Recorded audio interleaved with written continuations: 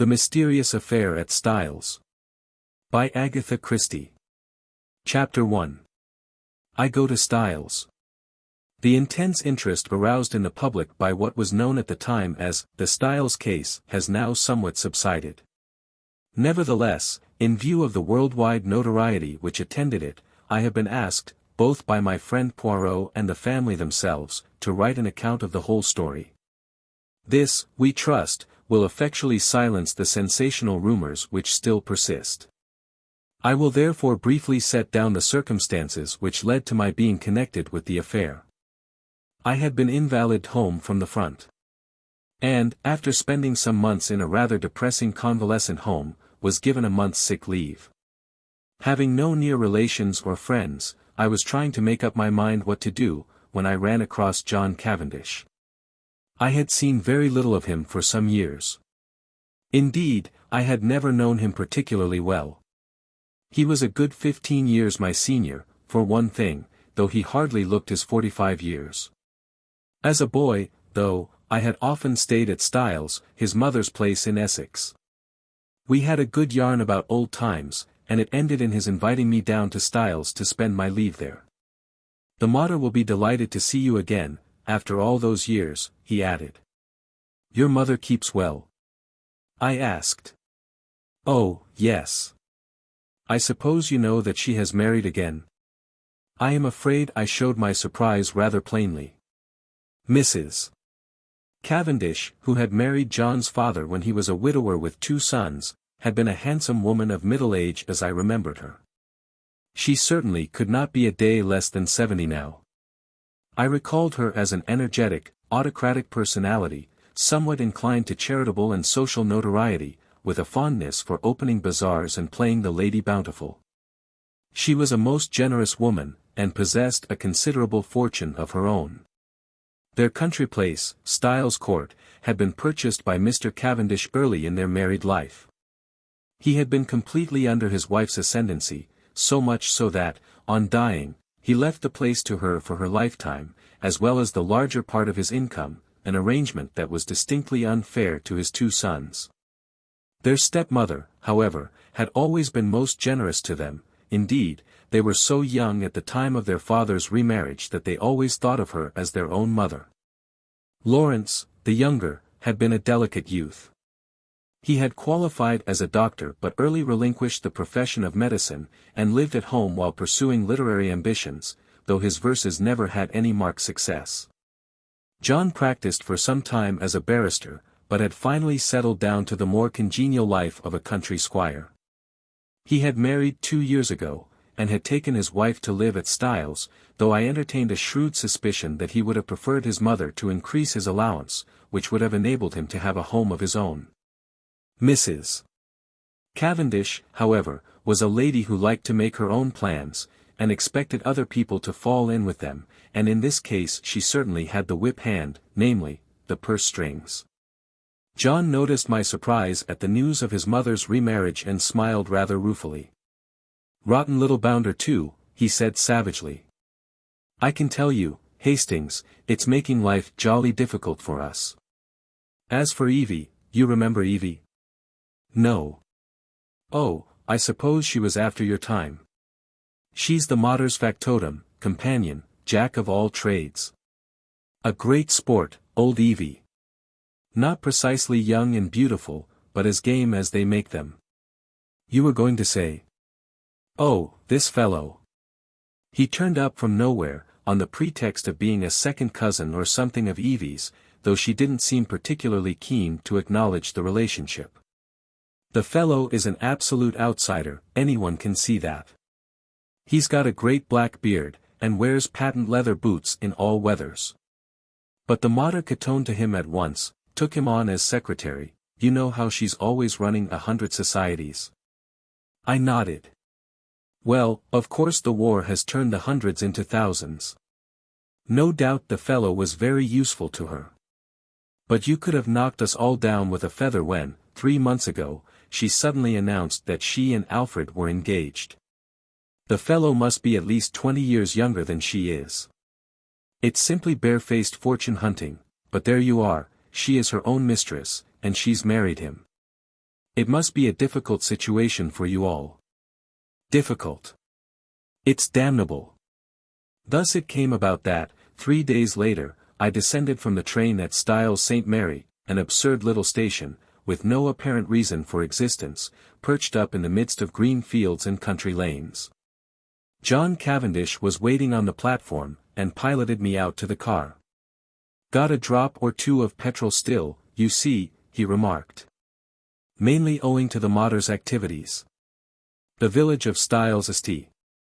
Mary was situated about 2 miles from the little station, and Styles Court lay a mile the other side of it. It was a still, warm day in early July. As one looked out over the flat Essex country, lying so green and peaceful under the afternoon sun, it seemed almost impossible to believe that, not so very far away, a great war was running its appointed course. I felt I had suddenly strayed into another world. As we turned in at the lodge gates, John said, "I'm afraid you'll find it very quiet down here, Hastings." "My dear fellow, that's just what I want." "Oh, it's pleasant enough if you want to lead the idle life. I drill with the volunteers twice a week, and lend a hand at the farms. My wife works regularly on the land. She is up at 5 every morning to milk, and keeps at it steadily until lunchtime. It's a jolly good life taking it all round, if it weren't for that fellow Alfred Inglethorp." He checked the car suddenly, and glanced at his watch. "I wonder if we've time to pick up Cynthia." "No, she'll have started from the hospital by now." "Cynthia. That's not your wife?" "No, Cynthia is a protégée of my mother's, the daughter of an old schoolfellow of hers, who married a rascally solicitor. He came a cropper, and the girl was left an orphan and penniless. My mother came to the rescue, and Cynthia has been with us nearly 2 years now. She works in the Red Cross Hospital at Tadminster, 7 miles away." As he spoke the last words, we drew up in front of the fine old house. A lady in a stout tweed skirt, who was bending over a flower bed, straightened herself at our approach. "Hello, Evie, here's our wounded hero. Mr. Hastings, Miss Howard." Miss Howard shook hands with a hearty, almost painful, grip. I had an impression of very blue eyes in a sunburnt face. She was a pleasant-looking woman of about 40, with a deep voice, almost manly in its stentorian tones, and had a large sensible square body, with feet to match, these last encased in good thick boots. Her conversation, I soon found, was couched in the telegraphic style. "Weeds grow like house afire. Can't keep even with M. Shall press you in. Better be careful." "I'm sure I shall be only too delighted to make myself useful," I responded.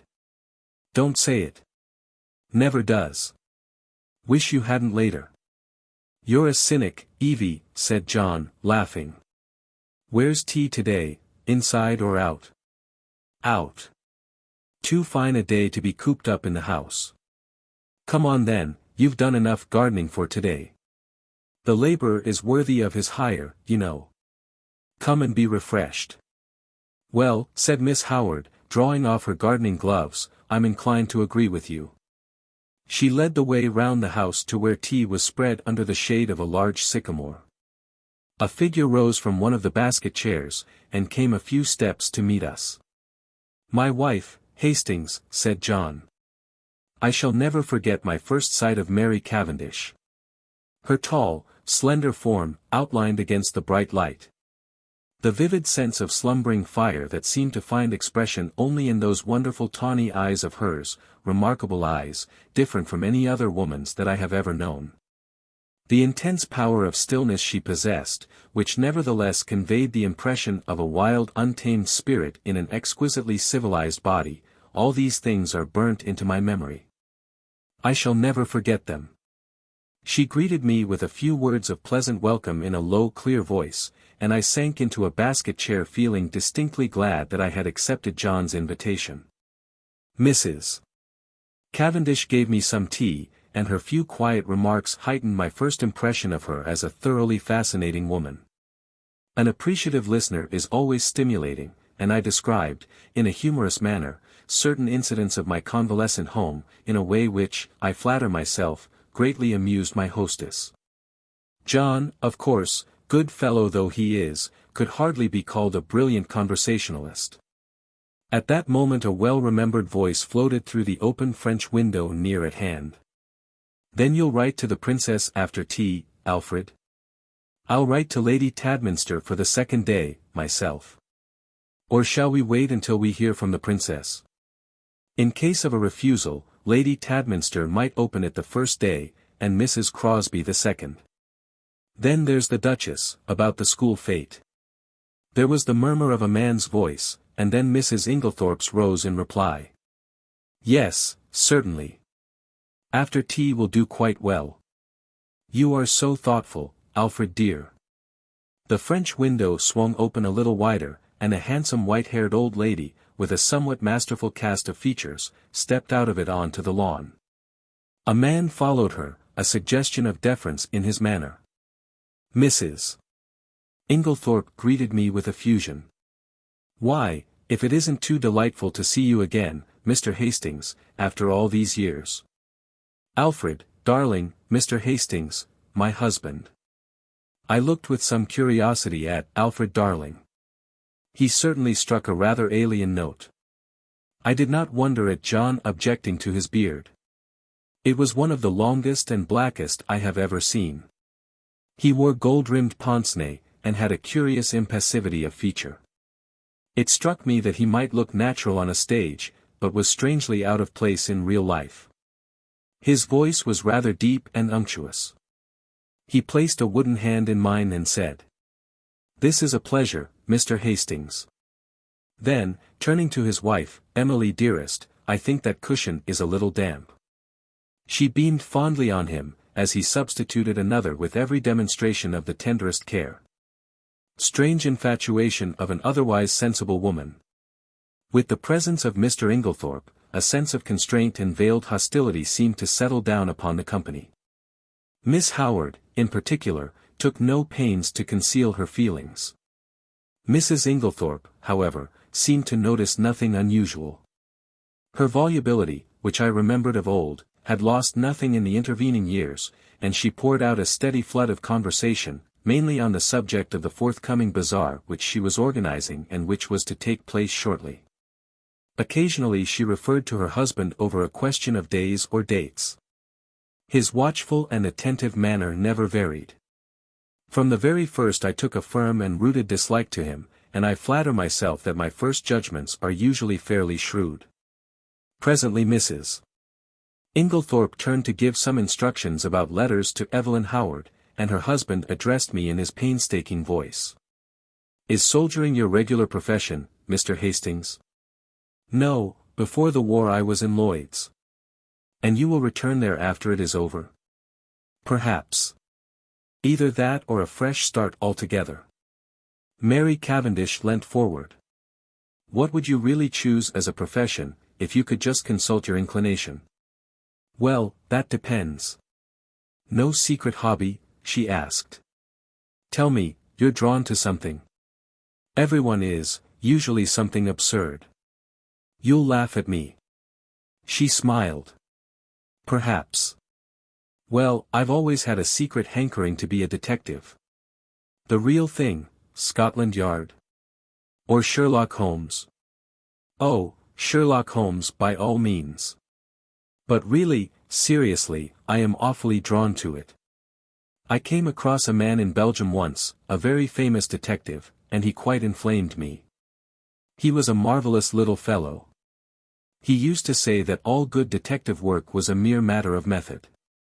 My system is based on his, though of course I have progressed rather further. He was a funny little man, a great dandy, but wonderfully clever.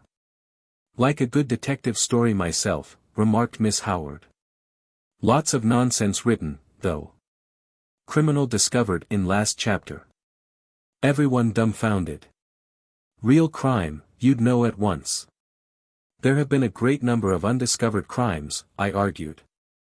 Don't mean the police, but the people that are right in it. The family. You couldn't really hoodwink them. They'd know. Then, I said, much amused. You think that if you were mixed up in a crime, say a murder, you'd be able to spot the murderer right off. Of course I should. Mightn't be able to prove it to a pack of lawyers. But I'm certain I'd know. I'd feel it in my fingertips if he came near me. It might be a she, I suggested. Might. But murder's a violent crime. Associate it more with a man. Not in a case of poisoning. Mrs. Cavendish's clear voice startled me. Dar. Bauerstein was saying yesterday that, owing to the general ignorance of the more uncommon poisons among the medical profession, there were probably countless cases of poisoning quite unsuspected. Why, Mary, what a gruesome conversation! Cried Mrs. Inglethorp. It makes me feel as if a goose were walking over my grave. Oh, there's Cynthia. A young girl in VIII uniform ran lightly across the lawn. Why, Cynthia, you are late today. This is Mr. Hastings, Miss Murdoch. Cynthia Murdoch was a fresh-looking young creature, full of life and vigor. She tossed off her little VIII cap, and I admired the great loose waves of her auburn hair, and the smallness and whiteness of the hand she held out to claim her tea. With dark eyes and eyelashes she would have been a beauty. She flung herself down on the ground beside John, and as I handed her a plate of sandwiches she smiled up at me. Sit down here on the grass, do. It's ever so much nicer. I dropped down obediently. You work at Tadminster, don't you, Miss Murdoch? She nodded. For my sins. Do they bully you, then? I asked, smiling. I should like to see them, cried Cynthia with dignity. I have got a cousin who is nursing, I remarked. And she is terrified of sisters. I don't wonder. Sisters are, you know, Mr. Hastings. They simply are. You've no idea. But I'm not a nurse, thank heaven, I work in the dispensary. How many people do you poison? I asked, smiling. Cynthia smiled too. Oh, hundreds, she said. Cynthia, called Mrs. Inglethorp, do you think you could write a few notes for me? Certainly, Aunt Emily. She jumped up promptly, and something in her manner reminded me that her position was a dependent one, and that Mrs. Inglethorp, kind as she might be in the main, did not allow her to forget it. My hostess turned to me. John will show you your room. Supper is at 7:30. We have given up late dinner for some time now. Lady Tadminster, our member's wife, she was the late Lord Abbotsbury's daughter, does the same. She agrees with me that one must set an example of economy. We are quite a war household, nothing is wasted here, every scrap of waste paper, even, is saved and sent away in sacks. I expressed my appreciation, and John took me into the house and up the broad staircase, which forked right and left halfway to different wings of the building. My room was in the left wing, and looked out over the park. John left me, and a few minutes later I saw him from my window walking slowly across the grass arm in arm with Cynthia Murdoch. I heard Mrs. Inglethorp call Cynthia impatiently, and the girl started and ran back to the house. At the same moment, a man stepped out from the shadow of a tree and walked slowly in the same direction. He looked about 40, very dark with a melancholy clean-shaven face. Some violent emotion seemed to be mastering him. He looked up at my window as he passed, and I recognized him, though he had changed much in the 15 years that had elapsed since we last met. It was John's younger brother, Lawrence Cavendish. I wondered what it was that had brought that singular expression to his face. Then I dismissed him from my mind, and returned to the contemplation of my own affairs. The evening passed pleasantly enough. And I dreamed that night of that enigmatical woman, Mary Cavendish. The next morning dawned bright and sunny, and I was full of the anticipation of a delightful visit. I did not see Mrs. Cavendish until lunch-time, when she volunteered to take me for a walk, and we spent a charming afternoon roaming in the woods, returning to the house about 5. As we entered the large hall, John beckoned us both into the smoking room. I saw at once by his face that something disturbing had occurred. We followed him in, and he shut the door after us. "Look here, Mary, there's the deuce of a mess. Evie's had a row with Alfred Inglethorp, and she's off." "Evie? Off?" John nodded gloomily. "Yes, you see she went to the mater, and, oh, here's Evie herself." Miss Howard entered. Her lips were set grimly together, and she carried a small suitcase. She looked excited and determined, and slightly on the defensive. "At any rate," she burst out, "I've spoken my mind." "My dear Evelyn," cried Mrs. Cavendish, "this can't be true." Miss Howard nodded grimly. "True enough. Afraid I said some things to Emily she won't forget or forgive in a hurry. Don't mind if they've only sunk in a bit. Probably water off a duck's back, though. I said right out, 'You're an old woman, Emily, and there's no fool like an old fool. The man's 20 years younger than you, and don't you fool yourself as to what he married you for. Money.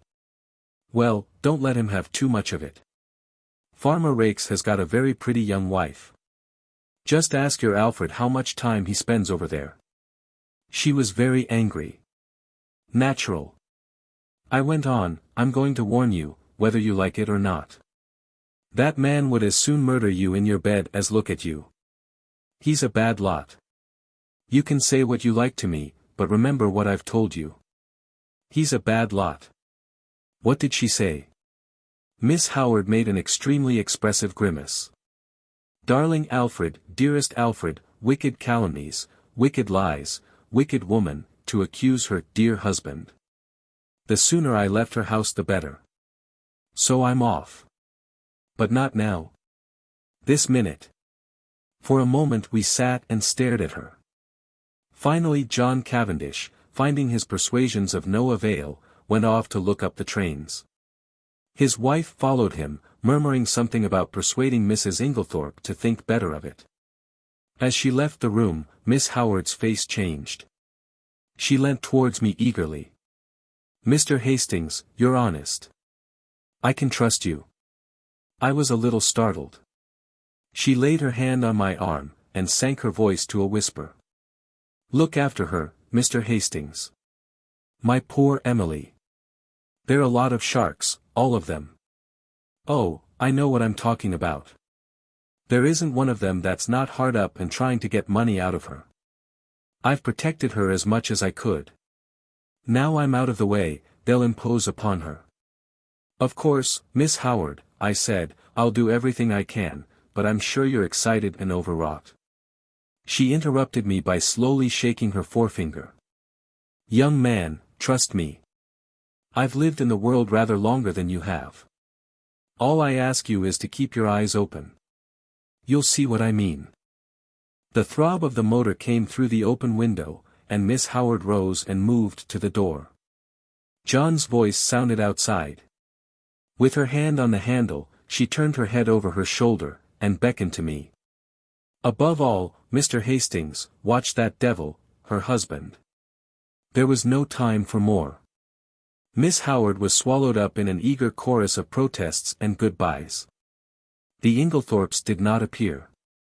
As the motor drove away, Mrs. Cavendish suddenly detached herself from the group, and moved across the drive to the lawn to meet a tall bearded man who had been evidently making for the house. The color rose in her cheeks as she held out her hand to him. "Who is that?" I asked sharply, for instinctively I distrusted the man. "That's Dr. Bauerstein," said John shortly. "And who is Dr. Bauerstein?" "He's staying in the village doing a rest cure, after a bad nervous breakdown. He's a London specialist, a very clever man, one of the greatest living experts on poisons, I believe. And he's a great friend of Mary's," put in Cynthia, the irrepressible. John Cavendish frowned and changed the subject. "Come for a stroll, Hastings. This has been a most rotten business. She always had a rough tongue, but there is no stauncher friend in England than Evelyn Howard." He took the path through the plantation, and we walked down to the village through the woods which bordered one side of the estate. As we passed through one of the gates on our way home again, a pretty young woman of gypsy type coming in the opposite direction bowed and smiled. "That's a pretty girl," I remarked appreciatively. John's face hardened. "That is Mrs. Raikes. The one that Miss Howard." "Exactly," said John, with rather unnecessary abruptness. I thought of the white-haired old lady in the big house, and that vivid wicked little face that had just smiled into ours, and a vague chill of foreboding crept over me. I brushed it aside. "Styles is really a glorious old place," I said to John. He nodded rather gloomily. "Yes, it's a fine property. It'll be mine some day, should be mine now by rights, if my father had only made a decent will. And then I shouldn't be so damned hard up as I am now." "Hard up, are you?" "My dear Hastings, I don't mind telling you that I'm at my wit's end for money." "Couldn't your brother help you?" "Lawrence? He's gone through every penny he ever had, publishing rotten verses in fancy bindings. No, we're an impecunious lot. My mother's always been awfully good to us, I must say. That is, up to now. Since her marriage, of course," he broke off, frowning. For the first time I felt that, with Evelyn Howard, something indefinable had gone from the atmosphere. Her presence had spelt security. Now that security was removed, and the air seemed rife with suspicion. The sinister face of Dr. Bauerstein recurred to me unpleasantly. A vague suspicion of everyone and everything filled my mind. Just for a moment I had a premonition of approaching evil. Chapter 2. The 16th and 17th of July. I had arrived at Styles on the 5th of July. I come now to the events of the 16th and 17th of that month. For the convenience of the reader I will recapitulate the incidents of those days in as exact a manner as possible. They were elicited subsequently at the trial by a process of long and tedious cross-examinations. I received a letter from Evelyn Howard a couple of days after her departure, telling me she was working as a nurse at the big hospital in Midlingham, a manufacturing town some 15 miles away, and begging me to let her know if Mrs. Inglethorp should show any wish to be reconciled. The only fly in the ointment of my peaceful days was Mrs. Cavendish's extraordinary, and, for my part, unaccountable preference for the society of Dr. Bauerstein. What she saw in the man I cannot imagine, but she was always asking him up to the house, and often went off for long expeditions with him. I must confess that I was quite unable to see his attraction. The 16th of July fell on a Monday. It was a day of turmoil. The famous bazaar had taken place on Saturday, and an entertainment, in connection with the same charity, at which Mrs. Inglethorp was to recite a war poem, was to be held that night. We were all busy during the morning arranging and decorating the hall and the village where it was to take place.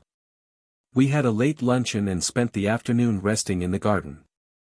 I noticed that John's manner was somewhat unusual. He seemed very excited and restless.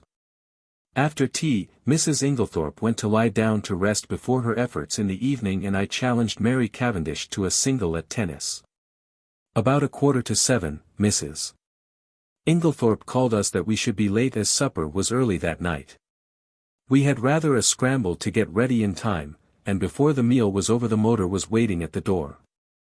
The entertainment was a great success, Mrs. Inglethorp's recitation receiving tremendous applause. There were also some tableaux in which Cynthia took part. She did not return with us, having been asked to a supper party, and to remain the night with some friends who had been acting with her in the tableaux. The following morning, Mrs. Inglethorp stayed in bed to breakfast, as she was rather overtired. But she appeared in her briskest mood about 12:30, and swept Lawrence and myself off to a luncheon party. Such a charming invitation from Mrs. Ralston. Lady Tadminster's sister, you know. The Ralstons came over with the Conqueror, one of our oldest families. Mary had excused herself on the plea of an engagement with Dr. Bauerstein. We had a pleasant luncheon, and as we drove away Lawrence suggested that we should return by Tadminster, which was barely a mile out of our way, and pay a visit to Cynthia in her dispensary. Mrs. Inglethorp replied that this was an excellent idea, but as she had several letters to write she would drop us there, and we could come back with Cynthia in the pony trap. We were detained under suspicion by the hospital porter, until Cynthia appeared to vouch for us, looking very cool and sweet in her long white overall. She took us up to her sanctum, and introduced us to her fellow dispenser, a rather awe-inspiring individual, whom Cynthia cheerily addressed as Nibs. "What a lot of bottles!" I exclaimed, as my eye traveled round the small room. "Do you really know what's in them all?" "Say something original," groaned Cynthia. "Every single person who comes up here says that. We are really thinking of bestowing a prize on the first individual who does not say, 'What a lot of bottles.' And I know the next thing you're going to say is, 'How many people have you poisoned?'" I pleaded guilty with a laugh. "If you people only knew how fatally easy it is to poison someone by mistake, you wouldn't joke about it. Come on, let's have tea. We've got all sorts of secret stores in that cupboard." "No, Lawrence, that's the poison cupboard." "The big cupboard, that's right." We had a very cheery tea, and assisted Cynthia to wash up afterwards. We had just put away the last teaspoon when a knock came at the door. The countenances of Cynthia and Nibs were suddenly petrified into a stern and forbidding expression. "Come in," said Cynthia, in a sharp professional tone. A young and rather scared-looking nurse appeared with a bottle which she proffered to Nibs, who waved her towards Cynthia with the somewhat enigmatical remark, "I'm not really here today." Cynthia took the bottle and examined it with the severity of a judge. "This should have been sent up this morning. Sister is very sorry. She forgot. Sister should read the rules outside the door." I gathered from the little nurse's expression that there was not the least likelihood of her having the hardihood to retail this message to the dreaded sister. "So now it can't be done until tomorrow," finished Cynthia. "Don't you think you could possibly let us have it tonight?" "Well," said Cynthia graciously, "we are very busy, but if we have time it shall be done." The little nurse withdrew, and Cynthia promptly took a jar from the shelf, refilled the bottle, and placed it on the table outside the door. I laughed. "Discipline must be maintained." "Exactly. Come out on our little balcony. You can see all the outside wards there." I followed Cynthia and her friend and they pointed out the different wards to me. Lawrence remained behind, but after a few moments Cynthia called to him over her shoulder to come and join us. Then she looked at her watch. "Nothing more to do, Nibs?" "No." "All right.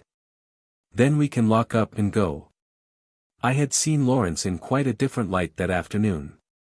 Compared to John, he was an astoundingly difficult person to get to know.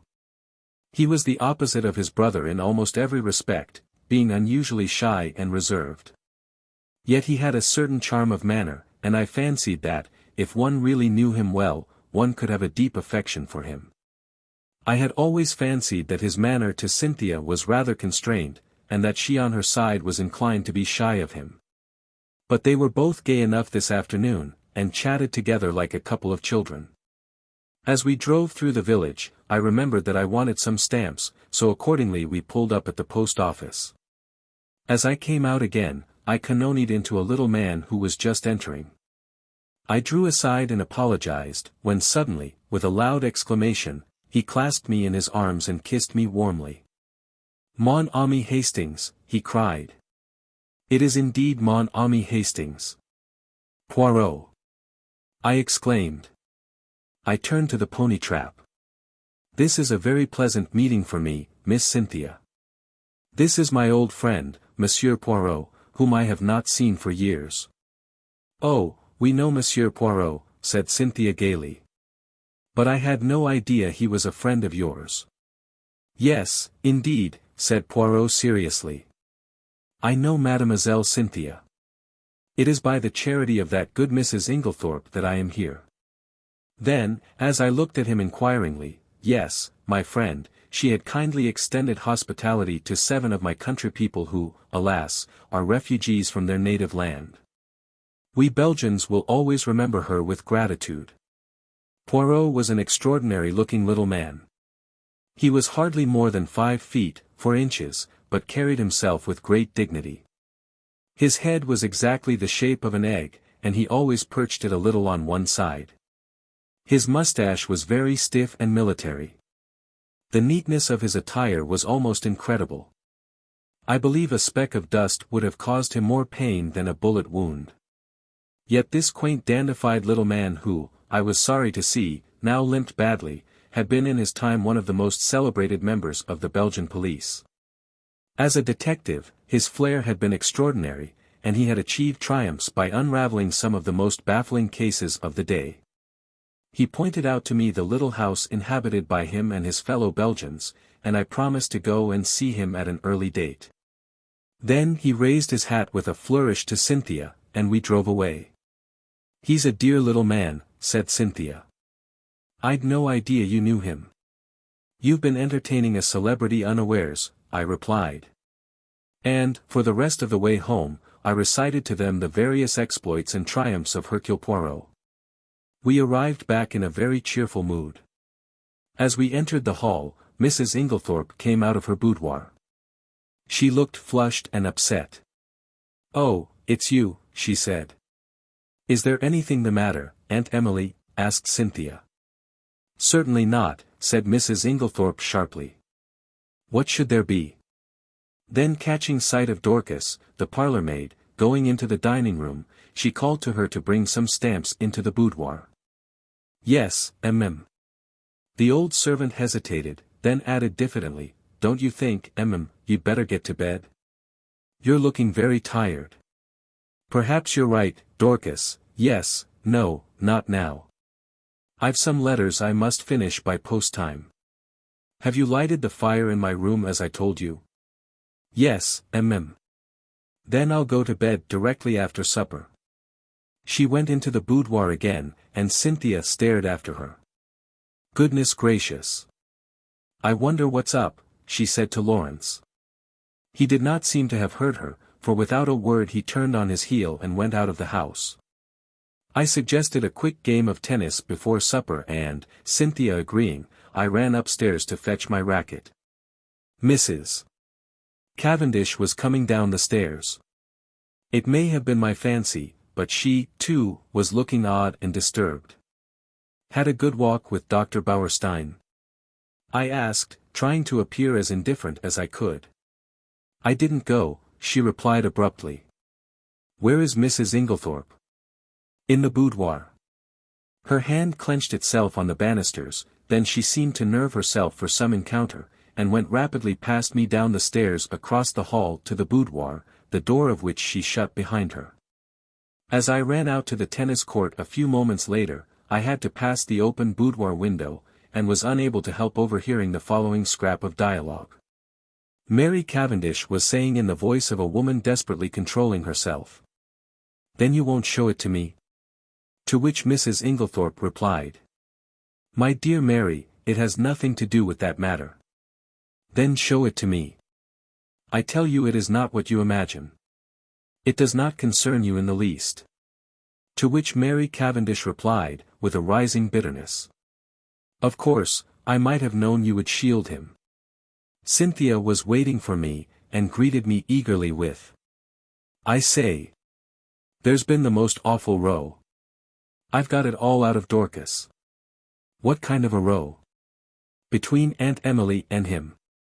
I do hope she's found him out at last." "Was Dorcas there, then?" "Of course not. She happened to be near the door. It was a real old bust-up. I do wish I knew what it was all about." I thought of Mrs. Raikes's gypsy face, and Evelyn Howard's warnings, but wisely decided to hold my peace, whilst Cynthia exhausted every possible hypothesis, and cheerfully hoped, Aunt Emily will send him away, and will never speak to him again. I was anxious to get hold of John, but he was nowhere to be seen. Evidently something very momentous had occurred that afternoon. I tried to forget the few words I had overheard. But, do what I would, I could not dismiss them altogether from my mind. What was Mary Cavendish's concern in the matter? Mr. Inglethorp was in the drawing-room when I came down to supper. His face was impassive as ever, and the strange unreality of the man struck me afresh. Mrs. Inglethorp came down last. She still looked agitated, and during the meal there was a somewhat constrained silence. Inglethorp was unusually quiet. As a rule, he surrounded his wife with little attentions, placing a cushion at her back, and altogether playing the part of the devoted husband. Immediately after supper, Mrs. Inglethorp retired to her boudoir again. "Send my coffee in here, Mary," she called. "I've just 5 minutes to catch the post." Cynthia and I went and sat by the open window in the drawing-room. Mary Cavendish brought our coffee to us. She seemed excited. "Do you young people want lights, or do you enjoy the twilight?" she asked. "Will you take Mrs. Inglethorp her coffee, Cynthia? I will pour it out." "Do not trouble, Mary," said Inglethorp. "I will take it to Emily." He poured it out, and went out of the room carrying it carefully. Lawrence followed him, and Mrs. Cavendish sat down by us. We three sat for some time in silence. It was a glorious night, hot and still. Mrs. Cavendish fanned herself gently with a palm leaf. "It's almost too hot," she murmured. "We shall have a thunderstorm. Alas, that these harmonious moments can never endure." My paradise was rudely shattered by the sound of a well-known, and heartily disliked, voice in the hall. "Dr. Bauerstein," exclaimed Cynthia. "What a funny time to come." I glanced jealously at Mary Cavendish, but she seemed quite undisturbed, the delicate pallor of her cheeks did not vary. In a few moments, Alfred Inglethorp had ushered the doctor in, the latter laughing, and protesting that he was in no fit state for a drawing-room. In truth, he presented a sorry spectacle, being literally plastered with mud. "What have you been doing, doctor?" cried Mrs. Cavendish. "I must make my apologies," said the doctor. "I did not really mean to come in, but Mr. Inglethorp insisted." "Well, Bauerstein, you are in a plight," said John, strolling in from the hall. "Have some coffee, and tell us what you have been up to." "Thank you, I will." He laughed rather ruefully, as he described how he had discovered a very rare species of fern in an inaccessible place, and in his efforts to obtain it had lost his footing, and slipped ignominiously into a neighboring pond. "The sun soon dried me off," he added, "but I'm afraid my appearance is very disreputable." At this juncture, Mrs. Inglethorp called to Cynthia from the hall, and the girl ran out. "Just carry up my dispatch case, will you, dear? I'm going to bed." The door into the hall was a wide one. I had risen when Cynthia did. John was close by me. There were therefore 3 witnesses who could swear that Mrs. Inglethorp was carrying her coffee, as yet untasted, in her hand. My evening was utterly and entirely spoilt by the presence of Dr. Bauerstein. It seemed to me the man would never go. He rose at last, however, and I breathed a sigh of relief. "I'll walk down to the village with you," said Mr. Inglethorp. "I must see our agent over those estate accounts." He turned to John. "No one need sit up. I will take the latch key." Chapter 3. The night of the tragedy. To make this part of my story clear, I append the following plan of the first floor of Styles. The servants' rooms are reached through the door B. They have no communication with the right wing, where the Inglethorpes' rooms were situated. It seemed to be the middle of the night when I was awakened by Lawrence Cavendish. He had a candle in his hand, and the agitation of his face told me at once that something was seriously wrong. "What's the matter?" I asked, sitting up in bed, and trying to collect my scattered thoughts. "We are afraid my mother is very ill. She seems to be having some kind of fit. Unfortunately she has locked herself in. I'll come at once." I sprang out of bed, and, pulling on a dressing gown, followed Lawrence along the passage and the gallery to the right wing of the house. John Cavendish joined us, and 1 or 2 of the servants were standing round in a state of awe-stricken excitement. Lawrence turned to his brother. "What do you think we had better do?" Never, I thought, had his indecision of character been more apparent. John rattled the handle of Mrs. Inglethorpe's door violently, but with no effect. It was obviously locked or bolted on the inside. The whole household was aroused by now. The most alarming sounds were audible from the interior of the room. Clearly something must be done. "Try going through Mr. Inglethorpe's room, sir," cried Dorcas. Oh, the poor mistress! Suddenly I realized that Alfred Inglethorpe was not with us, that he alone had given no sign of his presence. John opened the door of his room.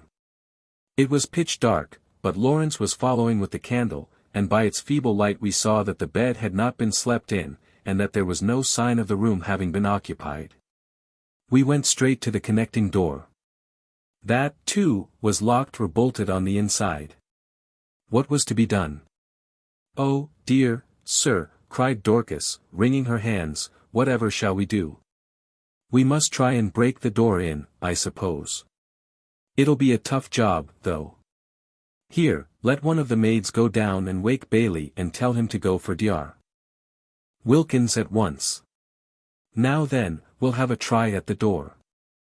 Half a moment though, isn't there a door into Miss Cynthia's rooms?"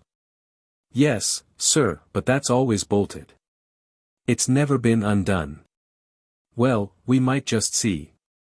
He ran rapidly down the corridor to Cynthia's room. Mary Cavendish was there, shaking the girl, who must have been an unusually sound sleeper, and trying to wake her. In a moment or two he was back. "No good. That's bolted too. We must break in the door. I think this one is a shade less solid than the one in the passage." We strained and heaved together. The framework of the door was solid, and for a long time it resisted our efforts, but at last we felt it give beneath our weight, and finally, with a resounding crash, it was burst open.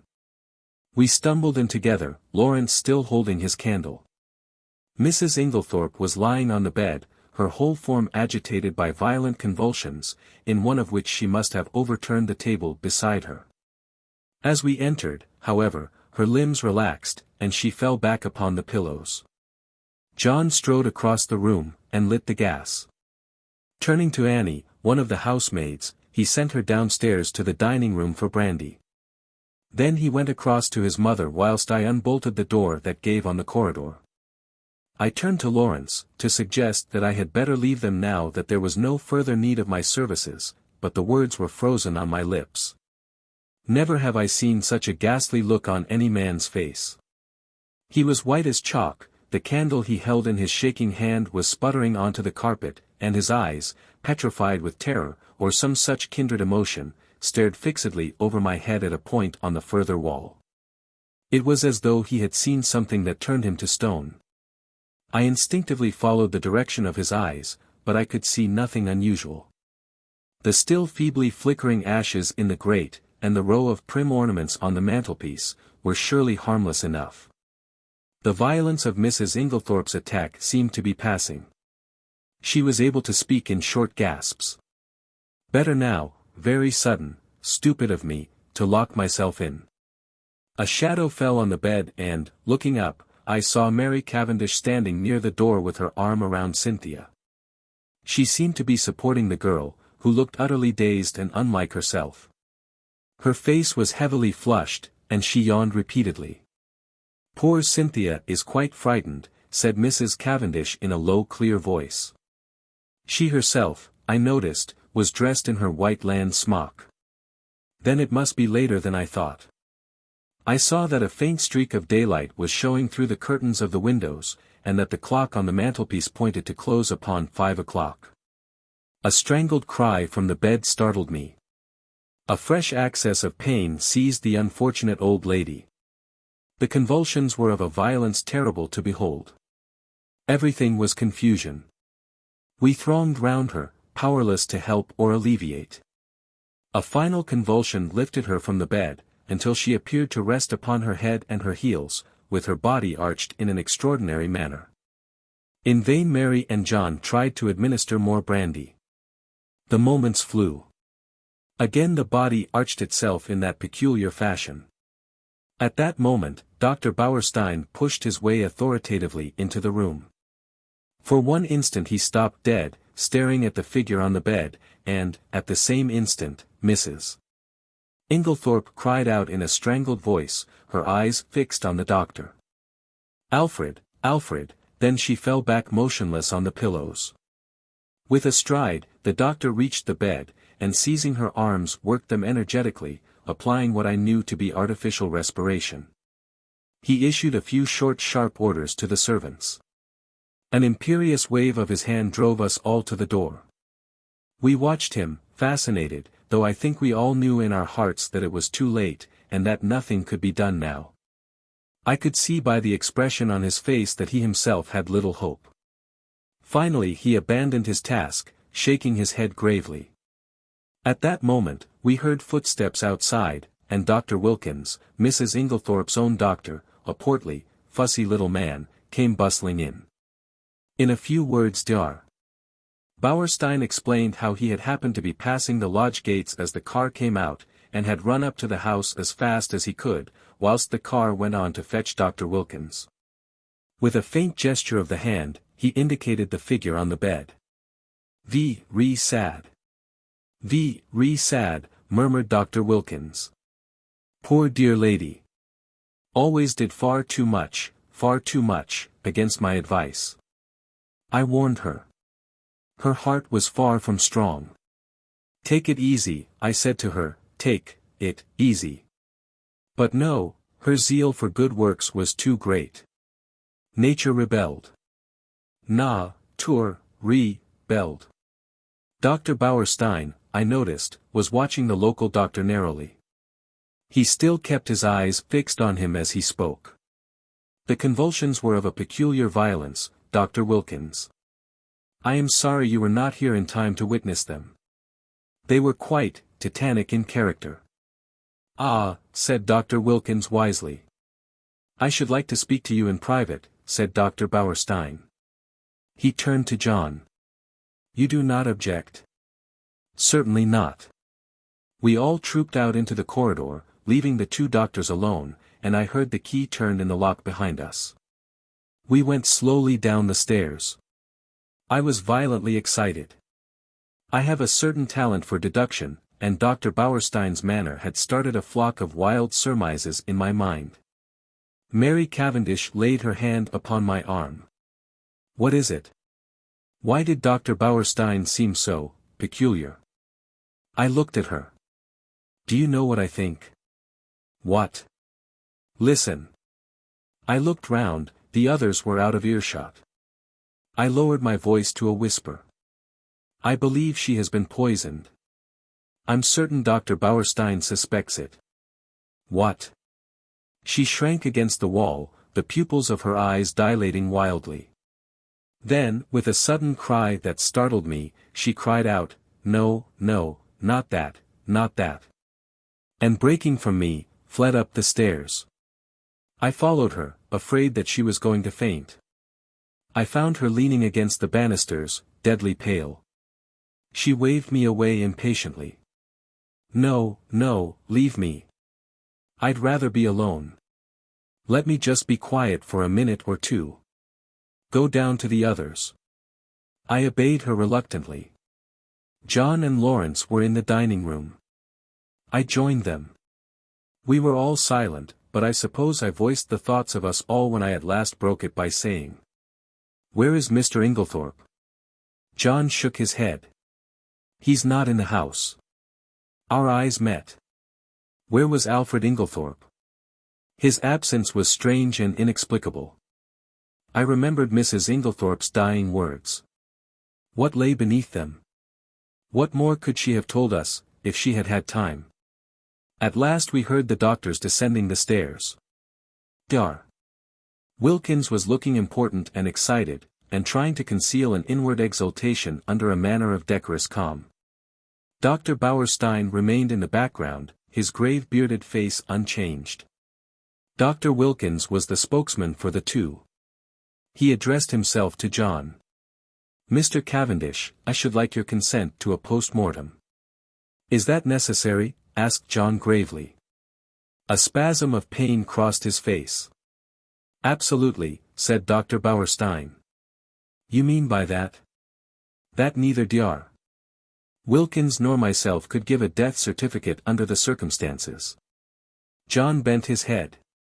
In that case, I have no alternative but to agree. Thank you, said Dr. Wilkins briskly. We propose that it should take place tomorrow night, or rather tonight. And he glanced at the daylight. Under the circumstances, I am afraid an inquest can hardly be avoided. These formalities are necessary, but I beg that you won't distress yourselves.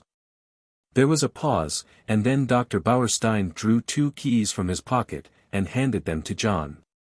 These are the keys of the 2 rooms. I have locked them and, in my opinion, they would be better kept locked for the present. The doctors then departed. I had been turning over an idea in my head, and I felt that the moment had now come to broach it.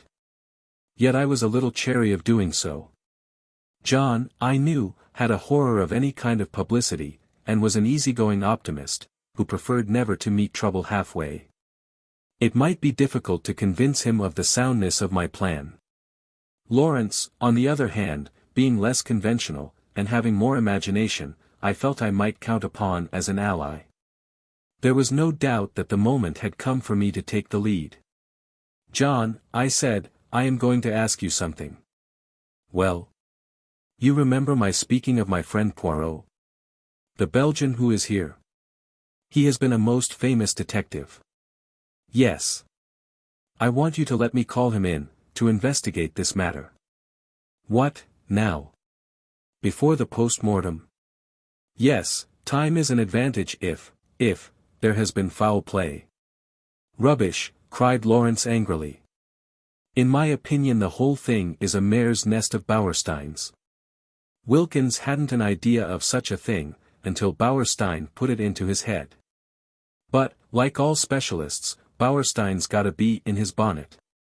Poisons are his hobby, so of course he sees them everywhere.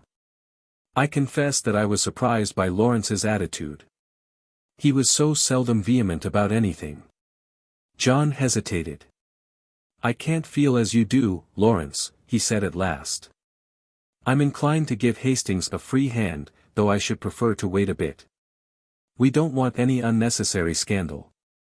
No, no, I cried eagerly, you need have no fear of that. Poirot is discretion itself. Very well, then, have it your own way. I leave it in your hands. Though, if it is as we suspect, it seems a clear enough case. God forgive me if I am wronging him. I looked at my watch. It was 6 o'clock. I determined to lose no time. 5 minutes delay, however, I allowed myself.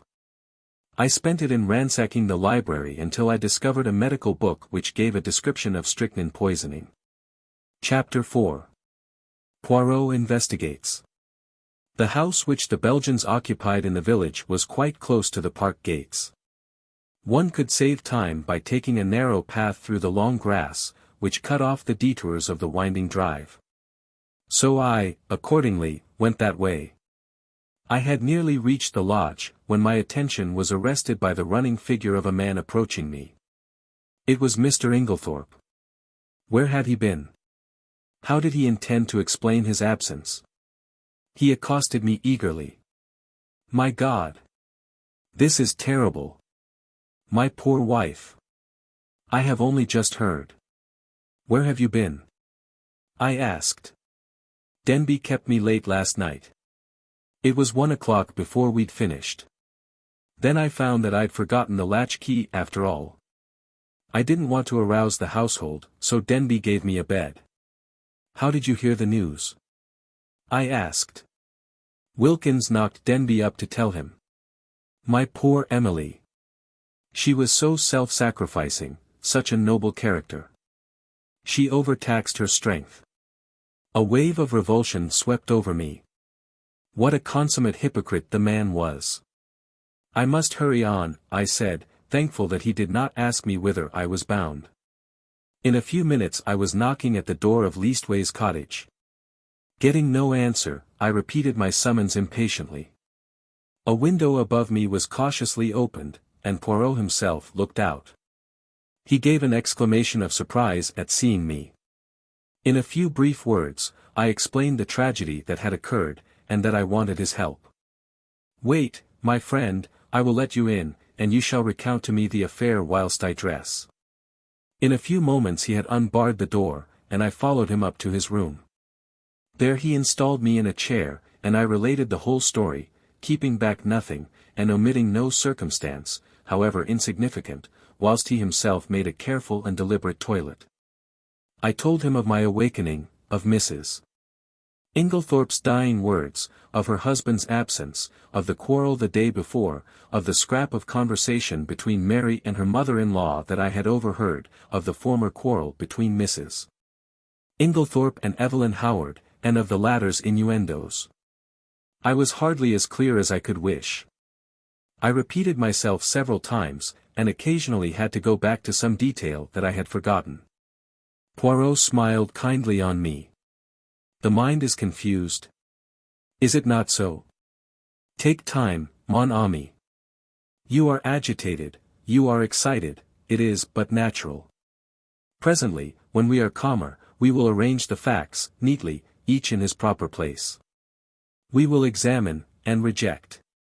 Those of importance we will put on one side, those of no importance, poof." He screwed up his cherub-like face, and puffed comically enough, "Blow them away." "That's all very well," I objected, "but how are you going to decide what is important, and what isn't? That always seems the difficulty to me." Poirot shook his head energetically. He was now arranging his mustache with exquisite care. "Not so. Voyons. One fact leads to another, so we continue. Does the next fit in with that? A marvel. Good. We can proceed. This next little fact, no. Ah, that is curious. There is something missing, a link in the chain that is not there. We examine. We search. And that little curious fact, that possibly paltry little detail that will not tally, we put it here." He made an extravagant gesture with his hand. "It is significant. It is tremendous. Why, yes. Ah." Poirot shook his forefinger so fiercely at me that I quailed before it. "Beware. Peril to the detective who says, 'It is so small, it does not matter. It will not agree. I will forget it.' That way lies confusion. Everything matters. I know. You always told me that. That's why I have gone into all the details of this thing whether they seem to me relevant or not. And I am pleased with you. You have a good memory, and you have given me the facts faithfully. Of the order in which you present them, I say nothing, truly, it is deplorable. But I make allowances, you are upset. To that I attribute the circumstance that you have omitted one fact of paramount importance." "What is that?" I asked. "You have not told me if Mrs. Inglethorp ate well last night." I stared at him. Surely the war had affected the little man's brain. He was carefully engaged in brushing his coat before putting it on, and seemed wholly engrossed in the task.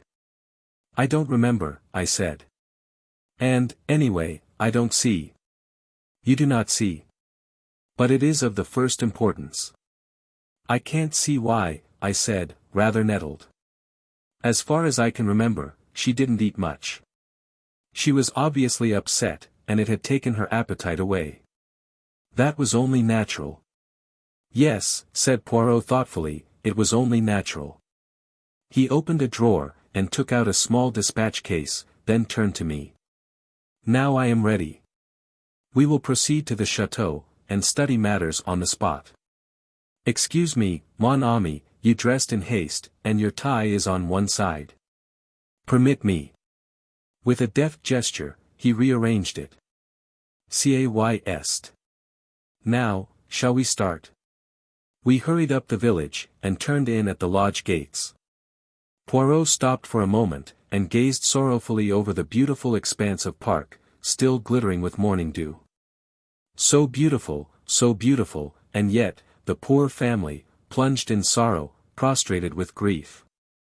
He looked at me keenly as he spoke, and I was aware that I reddened under his prolonged gaze. Was the family prostrated by grief?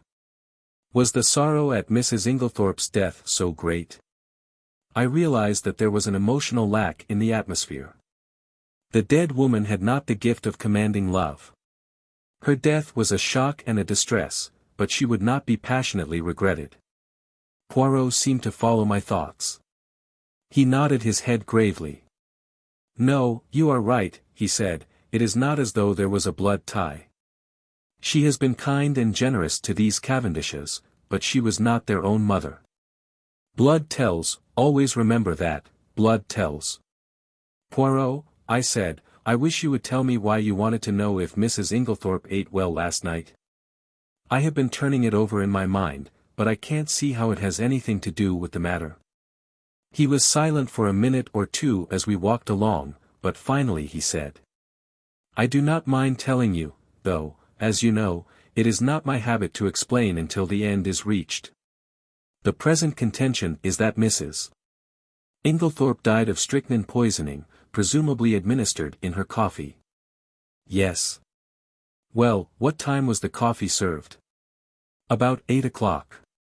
Therefore she drank it between then and 8:30, certainly not much later. Well, strychnine is a fairly rapid poison. Its effects would be felt very soon, probably in about an hour. Yet, in Mrs. Inglethorpe's case, the symptoms do not manifest themselves until 5 o'clock the next morning, 9 hours. But a heavy meal, taken at about the same time as the poison, might retard its effects, though hardly to that extent. Still, it is a possibility to be taken into account. But, according to you, she ate very little for supper, and yet the symptoms do not develop until early the next morning. Now that is a curious circumstance, my friend. Something may arise at the autopsy to explain it. In the meantime, remember it." As we neared the house, John came out and met us. His face looked weary and haggard. "This is a very dreadful business, Monsieur Poirot," he said. "Hastings has explained to you that we are anxious for no publicity?" "I comprehend perfectly. You see, it is only suspicion so far. We have nothing to go upon." "Precisely. It is a matter of precaution only." John turned to me, taking out his cigarette case, and lighting a cigarette as he did so. "You know that fellow Inglethorpe is back?" "Yes. I met him." John flung the match into an adjacent flower bed, a proceeding which was too much for Poirot's feelings. He retrieved it, and buried it neatly. "It's jolly difficult to know how to treat him." "That difficulty will not exist long," pronounced Poirot quietly. John looked puzzled, not quite understanding the portent of this cryptic saying. He handed the 2 keys which Dr. Bauerstein had given him to me. "Show Monsieur Poirot everything he wants to see." "The rooms are locked?" asked Poirot. Dr. Bauerstein considered it advisable. Poirot nodded thoughtfully. "Then he is very sure." "Well, that simplifies matters for us." We went up together to the room of the tragedy. For convenience I append a plan of the room and the principal articles of furniture in it. Poirot locked the door on the inside, and proceeded to a minute inspection of the room. He darted from one object to the other with the agility of a grasshopper. I remained by the door, fearing to obliterate any clues. Poirot, however, did not seem grateful to me for my forbearance. "What have you, my friend," he cried, "that you remain there like, how do you say it, yes, the stuck pig?" I explained that I was afraid of obliterating any footmarks. "Footmarks? But what an idea! There has already been practically an army in the room. What footmarks are we likely to find? No, come here and aid me in my search. I will put down my little case until I need it." He did so, on the round table by the window, but it was an ill-advised proceeding, for, the top of it being loose, it tilted up, and precipitated the dispatch case on the floor. "Et voilà un table," cried Poirot. "Ah, my friend, one may live in a big house and yet have no comfort." After which piece of moralizing, he resumed his search. A small purple dispatch case, with a key in the lock, on the writing table, engaged his attention for some time. He took out the key from the lock, and passed it to me to inspect. I saw nothing peculiar, however. It was an ordinary key of the Yale type, with a bit of twisted wire through the handle. Next, he examined the framework of the door we had broken in, assuring himself that the bolt had really been shot. Then he went to the door opposite leading into Cynthia's room. That door was also bolted, as I had stated. However, he went to the length of unbolting it, and opening and shutting it several times. This he did with the utmost precaution against making any noise. Suddenly something in the bolt itself seemed to rivet his attention. He examined it carefully, and then, nimbly whipping out a pair of small forceps from his case, he drew out some minute particle which he carefully sealed up in a tiny envelope. On the chest of drawers there was a tray with a spirit lamp and a small saucepan on it. A small quantity of a dark fluid remained in the saucepan, and an empty cup and saucer that had been drunk out of stood near it. I wondered how I could have been so unobservant as to overlook this. Here was a clue worth having. Poirot delicately dipped his finger into liquid, and tasted it gingerly. He made a grimace. Cocoa, with, I think, rum in it. He passed on to the debris on the floor, where the table by the bed had been overturned. A reading lamp, some books, matches, a bunch of keys, and the crushed fragments of a coffee cup lay scattered about. "Ah, this is curious," said Poirot. "I must confess that I see nothing particularly curious about it." "You do not. Observe the lamp, the chimney is broken in two places, they lie there as they fell. But see, the coffee cup is absolutely smashed to powder." "Well," I said wearily, "I suppose someone must have stepped on it." "Exactly," said Poirot, in an odd voice. "Someone stepped on it." He rose from his knees, and walked slowly across to the mantelpiece, where he stood abstractedly fingering the ornaments, and straightening them, a trick of his when he was agitated. "Mon ami," he said, turning to me, "somebody stepped on that cup, grinding it to powder, and the reason they did so was either because it contained strychnine or, which is far more serious, because it did not contain strychnine." I made no reply. I was bewildered, but I knew that it was no good asking him to explain. In a moment or two he roused himself, and went on with his investigations. He picked up the bunch of keys from the floor, and twirling them round in his fingers finally selected one, very bright and shining, which he tried in the lock of the purple dispatch case. It fitted, and he opened the box, but after a moment's hesitation, closed and relocked it, and slipped the bunch of keys, as well as the key that had originally stood in the lock, into his own pocket. I have no authority to go through these papers. But it should be done, at once. He then made a very careful examination of the drawers of the washstand, crossing the room to the left-hand window. A round stain, hardly visible on the dark brown carpet, seemed to interest him particularly. He went down on his knees, examining it minutely, even going so far as to smell it. Finally, he poured a few drops of the cocoa into a test tube, sealing it up carefully. His next proceeding was to take out a little notebook. "We have found in this room," he said, writing busily, 6 points of interest. "Shall I enumerate them, or will you?" "Oh, you," I replied hastily. "Very well, then. 1. A coffee cup that has been ground into powder. 2. A dispatch case with a key in the lock. 3. A stain on the floor." "That may have been done some time ago," I interrupted. "No, for it is still perceptibly damp and smells of coffee."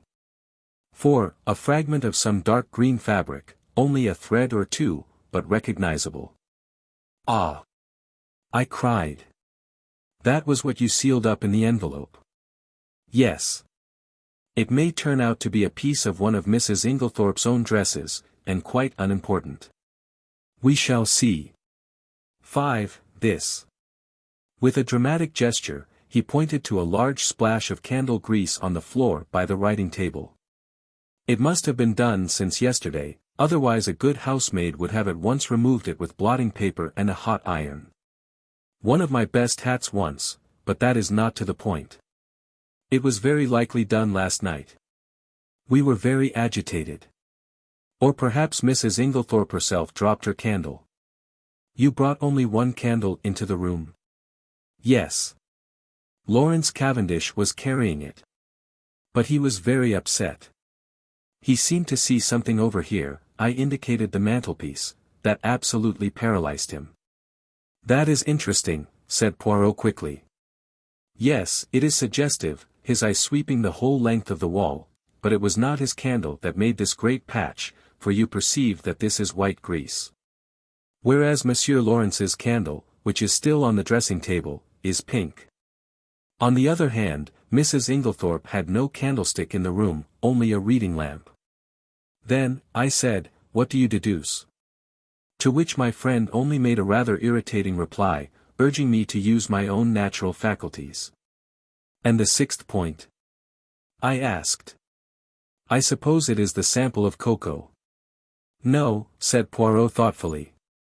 I might have included that in the six, but I did not. No, the sixth point I will keep to myself for the present. He looked quickly round the room. There is nothing more to be done here, I think, unless, he stared earnestly and long at the dead ashes in the grate. The fire burns, and it destroys. But by chance, there might be, let us see.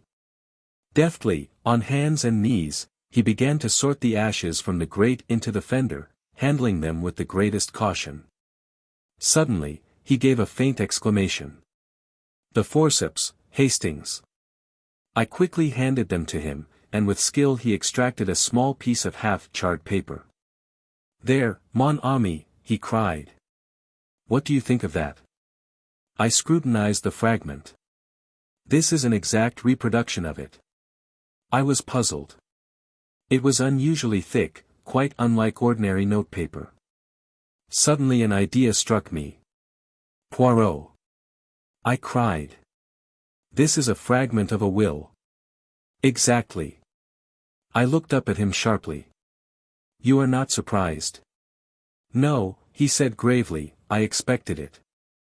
I relinquished the piece of paper, and watched him put it away in his case, with the same methodical care that he bestowed on everything. My brain was in a whirl.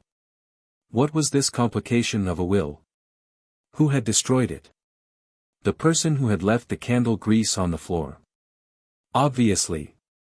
But how had anyone gained admission? All the doors had been bolted on the inside. Now, my friend, said Poirot briskly, we will go. I should like to ask a few questions of the parlour maid, Dorcas, her name is it not? We passed through Alfred Inglethorpe's room, and Poirot delayed long enough to make a brief but fairly comprehensive examination of it. We went out through that door, locking both it and that of Mrs. Inglethorpe's room as before. I took him down to the boudoir which he had expressed a wish to see, and went myself in search of Dorcas. When I returned with her, however, the boudoir was empty. Poirot, I cried, where are you? I am here, my friend. He had stepped outside the French window, and was standing, apparently lost in admiration, before the various shaped flower beds. Admirable, he murmured. Admirable. What symmetry! Observe that crescent, and those diamonds, their neatness rejoices the eye. The spacing of the plants, also, is perfect. It has been recently done, is it not so? Yes, I believe they were at it yesterday afternoon.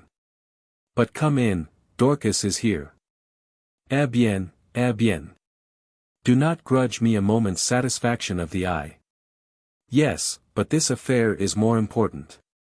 And how do you know that these fine begonias are not of equal importance? I shrugged my shoulders. There was really no arguing with him if he chose to take that line. You do not agree. But such things have been. Well, we will come in and interview the brave Dorcas. Dorcas was standing in the boudoir, her hands folded in front of her, and her grey hair rose in stiff waves under her white cap. She was the very model and picture of a good old-fashioned servant.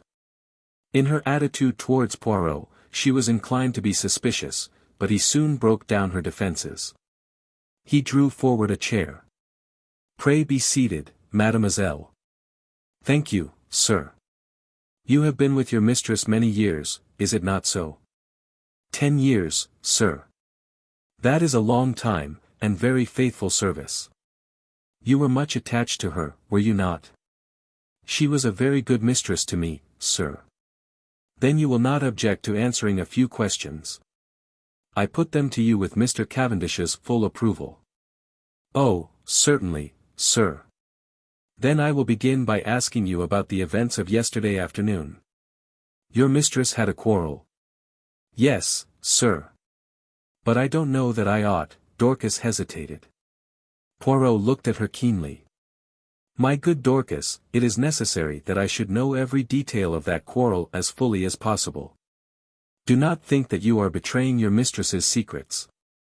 Your mistress lies dead, and it is necessary that we should know all, if we are to avenge her. Nothing can bring her back to life, but we do hope, if there has been foul play, to bring the murderer to justice. Amen to that, said Dorcas fiercely. And, naming no names, there's one in this house that none of us could ever abide. And an ill day it was when first he darkened the threshold.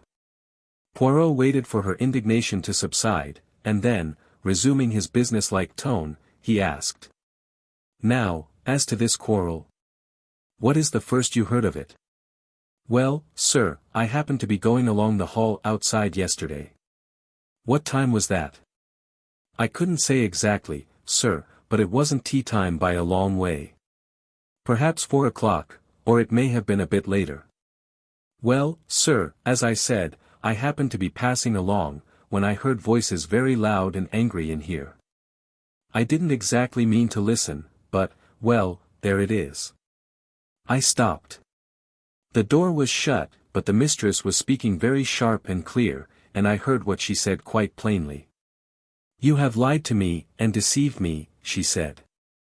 I didn't hear what Mr. Inglethorp replied. He spoke a good bit lower than she did, but she answered, How dare you?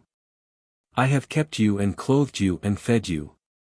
You owe everything to me. And this is how you repay me. By bringing disgrace upon our name. Again I didn't hear what he said, but she went on, Nothing that you can say will make any difference. I see my duty clearly. My mind is made up. You need not think that any fear of publicity, or scandal between husband and wife will deter me. Then I thought I heard them coming out, so I went off quickly. You are sure it was Mr. Inglethorpe's voice you heard? Oh, yes, sir, whose else's could it be? Well, what happened next? Later, I came back to the hall, but it was all quiet. At 5 o'clock, Mrs. Inglethorpe rang the bell and told me to bring her a cup of tea, nothing to eat, to the boudoir. She was looking dreadful, so white and upset. Dorcas, she says, I've had a great shock. I'm sorry for that, I says. You'll feel better after a nice hot cup of tea, She had something in her hand. I don't know if it was a letter, or just a piece of paper, but it had writing on it, and she kept staring at it, almost as if she couldn't believe what was written there. She whispered to herself, as though she had forgotten I was there, these few words, and everything's changed. And then she says to me, Never trust a man, Dorcas, they're not worth it. I hurried off, and got her a good strong cup of tea, and she thanked me, and said she'd feel better when she'd drunk it. I don't know what to do, she says. Scandal between husband and wife is a dreadful thing, Dorcas. I'd rather hush it up if I could. Mrs. Cavendish came in just then, so she didn't say any more. She still had the letter, or whatever it was, in her hand. Yes, sir. What would she be likely to do with it afterwards? Well, I don't know, sir, I expect she would lock it up in that purple case of hers. Is that where she usually kept important papers? Yes, sir. She brought it down with her every morning, and took it up every night. When did she lose the key of it? She missed it yesterday at lunch-time, sir, and told me to look carefully for it. She was very much put out about it. But she had a duplicate key? Oh, yes, sir. Dorcas was looking very curiously at him and, to tell the truth, so was I. What was all this about a lost key? Poirot smiled. Never mind, Dorcas, it is my business to know things. Is this the key that was lost? He drew from his pocket the key that he had found in the lock of the dispatch case upstairs. Dorcas's eyes looked as though they would pop out of her head. That's it, sir, right enough. But where did you find it? I looked everywhere for it. Ah, but you see it was not in the same place yesterday as it was today. Now, to pass to another subject, had your mistress a dark green dress in her wardrobe? Dorcas was rather startled by the unexpected question. No, sir. Are you quite sure? Oh, yes, sir. Has anyone else in the house got a green dress? Dorcas reflected. Miss Cynthia has a green evening dress. Light or dark green? A light green, sir, a sort of chiffon, they call it. Ah, that is not what I want. And nobody else has anything green? No, sir, not that I know of. Poirot's face did not betray a trace of whether he was disappointed or otherwise. He merely remarked. Good, we will leave that and pass on. Have you any reason to believe that your mistress was likely to take a sleeping powder last night? Not last night, sir, I know she didn't. Why do you know so positively? Because the box was empty. She took the last one 2 days ago, and she didn't have any more made up. You are quite sure of that? Positive, sir. Then that is cleared up. By the way, your mistress didn't ask you to sign any paper yesterday? To sign a paper? No, sir. When Mr. Hastings and Mr. Lawrence came in yesterday evening, they found your mistress busy writing letters. I suppose you can give me no idea to whom these letters were addressed?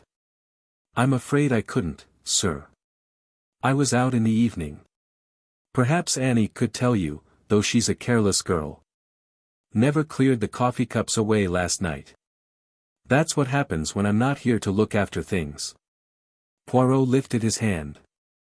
Since they have been left, Dorcas, leave them a little longer, I pray you. I should like to examine them. Very well, sir. What time did you go out last evening? About 6 o'clock, sir. Thank you, Dorcas, that is all I have to ask you. He rose and strolled to the window. I have been admiring these flower beds. How many gardeners are employed here, by the way? Only 3 now, sir. 5, we had, before the war, when it was kept as a gentleman's place should be. I wish you could have seen it then, sir. A fair sight it was. But now there's only old Manning, and young William, and a new-fashioned woman gardener in breeches and such like. Ah, these are dreadful times. The good times will come again, Dorcas. At least, we hope so. Now, will you send Annie to me here? Yes, sir. Thank you, sir. How did you know that Mrs. Inglethorp took sleeping powders? I asked, in lively curiosity, as Dorcas left the room. And about the lost key and the duplicate? One thing at a time. As to the sleeping powders, I knew by this. He suddenly produced a small cardboard box, such as chemists use for powders. Where did you find it? In the washstand drawer in Mrs. Inglethorpe's bedroom. It was number 6 of my catalogue. But I suppose, as the last powder was taken 2 days ago, it is not of much importance. Probably not, but do you notice anything that strikes you as peculiar about this box? I examined it closely. No, I can't say that I do. Look at the label. I read the label carefully, 1 powder to be taken at bedtime, if required.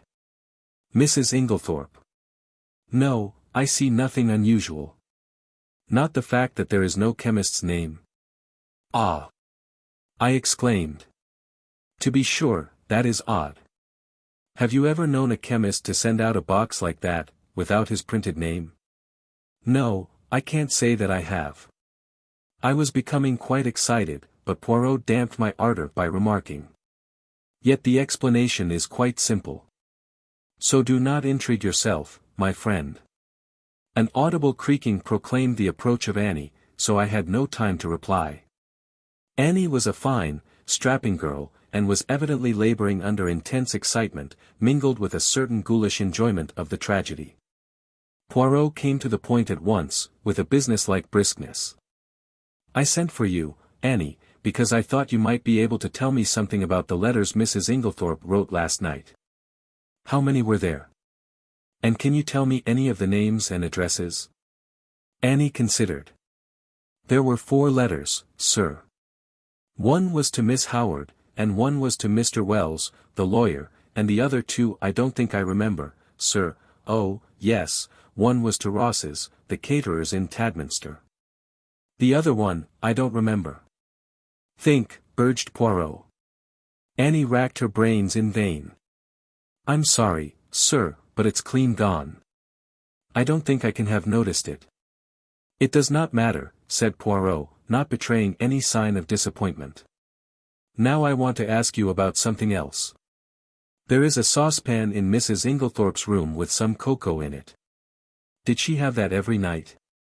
Yes, sir, it was put in her room every evening, and she warmed it up in the night, whenever she fancied it. What was it? Plain cocoa? Yes, sir, made with milk, with a teaspoonful of sugar, and 2 teaspoonfuls of rum in it. Who took it to her room? I did, sir. Always? Yes, sir. At what time? When I went to draw the curtains, as a rule, sir. Did you bring it straight up from the kitchen then? No, sir, you see there's not much room on the gas stove, so cook used to make it early, before putting the vegetables on for supper. Then I used to bring it up, and put it on the table by the swing door, and take it into her room later. The swing door is in the left wing, is it not? Yes, sir. And the table, is it on this side of the door, or on the farther, servant's side? It's this side, sir. What time did you bring it up last night? About 7:15, I should say, sir. And when did you take it into Mrs. Inglethorpe's room? When I went to shut up, sir. About 8 o'clock. Mrs. Inglethorpe came up to bed before I'd finished. Then, between 7:15 and 8 o'clock, the cocoa was standing on the table in the left wing? Yes, sir. Annie had been growing redder and redder in the face, and now she blurted out unexpectedly. And if there was salt in it, sir, it wasn't me. I never took the salt near it. What makes you think there was salt in it? Asked Poirot. Seeing it on the tray, sir. You saw some salt on the tray? Yes. Coarse kitchen salt, it looked. I never noticed it when I took the tray up, but when I came to take it into the mistress's room I saw it at once, and I suppose I ought to have taken it down again, and asked cook to make some fresh. But I was in a hurry, because Dorcas was out, and I thought maybe the cocoa itself was all right, and the salt had only gone on the tray. So I dusted it off with my apron, and took it in. I had the utmost difficulty in controlling my excitement. Unknown to herself, Annie had provided us with an important piece of evidence. How she would have gaped if she had realized that her coarse kitchen salt was strychnine, one of the most deadly poisons known to mankind. I marveled at Poirot's calm. His self-control was astonishing. I awaited his next question with impatience, but it disappointed me. When you went into Mrs. Inglethorpe's room, was the door leading into Miss Cynthia's room bolted? Oh. Yes, sir, it always was.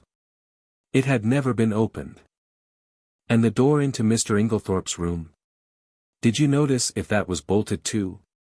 Annie hesitated. I couldn't rightly say, sir, it was shut, but I couldn't say whether it was bolted or not. When you finally left the room, did Mrs. Inglethorpe bolt the door after you? No, sir, not then, but I expect she did later. She usually did lock it at night. The door into the passage, that is. Did you notice any candle grease on the floor when you did the room yesterday? Candle grease? Oh, no, sir. Mrs. Inglethorp didn't have a candle, only a reading lamp. Then, if there had been a large patch of candle grease on the floor, you think you would have been sure to have seen it? Yes, sir, and I would have taken it out with a piece of blotting paper and a hot iron. Then Poirot repeated the question he had put to Dorcas. Did your mistress ever have a green dress? No, sir. Nor a mantle, nor a cape, nor a, how do you call it, a sports coat? Not green, sir. Nor anyone else in the house. Annie reflected. No, sir. You are sure of that? Quite sure. Bien. That is all I want to know. Thank you very much. With a nervous giggle, Annie took herself creakingly out of the room. My pent-up excitement burst forth. Poirot, I cried, I congratulate you. This is a great discovery. What is a great discovery? Why, that it was the cocoa and not the coffee that was poisoned. That explains everything. Of course it did not take effect until the early morning, since the cocoa was only drunk in the middle of the night. So you think that the cocoa, mark well what I say, Hastings, the cocoa, contains strychnine? Of course. That salt on the tray, what else could it have been? It might have been salt, replied Poirot placidly. I shrugged my shoulders. If he was going to take the matter that way, it was no good arguing with him. The idea crossed my mind, not for the first time, that poor old Poirot was growing old. Privately I thought it lucky that he had associated with him someone of a more receptive type of mind. Poirot was surveying me with quietly twinkling eyes. You are not pleased with me, mon ami. My dear Poirot, I said coldly, it is not for me to dictate to you. You have a right to your own opinion, just as I have to mine. A most admirable sentiment, remarked Poirot, rising briskly to his feet. Now I have finished with this room. By the way, whose is the smaller desk in the corner? Mr. Inglethorp's. Ah. He tried the roll top tentatively. Locked. But perhaps one of Mrs. Inglethorp's keys would open it. He tried several, twisting and turning them with a practiced hand, and finally uttering an ejaculation of satisfaction. Voila! It is not the key, but it will open it at a pinch. He slid back the roll top, and ran a rapid eye over the neatly filed papers. To my surprise, he did not examine them, merely remarking approvingly as he relocked the desk, decidedly, he is a man of method, this Mr. Inglethorp. A man of method was, in Poirot's estimation, the highest praise that could be bestowed on any individual. I felt that my friend was not what he had been as he rambled on disconnectedly. There were no stamps in his desk, but there might have been, mon ami. There might have been.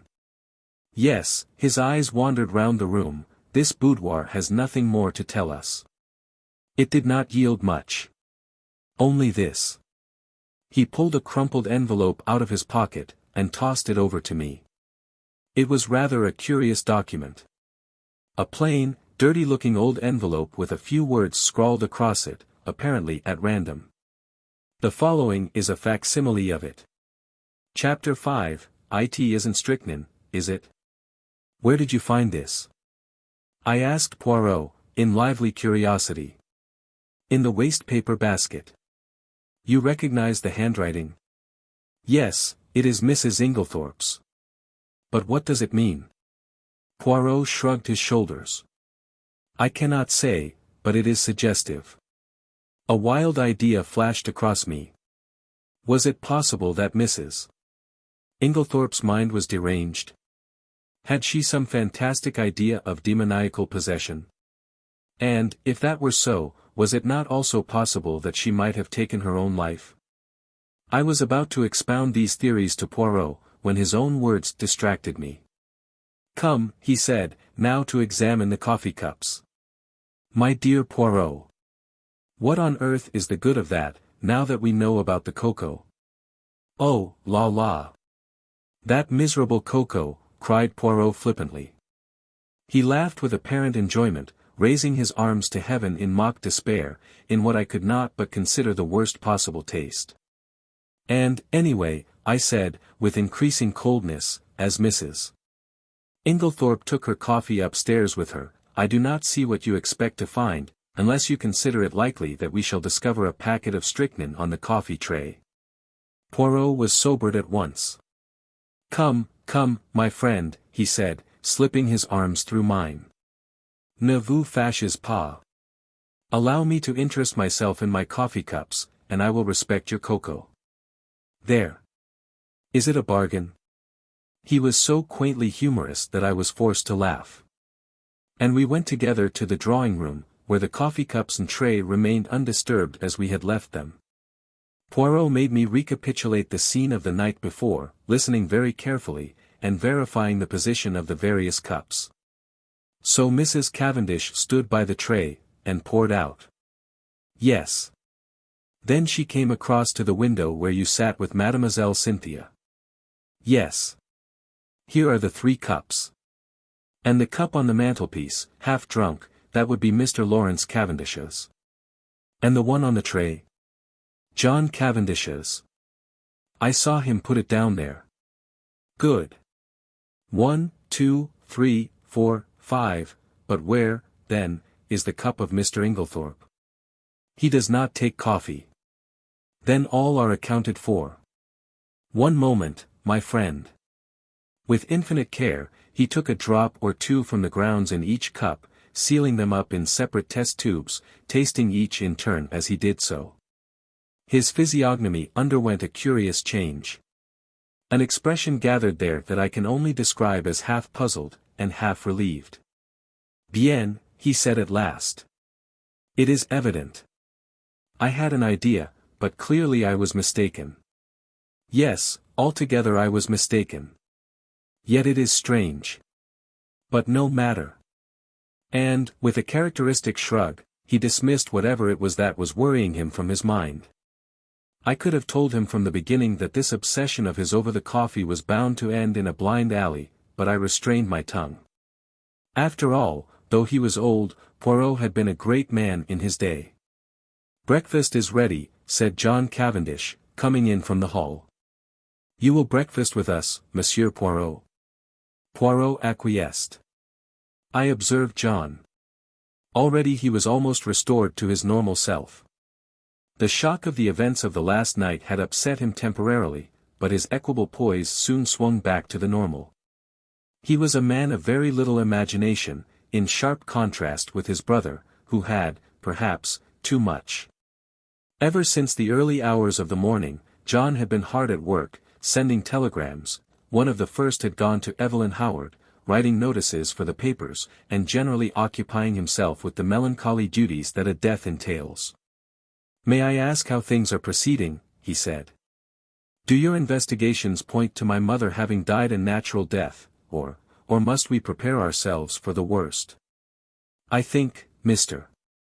Cavendish, said Poirot gravely, that you would do well not to buoy yourself up with any false hopes. Can you tell me the views of the other members of the family? My brother Lawrence is convinced that we are making a fuss over nothing. He says that everything points to its being a simple case of heart failure. He does he? That is very interesting, murmured Poirot softly. And Mrs. Cavendish? A faint cloud passed over John's face. I have not the least idea what my wife's views on the subject are. The answer brought a momentary stiffness in its train.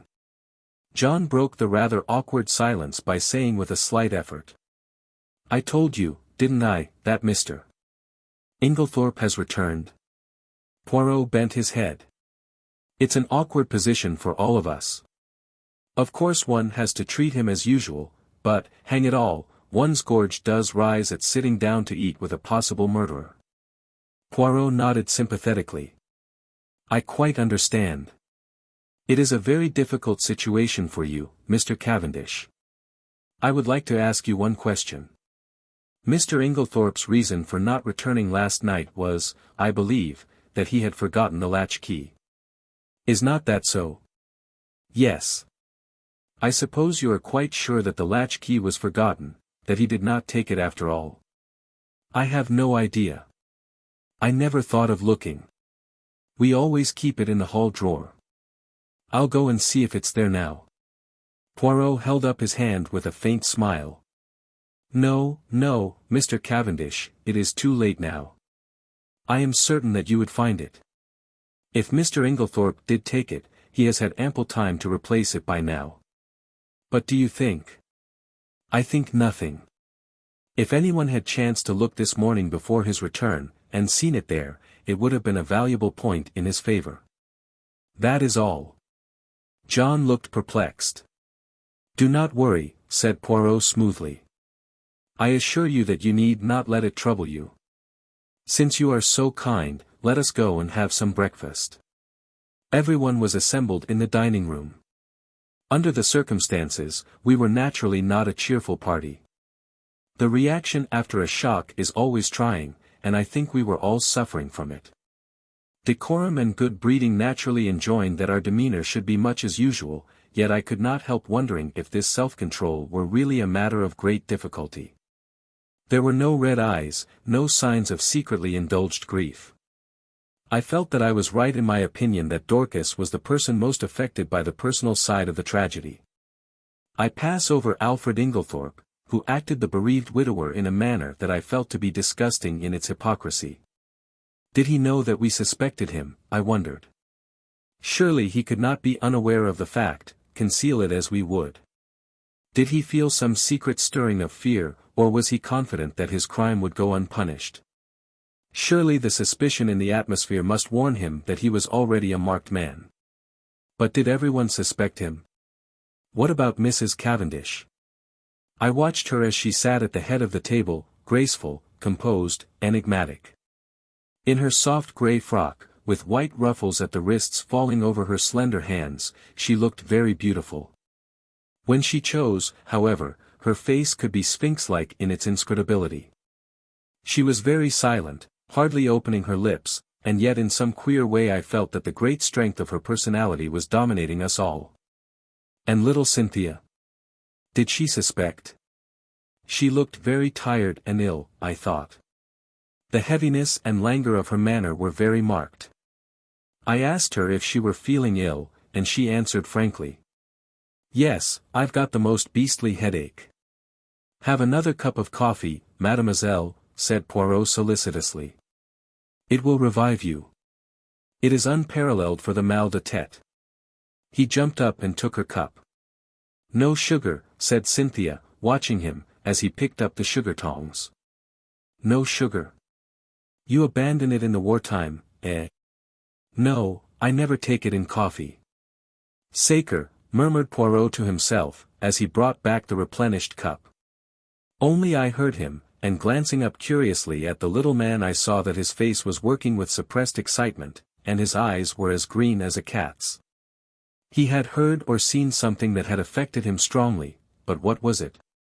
I do not usually label myself as dense, but I must confess that nothing out of the ordinary had attracted my attention. In another moment, the door opened and Dorcas appeared. Mr. Wells to see you, sir, she said to John. I remembered the name as being that of the lawyer to whom Mrs. Inglethorp had written the night before. John rose immediately. Show him into my study. Then he turned to us. My mother's lawyer, he explained. And in a lower voice, he is also coroner, you understand. Perhaps you would like to come with me? We acquiesced and followed him out of the room. John strode on ahead and I took the opportunity of whispering to Poirot. There will be an inquest then. Poirot nodded absently. He seemed absorbed in thought, so much so that my curiosity was aroused. What is it? You are not attending to what I say. It is true, my friend. I am much worried. Why?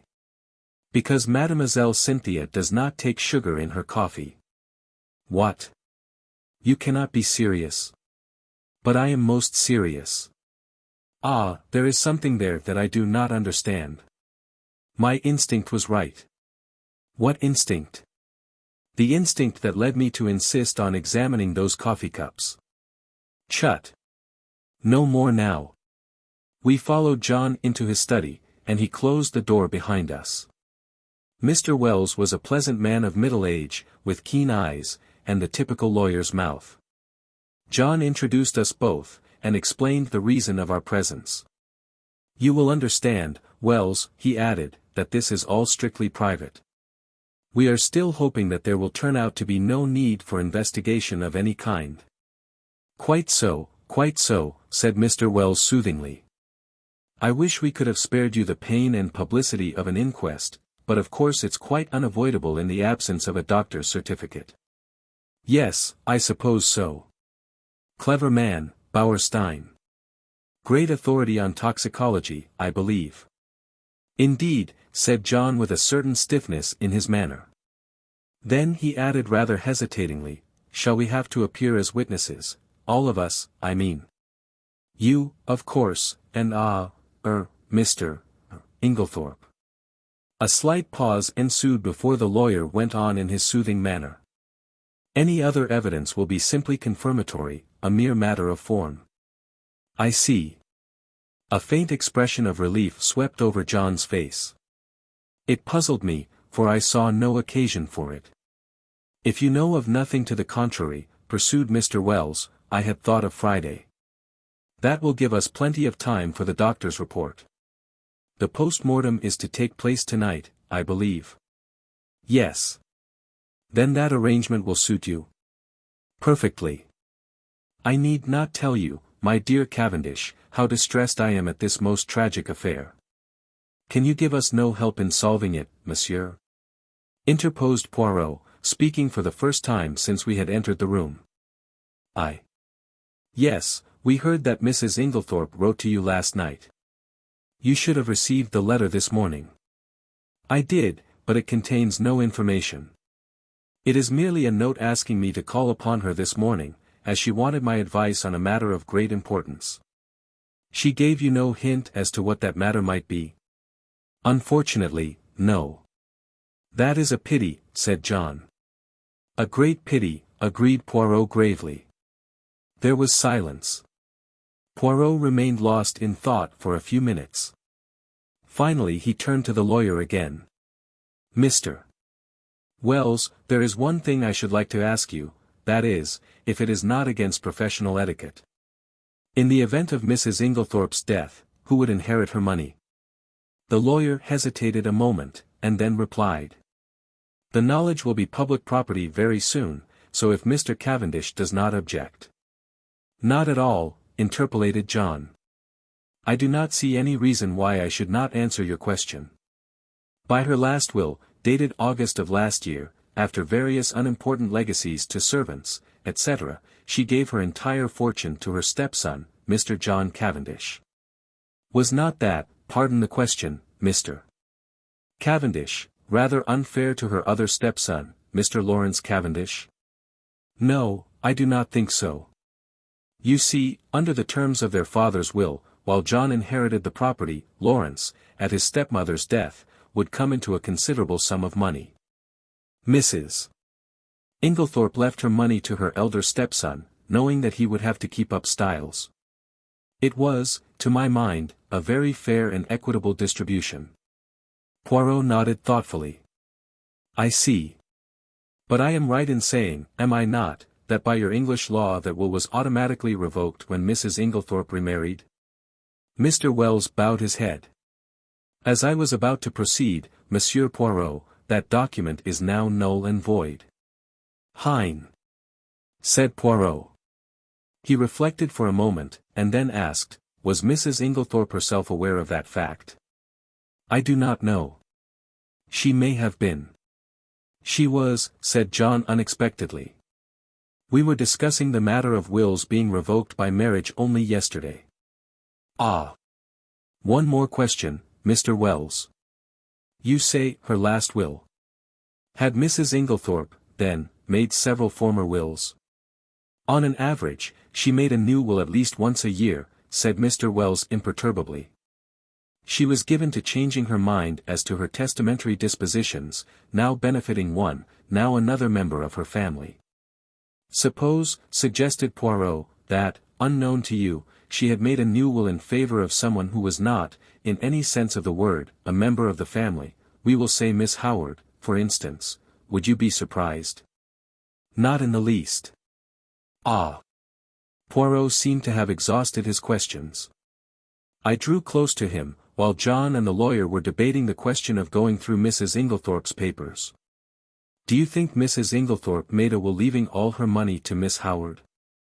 I asked in a low voice, with some curiosity. Poirot smiled. No. Then why did you ask? Hush. John Cavendish had turned to Poirot. Will you come with us, Monsieur Poirot? We are going through my mother's papers. Mr. Inglethorpe is quite willing to leave it entirely to Mr. Wells and myself. Which simplifies matters very much, murmured the lawyer. As technically, of course, he was entitled, he did not finish the sentence. We will look through the desk in the boudoir first, explained John, and go up to her bedroom afterwards. She kept her most important papers in a purple dispatch case, which we must look through carefully. Yes, said the lawyer, it is quite possible that there may be a later will than the one in my possession. There is a later will. It was Poirot who spoke. What? John and the lawyer looked at him startled. Or, rather, pursued my friend imperturbably, there was one. What do you mean, there was one? Where is it now? Burnt. Burnt? Yes. See here. He took out the charred fragment we had found in the grate in Mrs. Inglethorpe's room, and handed it to the lawyer with a brief explanation of when and where he had found it. But possibly this is an old will? I do not think so. In fact, I am almost certain that it was made no earlier than yesterday afternoon. What? Impossible, broke simultaneously from both men. Poirot turned to John. If you will allow me to send for your gardener, I will prove it to you. Oh, of course, but I don't see. Poirot raised his hand. Do as I ask you. Afterwards you shall question as much as you please. Very well. He rang the bell. Dorcas answered it in due course. Dorcas, will you tell Manning to come round and speak to me here? Yes, sir. Dorcas withdrew. We waited in a tense silence. Poirot alone seemed perfectly at his ease, and dusted a forgotten corner of the bookcase. The clumping of hobnailed boots on the gravel outside proclaimed the approach of Manning. John looked questioningly at Poirot. The latter nodded. Come inside, Manning, said John, I want to speak to you. Manning came slowly and hesitatingly through the French window, and stood as near it as he could. He held his cap in his hands, twisting it very carefully round and round. His back was much bent, though he was probably not as old as he looked, but his eyes were sharp and intelligent, and belied his slow and rather cautious speech. Manning, said John, this gentleman will put some questions to you which I want you to answer. Yes, sir, mumbled Manning. Poirot stepped forward briskly. Manning's eye swept over him with a faint contempt. You were planting a bed of begonias round by the south side of the house yesterday afternoon, were you not, Manning? Yes, sir, me and Will Lum. And Mrs. Inglethorpe came to the window and called you, did she not? Yes, sir, she did. Tell me in your own words exactly what happened after that. Well, sir, nothing much. She just told Will Lum to go on his bicycle down to the village, and bring back a form of will, or such like, I don't know what exactly, she wrote it down for him. Well? Well, he did, sir. And what happened next? We went on with the begonias, sir. Did not Mrs. Inglethorpe call you again? Yes, sir, both me and Will Lum, she called. And then? She made us come right in, and sign our names at the bottom of a long paper, under where she'd signed. Did you see anything of what was written above her signature? Asked Poirot sharply. No, sir, there was a bit of blotting paper over that part. And you signed where she told you? Yes, sir, first me and then Will Lum. What did she do with it afterwards? Well, sir, she slipped it into a long envelope, and put it inside a sort of purple box that was standing on the desk. What time was it when she first called you? About 4, I should say, sir. Not earlier. Couldn't it have been about 3:30? No, I shouldn't say so, sir. It would be more likely to be a bit after 4, not before it. Thank you, Manning, that will do, said Poirot pleasantly. The gardener glanced at his master, who nodded, whereupon Manning lifted a finger to his forehead with a low mumble, and backed cautiously out of the window. We all looked at each other. Good heavens, murmured John. What an extraordinary coincidence. How, a coincidence? That my mother should have made a will on the very day of her death. Mr. Wells cleared his throat and remarked drily. Are you so sure it is a coincidence, Cavendish? What do you mean? Your mother, you tell me, had a violent quarrel with someone yesterday afternoon. What do you mean? Cried John again. There was a tremor in his voice, and he had gone very pale. In consequence of that quarrel, your mother very suddenly and hurriedly makes a new will. The contents of that will we shall never know. She told no one of its provisions. This morning, no doubt, she would have consulted me on the subject, but she had no chance. The will disappears, and she takes its secret with her to her grave. Cavendish, I much fear there is no coincidence there. Monsieur Poirot, I am sure you agree with me that the facts are very suggestive. Suggestive, or not, interrupted John, we are most grateful to Monsieur Poirot for elucidating the matter. But for him, we should never have known of this will. I suppose, I may not ask you, monsieur, what first led you to suspect the fact? Poirot smiled and answered. A scribbled-over old envelope, and a freshly planted bed of begonias. John, I think, would have pressed his questions further, but at that moment the loud purr of a motor was audible, and we all turned to the window as it swept past. Evie, cried John. Excuse me, Wells. He went hurriedly out into the hall. Poirot looked inquiringly at me. Miss Howard, I explained. Ah, I am glad she has come. There is a woman with a head and a heart too, Hastings. Though the good God gave her no beauty. I followed John's example, and went out into the hall, where Miss Howard was endeavoring to extricate herself from the voluminous mass of veils that enveloped her head. As her eyes fell on me, a sudden pang of guilt shot through me. This was the woman who had warned me so earnestly, and to whose warning I had, alas, paid no heed. How soon, and how contemptuously, I had dismissed it from my mind. Now that she had been proved justified in so tragic a manner, I felt ashamed. She had known Alfred Inglethorp only too well. I wondered whether, if she had remained at Styles, the tragedy would have taken place, or would the man have feared her watchful eyes. I was relieved when she shook me by the hand, with her well-remembered painful grip. The eyes that met mine were sad, but not reproachful. That she had been crying bitterly, I could tell by the redness of her eyelids, but her manner was unchanged from its old gruffness. Started the moment I got the wire. Just come off night duty. Hired car. Quickest way to get here. Have you had anything to eat this morning, Evie? Asked John. No. I thought not. Come along, breakfast's not cleared away yet, and they'll make you some fresh tea. He turned to me. Look after her, Hastings, will you? Wells is waiting for me. Oh, here's Monsieur Poirot. He's helping us, you know, Evie. Miss Howard shook hands with Poirot, but glanced suspiciously over her shoulder at John. What do you mean, helping us? Helping us to investigate. Nothing to investigate. Have they taken him to prison yet? Taken who to prison? Who? Alfred Inglethorp, of course. My dear Evie, do be careful.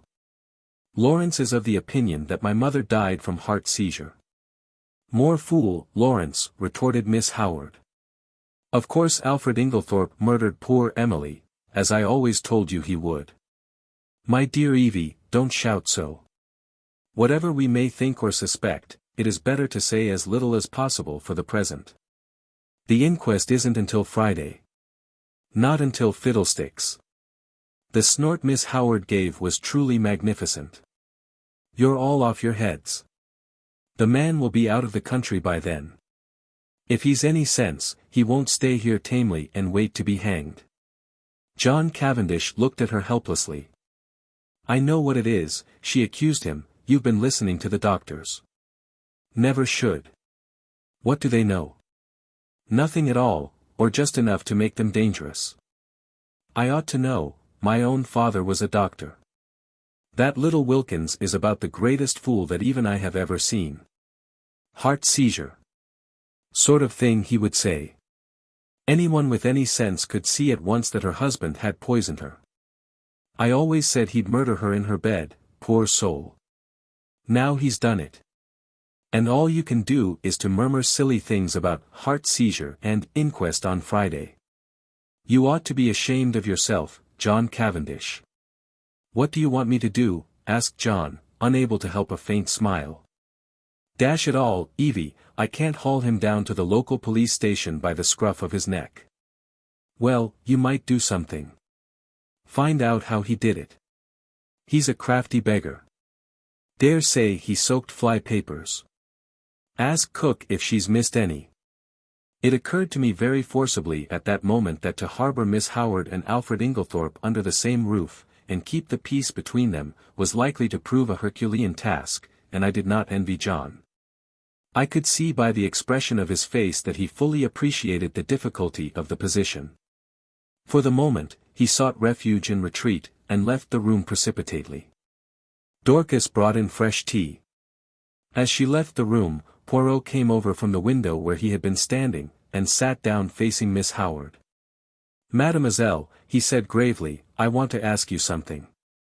Ask away, said the lady, eyeing him with some disfavor. I want to be able to count upon your help.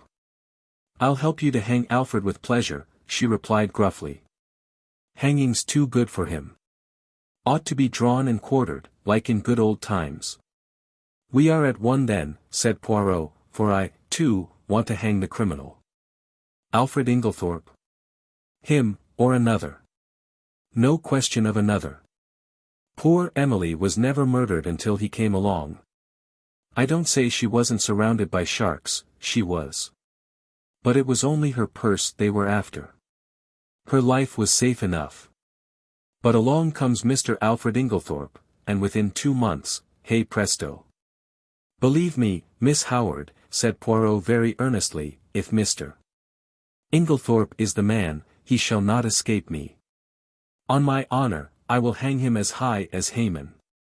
That's better, said Miss Howard more enthusiastically. But I must ask you to trust me. Now your help may be very valuable to me. I will tell you why. Because, in all this house of mourning, yours are the only eyes that have wept. Miss Howard blinked, and a new note crept into the gruffness of her voice. If you mean that I was fond of her, yes, I was. You know, Emily was a selfish old woman in her way. She was very generous, but she always wanted a return. She never let people forget what she had done for them, and, that way she missed love. Don't think she ever realized it, though, or felt the lack of it. Hope not, anyway. I was on a different footing. I took my stand from the first. So many pounds a year I'm worth to you. Well and good. But not a penny piece besides, not a pair of gloves, nor a theatre ticket. She didn't understand, was very offended sometimes. Said I was foolishly proud. It wasn't that, but I couldn't explain. Anyway, I kept my self-respect. And so, out of the whole bunch, I was the only one who could allow myself to be fond of her. I watched over her. I guarded her from the lot of them, and then a glib-tongued scoundrel comes along, and pooh! All my years of devotion go for nothing. Poirot nodded sympathetically. I understand, mademoiselle, I understand all you feel. It is most natural. You think that we are lukewarm, that we lack fire and energy, but trust me, it is not so. John stuck his head in at this juncture, and invited us both to come up to Mrs. Inglethorpe's room, as he and Mr. Wells had finished looking through the desk in the boudoir. As we went up the stairs, John looked back to the dining room door, and lowered his voice confidentially. "Look here, what's going to happen when these two meet?" I shook my head helplessly. "I've told Mary to keep them apart if she can. Will she be able to do so? The Lord only knows. There's one thing, Inglethorpe himself won't be too keen on meeting her." "You've got the keys still, haven't you, Poirot?" I asked, as we reached the door of the locked room. Taking the keys from Poirot, John unlocked it, and we all passed in. The lawyer went straight to the desk, and John followed him. "My mother kept most of her important papers in this dispatch case, I believe," he said. Poirot drew out the small bunch of keys. "Permit me. I locked it, out of precaution, this morning. But it's not locked now." "Impossible. See." And John lifted the lid as he spoke. "Milles tonnerres," cried Poirot, dumbfounded. "And I, who have both the keys in my pocket." He flung himself upon the case. Suddenly he stiffened. "Et voilà une affaire.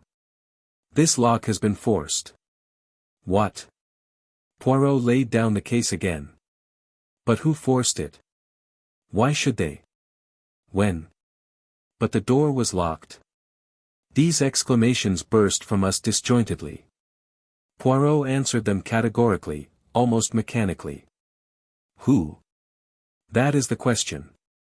Why? Ah, if I only knew. When? Since I was here an hour ago. As to the door being locked, it is a very ordinary lock. Probably any other of the door keys in this passage would fit it." We stared at one another blankly. Poirot had walked over to the mantelpiece. He was outwardly calm, but I noticed his hands, which from long force of habit were mechanically straightening the spill vases on the mantelpiece, were shaking violently. "See here, it was like this," he said at last. "There was something in that case, some piece of evidence, slight in itself perhaps, but still enough of a clue to connect the murderer with the crime. It was vital to him that it should be destroyed before it was discovered and its significance appreciated. Therefore, he took the risk, the great risk, of coming in here. Finding the case locked, he was obliged to force it, thus betraying his presence.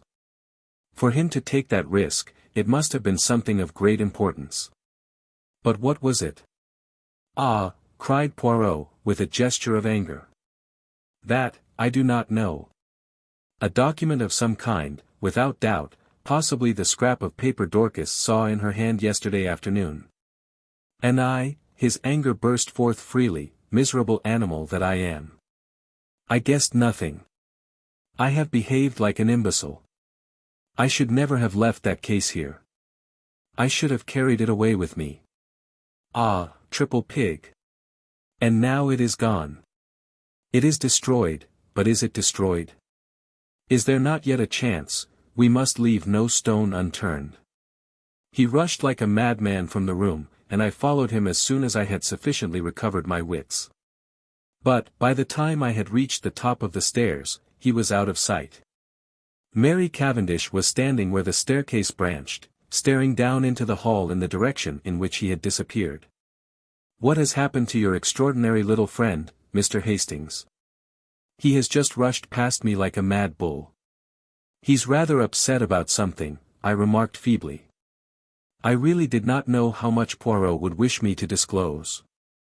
As I saw a faint smile gather on Mrs. Cavendish's expressive mouth, I endeavored to try and turn the conversation by saying, "They haven't met yet, have they?" "Who?" "Mr. Inglethorpe and Miss Howard." She looked at me in rather a disconcerting manner. "Do you think it would be such a disaster if they did meet?" "Well, don't you?" I said, rather taken aback. "No." She was smiling in her quiet way. "I should like to see a good flare-up. It would clear the air. At present we are all thinking so much, and saying so little." "John doesn't think so," I remarked. He's anxious to keep them apart. Oh, John. Something in her tone fired me, and I blurted out. Old John's an awfully good sort. She studied me curiously for a minute or two, and then said, to my great surprise. You are loyal to your friend. I like you for that. Aren't you my friend too? I am a very bad friend. Why do you say that? Because it is true.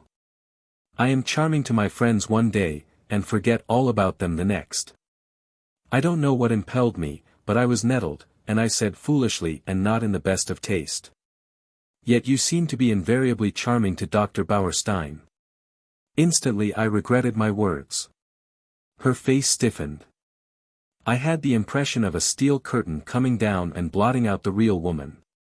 Without a word, she turned and went swiftly up the stairs, whilst I stood like an idiot gaping after her. I was recalled to other matters by a frightful row going on below.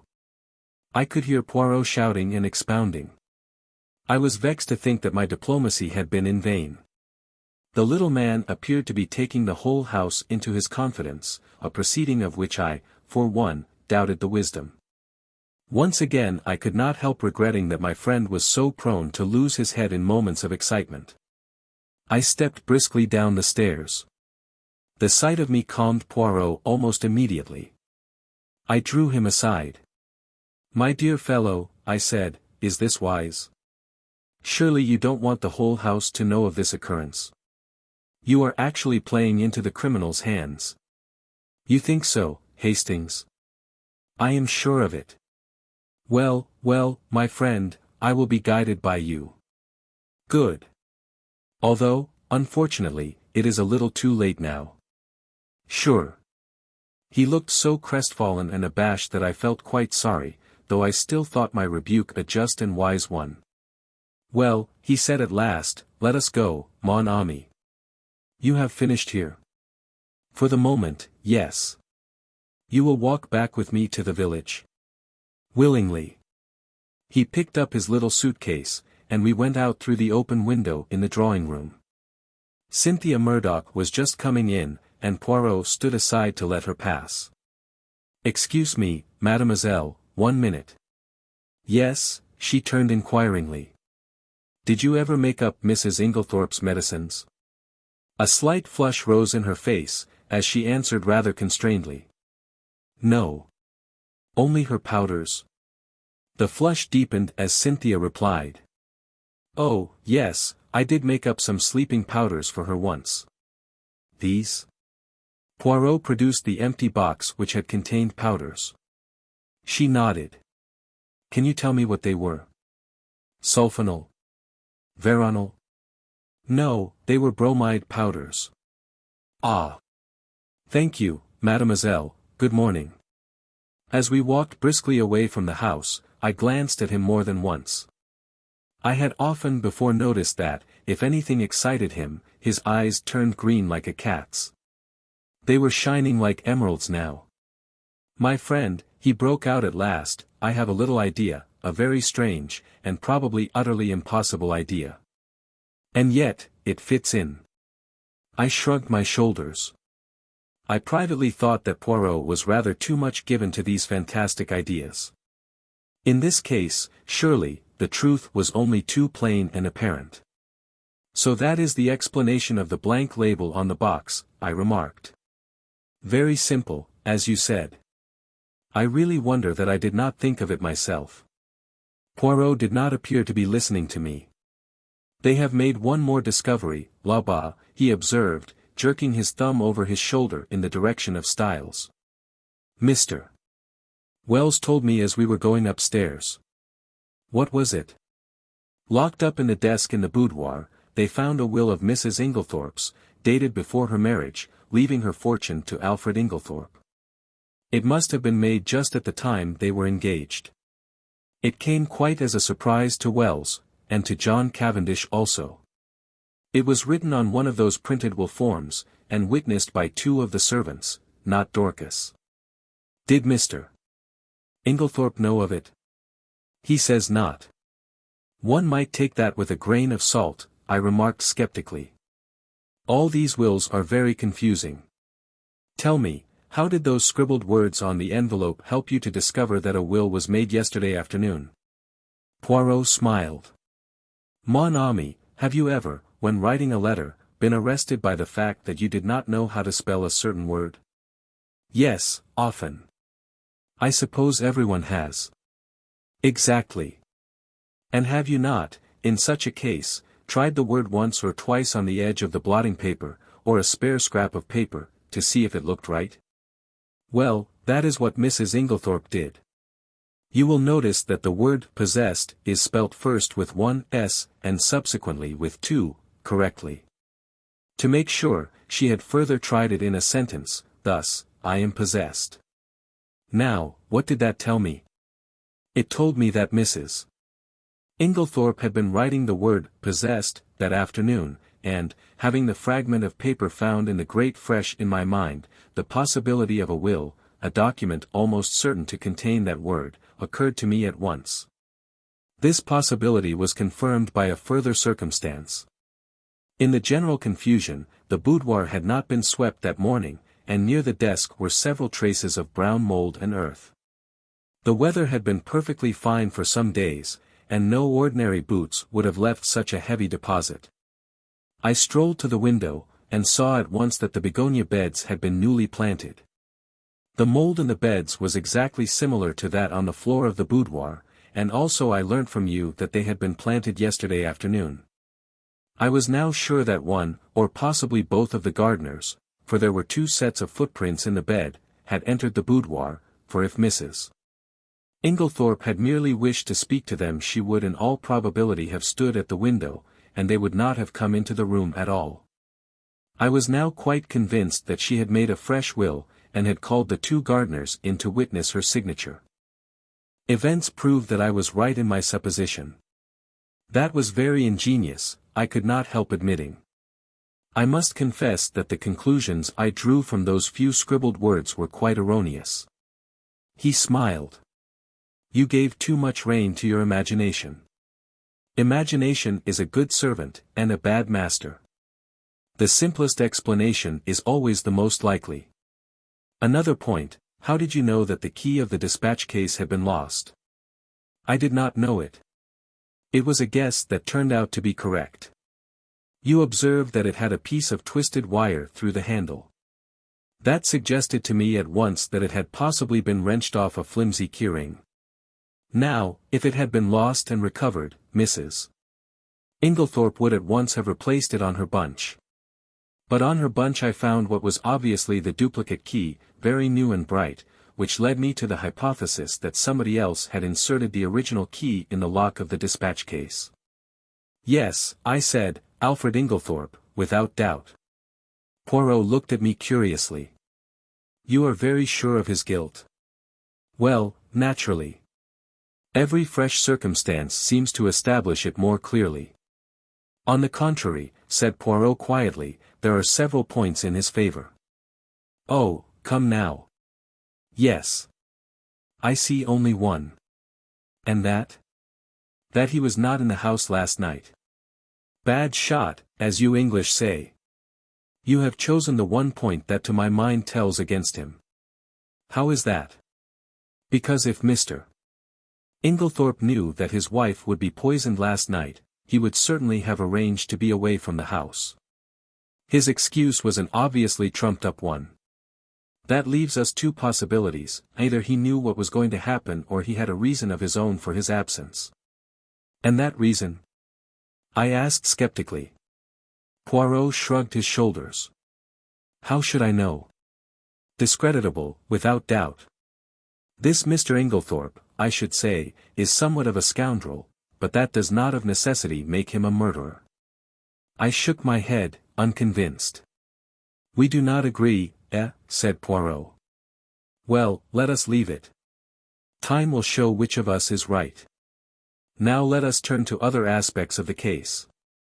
What do you make of the fact that all the doors of the bedroom were bolted on the inside? Well, I considered. One must look at it logically. True. I should put it this way. The doors were bolted, our own eyes have told us that, yet the presence of the candle grease on the floor, and the destruction of the will, prove that during the night someone entered the room. You agree so far? Perfectly. Put with admirable clearness. Proceed. Well, I said, encouraged, as the person who entered did not do so by the window, nor by miraculous means, it follows that the door must have been opened from inside by Mrs. Inglethorp herself. That strengthens the conviction that the person in question was her husband. She would naturally open the door to her own husband. Poirot shook his head. Why should she? She had bolted the door leading into his room, a most unusual proceeding on her part. She had had a most violent quarrel with him that very afternoon. No, he was the last person she would admit. But you agree with me that the door must have been opened by Mrs. Inglethorp herself? There is another possibility. She may have forgotten to bolt the door into the passage when she went to bed, and have got up later, towards morning, and bolted it then. Poirot, is that seriously your opinion? No, I do not say it is so, but it might be. Now, to turn to another feature, what do you make of the scrap of conversation you overheard between Mrs. Cavendish and her mother-in-law? I had forgotten that, I said thoughtfully. That is as enigmatical as ever. It seems incredible that a woman like Mrs. Cavendish, proud and reticent to the last degree, should interfere so violently in what was certainly not her affair. Precisely. It was an astonishing thing for a woman of her breeding to do. It is certainly curious, I agreed. Still, it is unimportant, and need not be taken into account. A groan burst from Poirot. What have I always told you? Everything must be taken into account. If the fact will not fit the theory, let the theory go. Well, we shall see, I said, nettled. Yes, we shall see. We had reached Leastways Cottage, and Poirot ushered me upstairs to his own room. He offered me one of the tiny Russian cigarettes he himself occasionally smoked. I was amused to notice that he stowed away the used matches most carefully in a little china pot. My momentary annoyance vanished. Poirot had placed our 2 chairs in front of the open window which commanded a view of the village street. The fresh air blew in warm and pleasant. It was going to be a hot day. Suddenly my attention was arrested by a weedy-looking young man rushing down the street at a great pace. It was the expression on his face that was extraordinary, a curious mingling of terror and agitation. Look, Poirot, I said. He leant forward. Tiens, he said. It is Mr. Mace, from the chemist's shop. He is coming here. The young man came to a halt before Leastways Cottage, and, after hesitating a moment, pounded vigorously at the door. A little minute, cried Poirot from the window. I come. Motioning to me to follow him, he ran swiftly down the stairs and opened the door. Mr. Mace began at once. Oh, Mr. Poirot, I'm sorry for the inconvenience, but I heard that you just come back from the hall. Yes, we have. The young man moistened his dry lips. His face was working curiously. It's all over the village about old Mrs. Inglethorp dying so suddenly. They do say, he lowered his voice cautiously, that it's poison. Poirot's face remained quite impassive. Only the doctors can tell us that, Mr. Mace. Yes, exactly, of course. The young man hesitated, and then his agitation was too much for him. He clutched Poirot by the arm, and sank his voice to a whisper. Just tell me this, Mr. Poirot, it isn't strychnine, is it? I hardly heard what Poirot replied. Something evidently of a noncommittal nature. The young man departed, and as he closed the door Poirot's eyes met mine. Yes, he said, nodding gravely. He will have evidence to give at the inquest. We went slowly upstairs again. I was opening my lips, when Poirot stopped me with a gesture of his hand. Not now, mon ami. I have need of reflection. My mind is in some disorder, which is not well. For about 10 minutes he sat in dead silence, perfectly still, except for several expressive motions of his eyebrows, and all the time his eyes grew steadily greener. At last he heaved a deep sigh. It is well. The bad moment has passed. Now all is arranged and classified. One must never permit confusion. The case is not clear yet, no. For it is of the most complicated. It puzzles me. Me, Hercule Poirot. There are two facts of significance. And what are they? The first is the state of the weather yesterday. That is very important. But it was a glorious day. I interrupted. Poirot, you're pulling my leg. Not at all. The thermometer registered 80 degrees in the shade. Do not forget that, my friend. It is the key to the whole riddle. And the second point? I asked. The important fact that Monsieur Inglethorp wears very peculiar clothes, has a black beard, and uses glasses. Poirot, I cannot believe you are serious. I am absolutely serious, my friend. But this is childish. No, it is very momentous. And supposing the coroner's jury returns a verdict of willful murder against Alfred Inglethorp? What becomes of your theories, then? They would not be shaken because 12 stupid men had happened to make a mistake. But that will not occur. For one thing, a country jury is not anxious to take responsibility upon itself, and Mr. Inglethorp stands practically in the position of local squire. Also, he added placidly, I should not allow it. You would not allow it? No. I looked at the extraordinary little man, divided between annoyance and amusement. He was so tremendously sure of himself. As though he read my thoughts, he nodded gently. Oh, yes, mon ami, I would do what I say. He got up and laid his hand on my shoulder.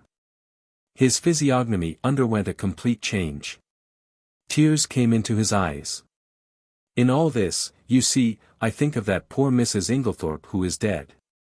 She was not extravagantly loved, no. But she was very good to us Belgians, I owe her a debt. I endeavored to interrupt, but Poirot swept on. Let me tell you this, Hastings. She would never forgive me if I let Alfred Inglethorp, her husband, be arrested now, when a word from me could save him. Chapter 6. The Inquest.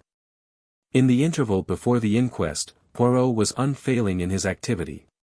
Twice he was closeted with Mr. Wells. He also took long walks into the country. I rather resented his not taking me into his confidence, the more so as I could not in the least guess what he was driving at. It occurred to me that he might have been making inquiries at Raikes's farm, so, finding him out when I called at Leastways Cottage on Wednesday evening, I walked over there by the fields, hoping to meet him. But there was no sign of him, and I hesitated to go right up to the farm itself. As I walked away, I met an aged rustic, who leered at me cunningly. You am from the Hall, bain't you? He asked. Yes. I'm looking for a friend of mine whom I thought might have walked this way. A little chap. As waves his hands when he talks. One of them Belgies from the village. Yes, I said eagerly. He has been here, then. Oh, aye, he's been here, right enough. More en once too. Friend of yours, is he? Ah, you gentlemen from the Hall, you am a pretty lot. And he leered more jocosely than ever. Why, do the gentlemen from the Hall come here often? I asked, as carelessly as I could. He winked at me knowingly. One does, mister. Naming no names, mind. And a very liberal gentleman too. Oh, thank you, sir, I'm sure. I walked on sharply. Evelyn Howard had been right then, and I experienced a sharp twinge of disgust, as I thought of Alfred Inglethorp's liberality with another woman's money. Had that piquant gypsy face been at the bottom of the crime, or was it the baser mainspring of money? Probably a judicious mixture of both. On one point, Poirot seemed to have a curious obsession. He once or twice observed to me that he thought Dorcas must have made an error in fixing the time of the quarrel. He suggested to her repeatedly that it was 4:30, and not 4 o'clock when she had heard the voices. But Dorcas was unshaken. Quite an hour, or even more, had elapsed between the time when she had heard the voices and 5 o'clock, when she had taken tea to her mistress. The inquest was held on Friday at the Stylites Arms in the village. Poirot and I sat together, not being required to give evidence. The preliminaries were gone through. The jury viewed the body, and John Cavendish gave evidence of identification. Further questioned, he described his awakening in the early hours of the morning, and the circumstances of his mother's death. The medical evidence was next taken. There was a breathless hush, and every eye was fixed on the famous London specialist, who was known to be one of the greatest authorities of the day on the subject of toxicology. In a few brief words, he summed up the result of the post-mortem. Shorn of its medical phraseology and technicalities, it amounted to the fact that Mrs. Inglethorp had met her death as the result of strychnine poisoning. Judging from the quantity recovered, she must have taken not less than 3/4 of a grain of strychnine, but probably 1 grain or slightly over. Is it possible that she could have swallowed the poison by accident? Asked the coroner. I should consider it very unlikely. Strychnine is not used for domestic purposes, as some poisons are, and there are restrictions placed on its sale. Does anything in your examination lead you to determine how the poison was administered? No. You arrived at Styles before Dr. Wilkins, I believe. That is so. The motor met me just outside the lodge gates, and I hurried there as fast as I could. Will you relate to us exactly what happened next? I entered Mrs. Inglethorpe's room. She was at that moment in a typical tetanic convulsion. She turned towards me, and gasped out, "Alfred, Alfred." Could the strychnine have been administered in Mrs. Inglethorpe's after-dinner coffee which was taken to her by her husband? Possibly, but strychnine is a fairly rapid drug in its action. The symptoms appear from 1 to 2 hours after it has been swallowed. It is retarded under certain conditions, none of which, however, appear to have been present in this case. I presume Mrs. Inglethorpe took the coffee after dinner about 8 o'clock, whereas the symptoms did not manifest themselves until the early hours of the morning, which, on the face of it, points to the drug having been taken much later in the evening. Mrs. Inglethorpe was in the habit of drinking a cup of cocoa in the middle of the night. Could the strychnine have been administered in that? No, I myself took a sample of the cocoa remaining in the saucepan and had it analyzed. There was no strychnine present. I heard Poirot chuckle softly beside me. How did you know? I whispered. Listen. I should say, the doctor was continuing, that I would have been considerably surprised at any other result. Why? Simply because strychnine has an unusually bitter taste. It can be detected in a solution of 1 in 70,000, and can only be disguised by some strongly flavored substance. Cocoa would be quite powerless to mask it. One of the jury wanted to know if the same objection applied to coffee. No. Coffee has a bitter taste of its own which would probably cover the taste of strychnine. Then you consider it more likely that the drug was administered in the coffee, but that for some unknown reason its action was delayed. Yes, but, the cup being completely smashed, there is no possibility of analyzing its contents. This concluded Dr. Bauerstein's evidence. Dr. Wilkins corroborated it on all points. Sounded as to the possibility of suicide, he repudiated it utterly.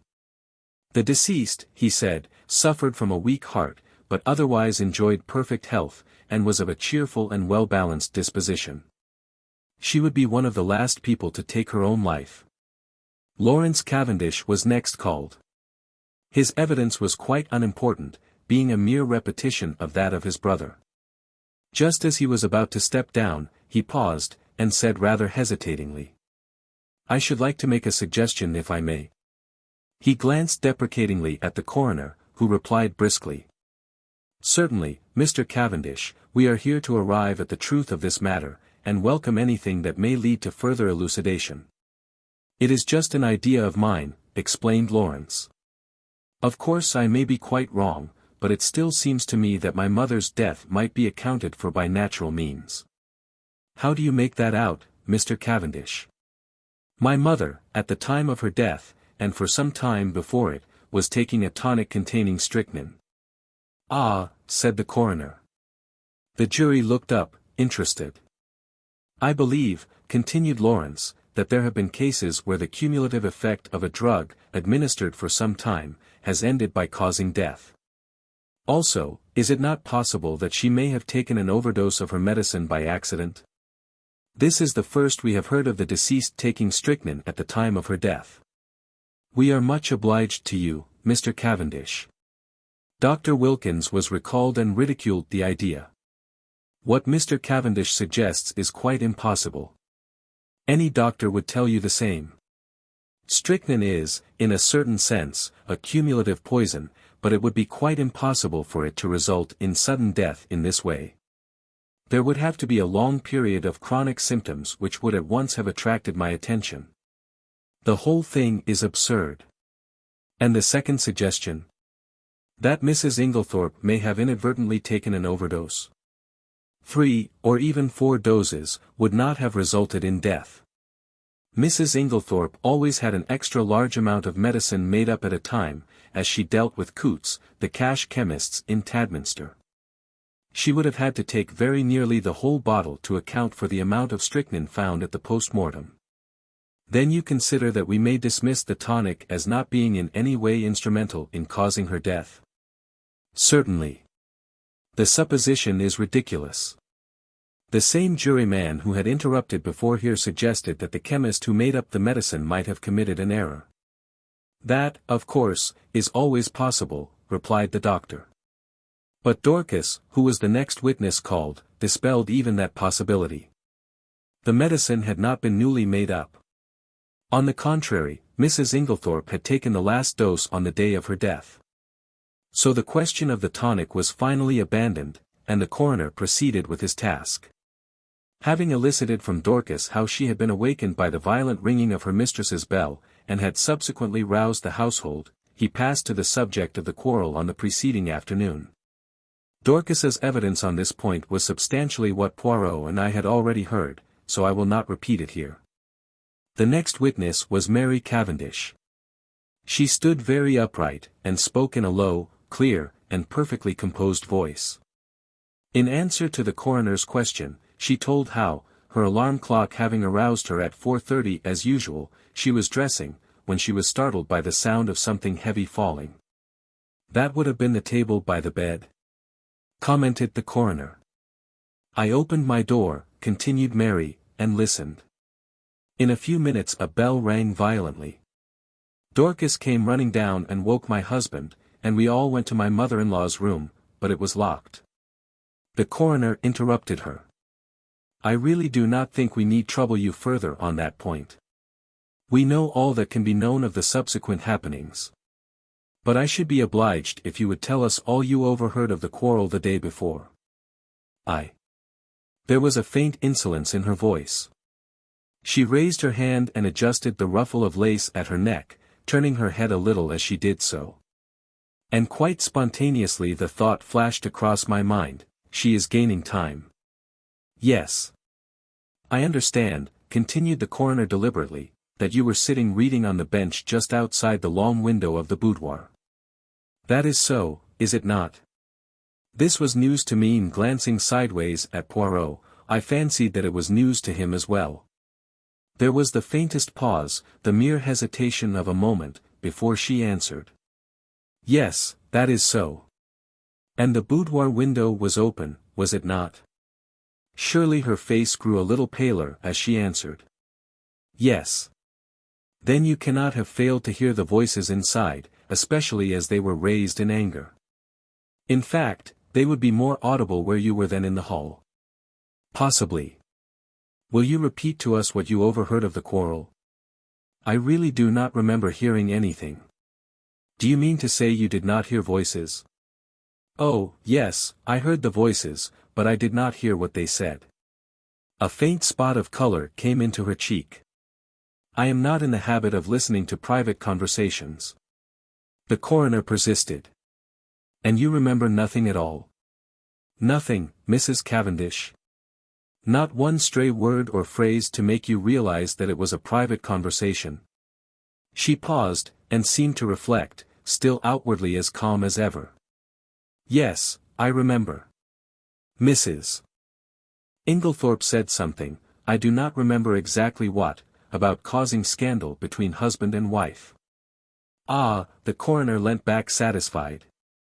That corresponds with what Dorcas heard. But excuse me, Mrs. Cavendish, although you realized it was a private conversation, you did not move away. You remained where you were. I caught the momentary gleam of her tawny eyes as she raised them. I felt certain that at that moment she would willingly have torn the little lawyer, with his insinuations, into pieces, but she replied quietly enough. No. I was very comfortable where I was. I fixed my mind on my book. And that is all you can tell us? That is all. The examination was over, though I doubted if the coroner was entirely satisfied with it. I think he suspected that Mary Cavendish could tell more if she chose. Amy Hill, shop assistant, was next called, and deposed to having sold a will form on the afternoon of the 17th to William Earl, undergardener at Styles.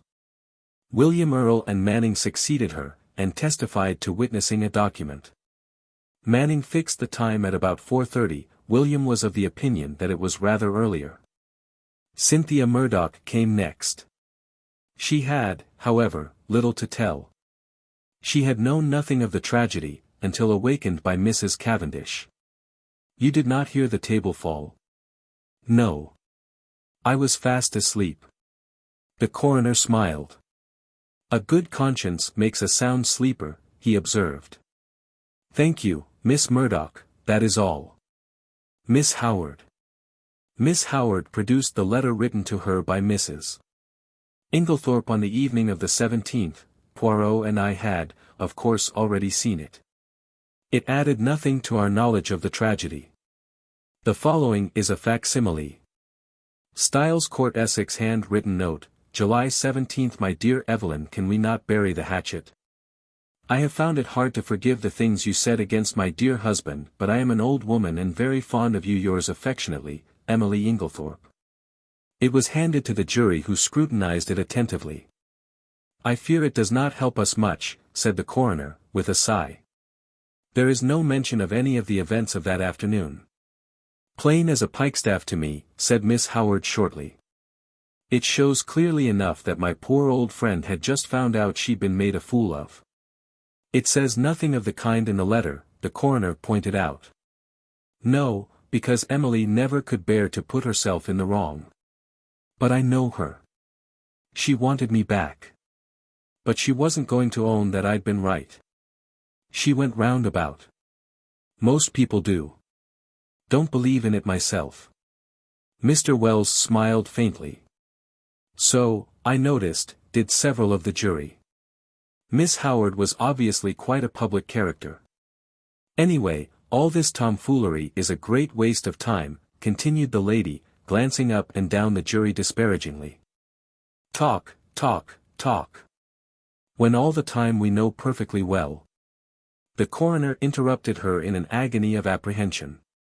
Thank you, Miss Howard, that is all. I fancy he breathed a sigh of relief when she complied. Then came the sensation of the day. The coroner called Albert Mace, chemist's assistant. It was our agitated young man of the pale face. In answer to the coroner's questions, he explained that he was a qualified pharmacist, but had only recently come to this particular shop, as the assistant formerly there had just been called up for the army. These preliminaries completed, the coroner proceeded to business. Mr. Mace, have you lately sold strychnine to any unauthorized person? Yes, sir. When was this? Last Monday night. Monday? Not Tuesday. No, sir, Monday, the 16th. Will you tell us to whom you sold it? You could have heard a pin drop. Yes, sir. It was to Mr. Inglethorp. Every eye turned simultaneously to where Alfred Inglethorp was sitting, impassive and wooden. He started slightly, as the damning words fell from the young man's lips. I half thought he was going to rise from his chair, but he remained seated, although a remarkably well-acted expression of astonishment rose on his face. "You are sure of what you say?" asked the coroner sternly. "Quite sure, sir." "Are you in the habit of selling strychnine indiscriminately over the counter?" The wretched young man wilted visibly under the coroner's frown. "Oh, no, sir, of course not. But, seeing it was Mr. Inglethorp of the Hall, I thought there was no harm in it. He said it was to poison a dog." Inwardly I sympathized. It was only human nature to endeavor to please the Hall, especially when it might result in custom being transferred from Coutts to the local establishment. "Is it not customary for anyone purchasing poison to sign a book?" "Yes, sir, Mr. Inglethorp did so." "Have you got the book here?" "Yes, sir." It was produced, and, with a few words of stern censure, the coroner dismissed the wretched Mr. Mace. Then, amidst a breathless silence, Alfred Inglethorp was called. Did he realize, I wondered, how closely the halter was being drawn around his neck? The coroner went straight to the point. "On Monday evening last, did you purchase strychnine for the purpose of poisoning a dog?" Inglethorp replied with perfect calmness. "No, I did not. There is no dog at Styles, except an outdoor sheepdog, which is in perfect health." "You deny absolutely having purchased strychnine from Albert Mace on Monday last?" "I do." "Do you also deny this?" The coroner handed him the register in which his signature was inscribed. "Certainly I do. The handwriting is quite different from mine. I will show you." He took an old envelope out of his pocket, and wrote his name on it, handing it to the jury. It was certainly utterly dissimilar. "Then what is your explanation of Mr. Mace's statement?" Alfred Inglethorp replied imperturbably. "Mr. Mace must have been mistaken." The coroner hesitated for a moment, and then said, "Mr. Inglethorp, as a mere matter of form, would you mind telling us where you were on the evening of Monday, July 16th? "Really, I cannot remember." "That is absurd, Mr. Inglethorp," said the coroner sharply. "Think again." Inglethorp shook his head. "I cannot tell you. I have an idea that I was out walking." "In what direction?" "I really can't remember." The coroner's face grew graver. "Were you in company with anyone?" "No." "Did you meet anyone on your walk?" "No." "That is a pity," said the coroner dryly. "I am to take it then that you decline to say where you were at the time that Mr. Mace positively recognized you as entering the shop to purchase strychnine?" "If you like to take it that way, yes." "Be careful, Mr. Inglethorp." Poirot was fidgeting nervously. "Sacre," he murmured. "Does this imbecile of a man want to be arrested?" Inglethorp was indeed creating a bad impression. His futile denials would not have convinced a child. The coroner, however, passed briskly to the next point, and Poirot drew a deep breath of relief. "You had a discussion with your wife on Tuesday afternoon?" "Pardon me," interrupted Alfred Inglethorp, "you have been misinformed. I had no quarrel with my dear wife. The whole story is absolutely untrue. I was absent from the house the entire afternoon. Have you anyone who can testify to that?" "You have my word," said Inglethorp haughtily. The coroner did not trouble to reply. "There are 2 witnesses who will swear to having heard your disagreement with Mrs. Inglethorp. Those witnesses were mistaken." I was puzzled. The man spoke with such quiet assurance that I was staggered.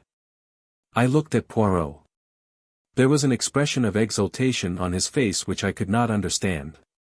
Was he at last convinced of Alfred Inglethorp's guilt? "Mr. Inglethorp," said the coroner, "you have heard your wife's dying words repeated here. Can you explain them in any way?" "Certainly I can." "You can?" "It seems to me very simple." The room was dimly lighted. Dr. Bauerstein is much of my height and build, and, like me, wears a beard. In the dim light, and suffering as she was, my poor wife mistook him for me. "Ah," murmured Poirot to himself. "But it is an idea, that." You think it is true? I whispered. I do not say that. But it is truly an ingenious supposition. You read my wife's last words as an accusation, Inglethorp was continuing, they were, on the contrary, an appeal to me. The coroner reflected a moment, then he said. I believe, Mr. Inglethorp, that you yourself poured out the coffee, and took it to your wife that evening? I poured it out, yes. But I did not take it to her. I meant to do so, but I was told that a friend was at the hall door, so I laid down the coffee on the hall table. When I came through the hall again a few minutes later, it was gone. This statement might, or might not, be true, but it did not seem to me to improve matters much for Inglethorp. In any case, he had had ample time to introduce the poison. At that point, Poirot nudged me gently, indicating two men who were sitting together near the door. One was a little, sharp, dark, ferret-faced man, the other was tall and fair. I questioned Poirot mutely. He put his lips to my ear. Do you know who that little man is? I shook my head. That is Detective Inspector James Japp of Scotland Yard, Jimmy Japp. The other man is from Scotland Yard too. Things are moving quickly, my friend. I stared at the two men intently. There was certainly nothing of the policeman about them. I should never have suspected them of being official personages. I was still staring, when I was startled and recalled by the verdict being given. Willful murder against some person or persons unknown. Chapter 7. Poirot pays his debts. As we came out of the Stylites' arms, Poirot drew me aside by a gentle pressure of the arm. I understood his object. He was waiting for the Scotland Yard men. In a few moments, they emerged, and Poirot at once stepped forward, and accosted the shorter of the two. I fear you do not remember me, Inspector Japp. Why, if it isn't Mr. Poirot, cried the inspector. He turned to the other man. You've heard me speak of Mr. Poirot. It was in 1904 he and I worked together, the Abercrombie forgery case, you remember, he was run down in Brussels. Ah, those were great days, monsieur. Then, do you remember Baron Baltara? There was a pretty rogue for you. He eluded the clutches of half the police in Europe. But we nailed him in Antwerp, thanks to Mr. Poirot here. As these friendly reminiscences were being indulged in, I drew nearer, and was introduced to Detective Inspector Japp, who, in his turn, introduced us both to his companion, Superintendent Summerhay. I need hardly ask what you are doing here, gentlemen, remarked Poirot. Japp closed one eye knowingly. No, indeed. Pretty clear case I should say. But Poirot answered gravely. There I differ from you.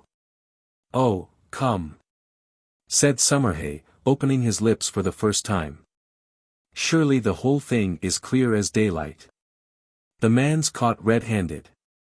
How he could be such a fool beats me. But Japp was looking attentively at Poirot.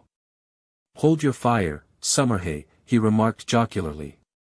Me and Monsieur here have met before, and there's no man's judgment I'd sooner take than his. If I'm not greatly mistaken, he's got something up his sleeve. Isn't that so, monsieur? Poirot smiled. I have drawn certain conclusions, yes. Summerhay was still looking rather skeptical, but Japp continued his scrutiny of Poirot. It's this way, he said, so far, we've only seen the case from the outside. That's where the Yard's at a disadvantage in a case of this kind, where the murder's only out, so to speak, after the inquest. A lot depends on being on the spot first thing, and that's where Mr. Poirot's had the start of us. We shouldn't have been here as soon as this even, if it hadn't been for the fact that there was a smart doctor on the spot, who gave us the tip through the coroner.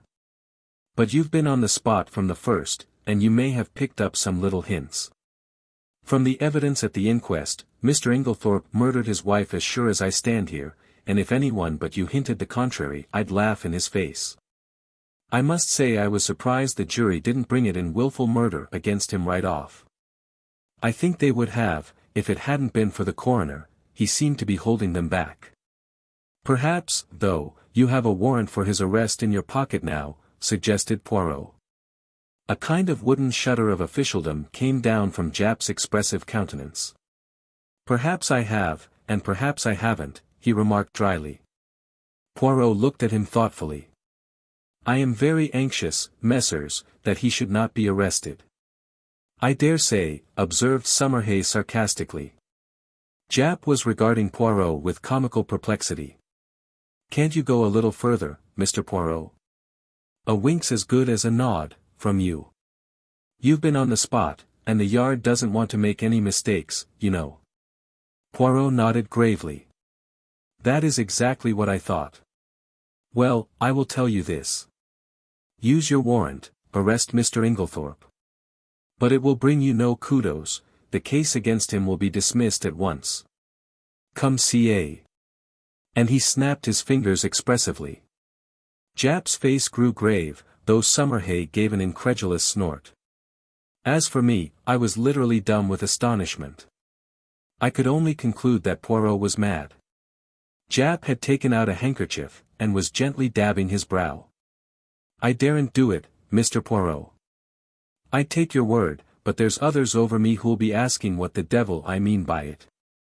Can't you give me a little more to go on? Poirot reflected a moment. It can be done, he said at last. I admit I do not wish it. It forces my hand. I would have preferred to work in the dark just for the present, but what you say is very just, the word of a Belgian policeman, whose day is past, is not enough. And Alfred Inglethorp must not be arrested. That I have sworn, as my friend Hastings here knows. See, then, my good Japp, you go at once to Styles.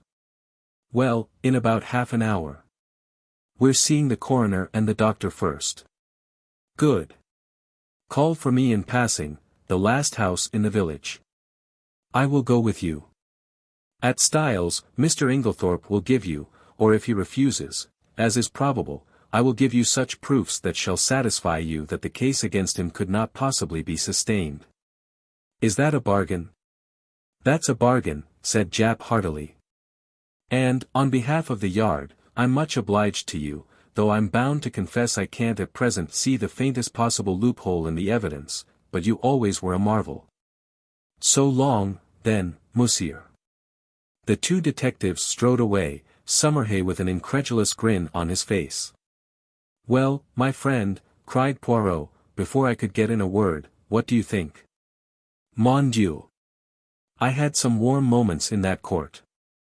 I did not figure to myself that the man would be so pig-headed as to refuse to say anything at all. Decidedly, it was the policy of an imbecile. There are other explanations besides that of imbecility, I remarked. For, if the case against him is true, how could he defend himself except by silence? Why, in 1,000 ingenious ways, cried Poirot. Say that it is I who have committed this murder, I can think of 7 most plausible stories. Far more convincing than Mr. Inglethorpe's stony denials. I could not help laughing. My dear Poirot, I am sure you are capable of thinking of 70. But, seriously, in spite of what I heard you say to the detectives, you surely cannot still believe in the possibility of Alfred Inglethorpe's innocence. Why not now as much as before? Nothing has changed. But the evidence is so conclusive. Yes, too conclusive. We turned in at the gate of Leastways Cottage, and proceeded up the now familiar stairs. Yes, too conclusive, continued Poirot, almost to himself. Real evidence is usually vague and unsatisfactory. It has to be examined, sifted. But here the whole thing is cut and dried. No, my friend, this evidence has been very cleverly manufactured, so cleverly that it has defeated its own ends. How do you make that out?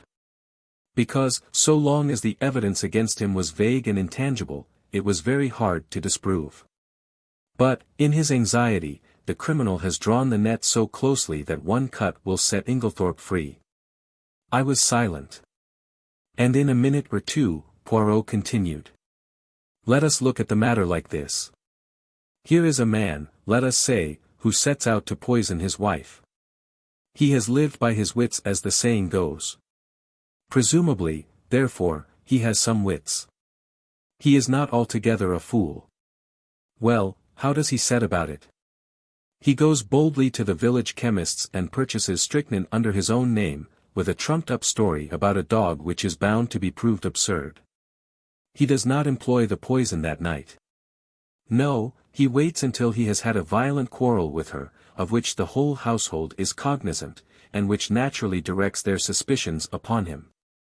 He prepares no defense, no shadow of an alibi, yet he knows the chemist's assistant must necessarily come forward with the facts. Bah! Do not ask me to believe that any man could be so idiotic. Only a lunatic, who wished to commit suicide by causing himself to be hanged, would act so. Still, I do not see, I began. Neither do I see. I tell you, mon ami, it puzzles me. Me, Hercule Poirot.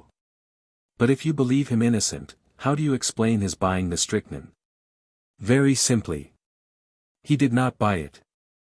But Mace recognized him.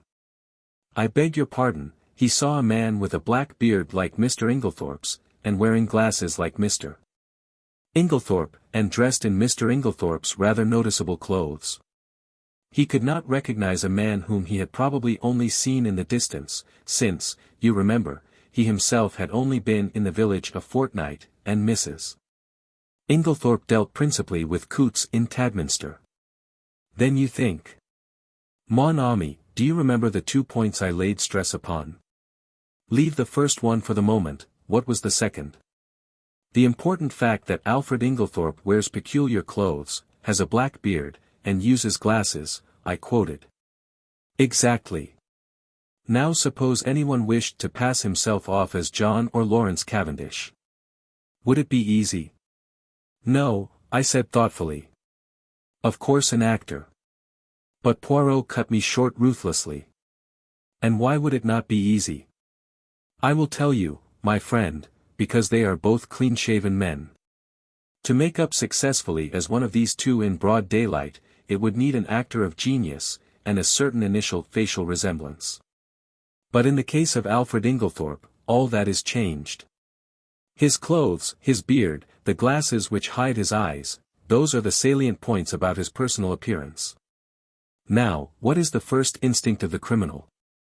To divert suspicion from himself, is it not so? And how can he best do that? By throwing it on someone else. In this instance, there was a man ready to his hand. Everybody was predisposed to believe in Mr. Inglethorpe's guilt. It was a foregone conclusion that he would be suspected.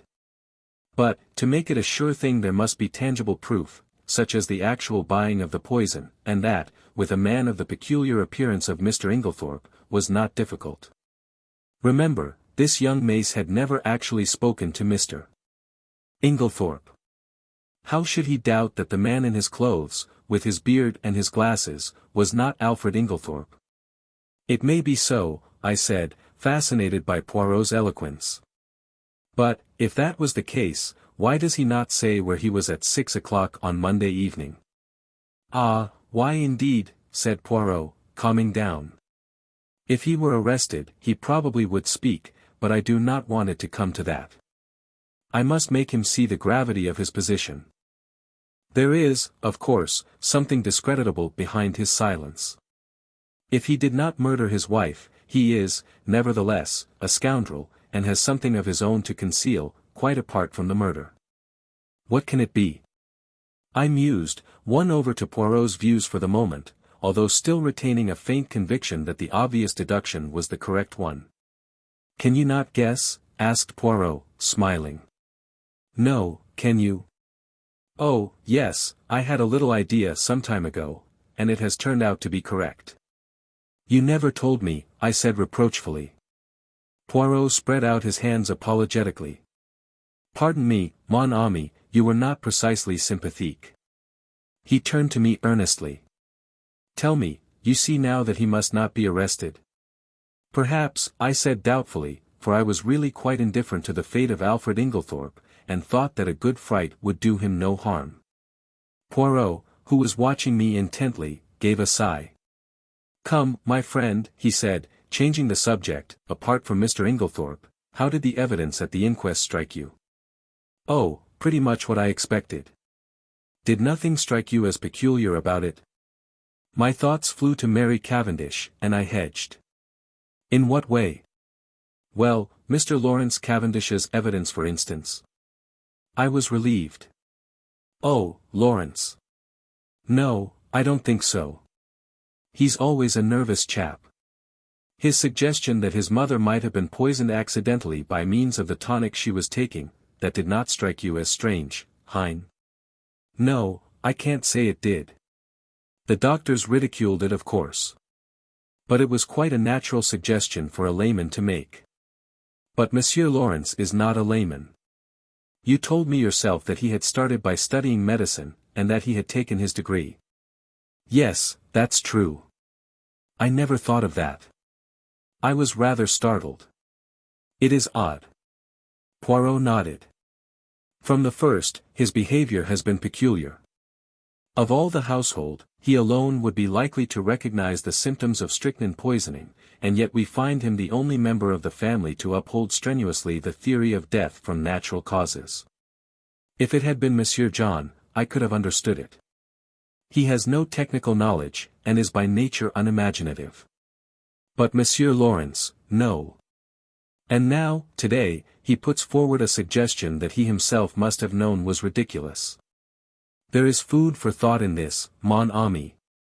"It's very confusing," I agreed. "Then there is Mrs. Cavendish," continued Poirot. "That's another who is not telling all she knows. What do you make of her attitude?" "I don't know what to make of it. It seems inconceivable that she should be shielding Alfred Inglethorp. Yet that is what it looks like." Poirot nodded reflectively. "Yes, it is queer. One thing is certain, she overheard a good deal more of that private conversation than she was willing to admit. And yet she is the last person one would accuse of stooping to eavesdrop." "Exactly. One thing her evidence has shown me. I made a mistake. Dorcas was quite right. The quarrel did take place earlier in the afternoon, about 4 o'clock, as she said." I looked at him curiously. I had never understood his insistence on that point. "Yes, a good deal that was peculiar came out today," continued Poirot. "Dr. Bauerstein, now, what was he doing up and dressed at that hour in the morning? It is astonishing to me that no one commented on the fact." "He has insomnia, I believe," I said doubtfully. "Which is a very good, or a very bad explanation," remarked Poirot. "It covers everything, and explains nothing. I shall keep my eye on our clever Dr. Bauerstein. Any more faults to find with the evidence?" I inquired satirically. "Mon ami," replied Poirot gravely, "when you find that people are not telling you the truth, look out. Now, unless I am much mistaken, at the inquest today only one, at most, 2 persons were speaking the truth without reservation or subterfuge." "Oh, come now, Poirot. I won't cite Lawrence, or Mrs. Cavendish. But there's John, and Miss Howard, surely they were speaking the truth." "Both of them, my friend." "One, I grant you, but both." His words gave me an unpleasant shock. Miss Howard's evidence, unimportant as it was, had been given in such a downright straightforward manner that it had never occurred to me to doubt her sincerity. Still, I had a great respect for Poirot's sagacity, except on the occasions when he was what I described to myself as foolishly pig-headed. "Do you really think so?" I asked. Miss Howard had always seemed to me so essentially honest, almost uncomfortably so. Poirot gave me a curious look, which I could not quite fathom. He seemed to speak, and then checked himself. "Miss Murdoch too," I continued, "there's nothing untruthful about her." "No. But it was strange that she never heard a sound, sleeping next door, whereas Mrs. Cavendish, in the other wing of the building, distinctly heard the table fall." "Well, she's young. And she sleeps soundly." "Ah, yes, indeed. She must be a famous sleeper, that one." I did not quite like the tone of his voice, but at that moment a smart knock reached our ears, and looking out of the window we perceived the two detectives waiting for us below. Poirot seized his hat, gave a ferocious twist to his mustache, and, carefully brushing an imaginary speck of dust from his sleeve, motioned me to precede him down the stairs. There we joined the detectives and set out for Styles. I think the appearance of the two Scotland Yard men was rather a shock, especially to John, though of course after the verdict, he had realized that it was only a matter of time. Still, the presence of the detectives brought the truth home to him more than anything else could have done. Poirot had conferred with Japp in a low tone on the way up, and it was the latter functionary who requested that the household, with the exception of the servants, should be assembled together in the drawing-room. I realized the significance of this. It was up to Poirot to make his boast good. Personally, I was not sanguine.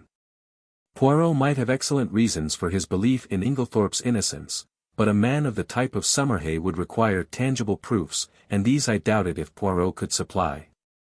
Before very long we had all trooped into the drawing-room, the door of which Japp closed. Poirot politely set chairs for everyone. The Scotland Yard men were the cynosure of all eyes. I think that for the first time we realized that the thing was not a bad dream, but a tangible reality. We had read of such things, now we ourselves were actors in the drama. Tomorrow the daily papers, all over England, would blazon out the news in staring headlines. Mysterious tragedy in Essex, wealthy lady poisoned. There would be pictures of Styles.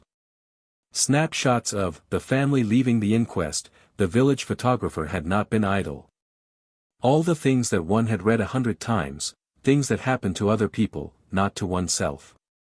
And now, in this house, a murder had been committed. In front of us were the detectives in charge of the case. The well-known glib phraseology passed rapidly through my mind in the interval before Poirot opened the proceedings. I think everyone was a little surprised that it should be he and not one of the official detectives who took the initiative. Mesdames and messieurs, said Poirot, bowing as though he were a celebrity about to deliver a lecture, I have asked you to come here all together, for a certain object. That object, it concerns Mr. Alfred Inglethorpe. Inglethorpe was sitting a little by himself, I think, unconsciously. Everyone had drawn his chair slightly away from him, and he gave a faint start as Poirot pronounced his name. Mr. Inglethorpe, said Poirot, addressing him directly, a very dark shadow is resting on this house, the shadow of murder. Inglethorpe shook his head sadly. My poor wife, he murmured. Poor Emily. It is terrible. I do not think, monsieur, said Poirot pointedly, that you quite realize how terrible it may be, for you. And as Inglethorpe did not appear to understand, he added, Mr. Inglethorpe, you are standing in very grave danger. The two detectives fidgeted. I saw the official caution, anything you say will be used in evidence against you, actually hovering on Summerhay's lips. Poirot went on. Do you understand now, monsieur? No. What do you mean? I mean, said Poirot deliberately, that you are suspected of poisoning your wife. A little gasp ran round the circle at this plain speaking. Good heavens, cried Inglethorpe, starting up. What a monstrous idea. I, poison my dearest Emily. I do not think, Poirot watched him narrowly, that you quite realized the unfavorable nature of your evidence at the inquest. Mr. Inglethorpe, knowing what I have now told you, do you still refuse to say where you were at 6 o'clock on Monday afternoon?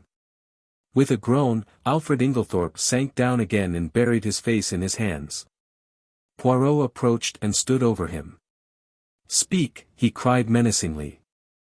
With an effort, Inglethorpe raised his face from his hands.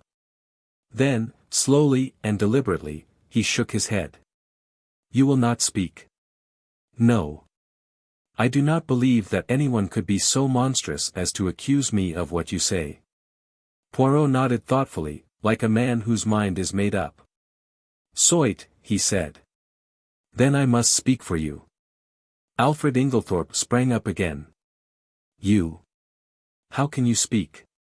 You do not know, he broke off abruptly. Poirot turned to face us. Mesdames and messieurs. I speak. Listen. I, Hercule Poirot, affirm that the man who entered the chemist's shop, and purchased strychnine at 6 o'clock on Monday last was not Mr. Inglethorp, for at 6 o'clock on that day Mr. Inglethorp was escorting Mrs. Raikes back to her home from a neighboring farm. I can produce no less than 5 witnesses to swear to having seen them together, either at 6 or just after, and, as you may know, the Abbey farm, Mrs. Raikes's home, is at least 2.5 miles distant from the village. There is absolutely no question as to the alibi. Chapter 8. Fresh suspicions. There was a moment's stupefied silence.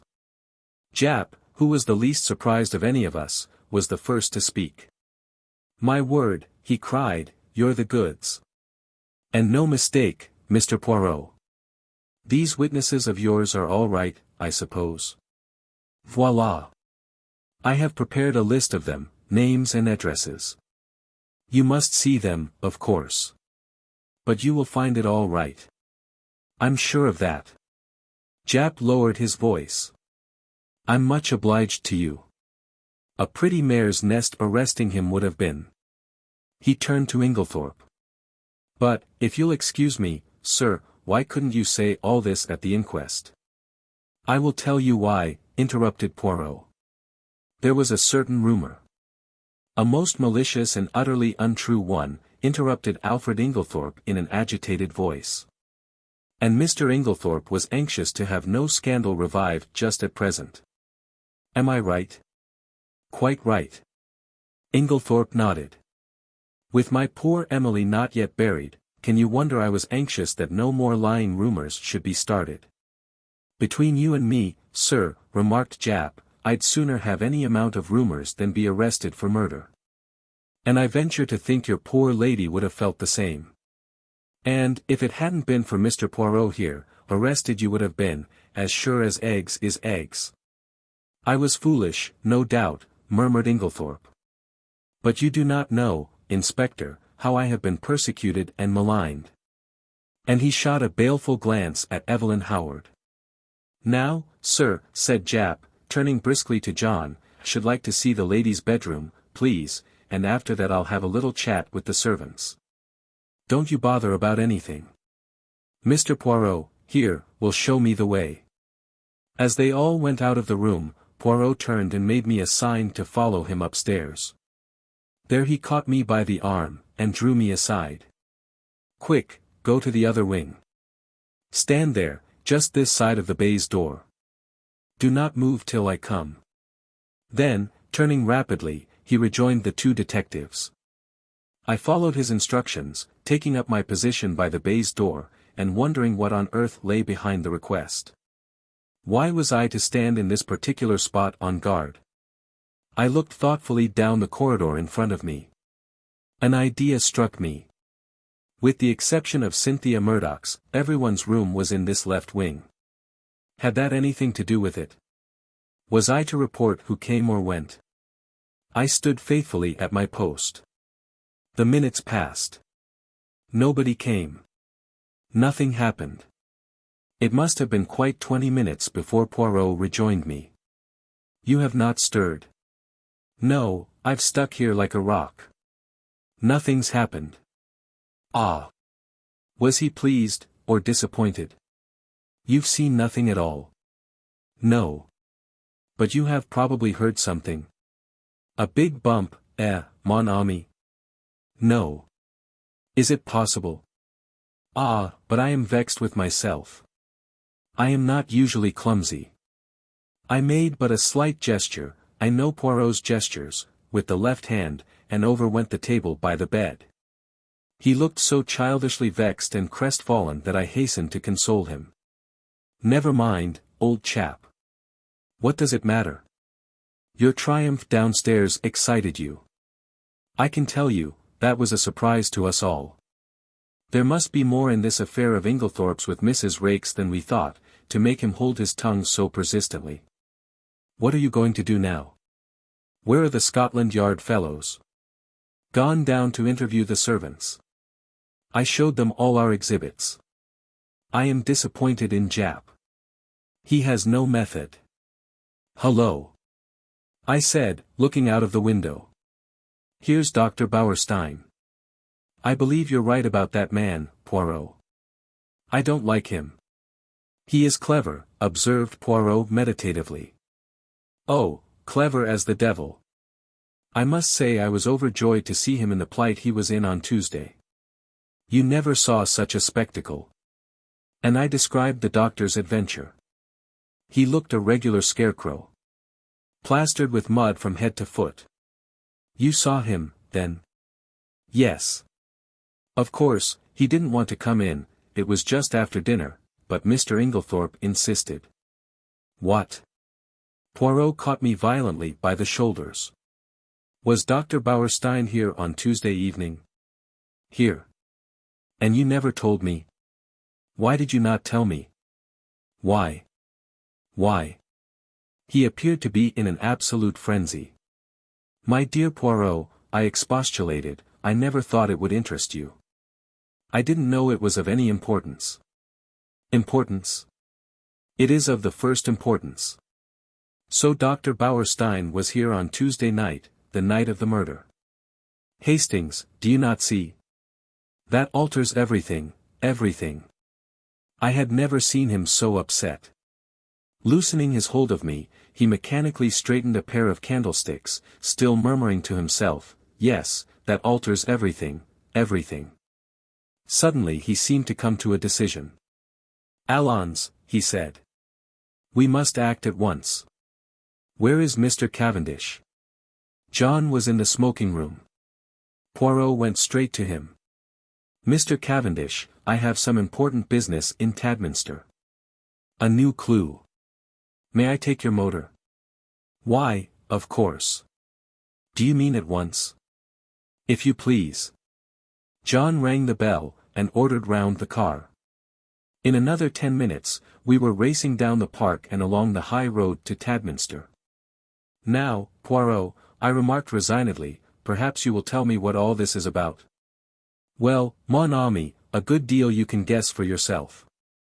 Of course you realize that, now Mr. Inglethorp is out of it, the whole position is greatly changed. We are face to face with an entirely new problem. We know now that there is one person who did not buy the poison. We have cleared away the manufactured clues. Now for the real ones.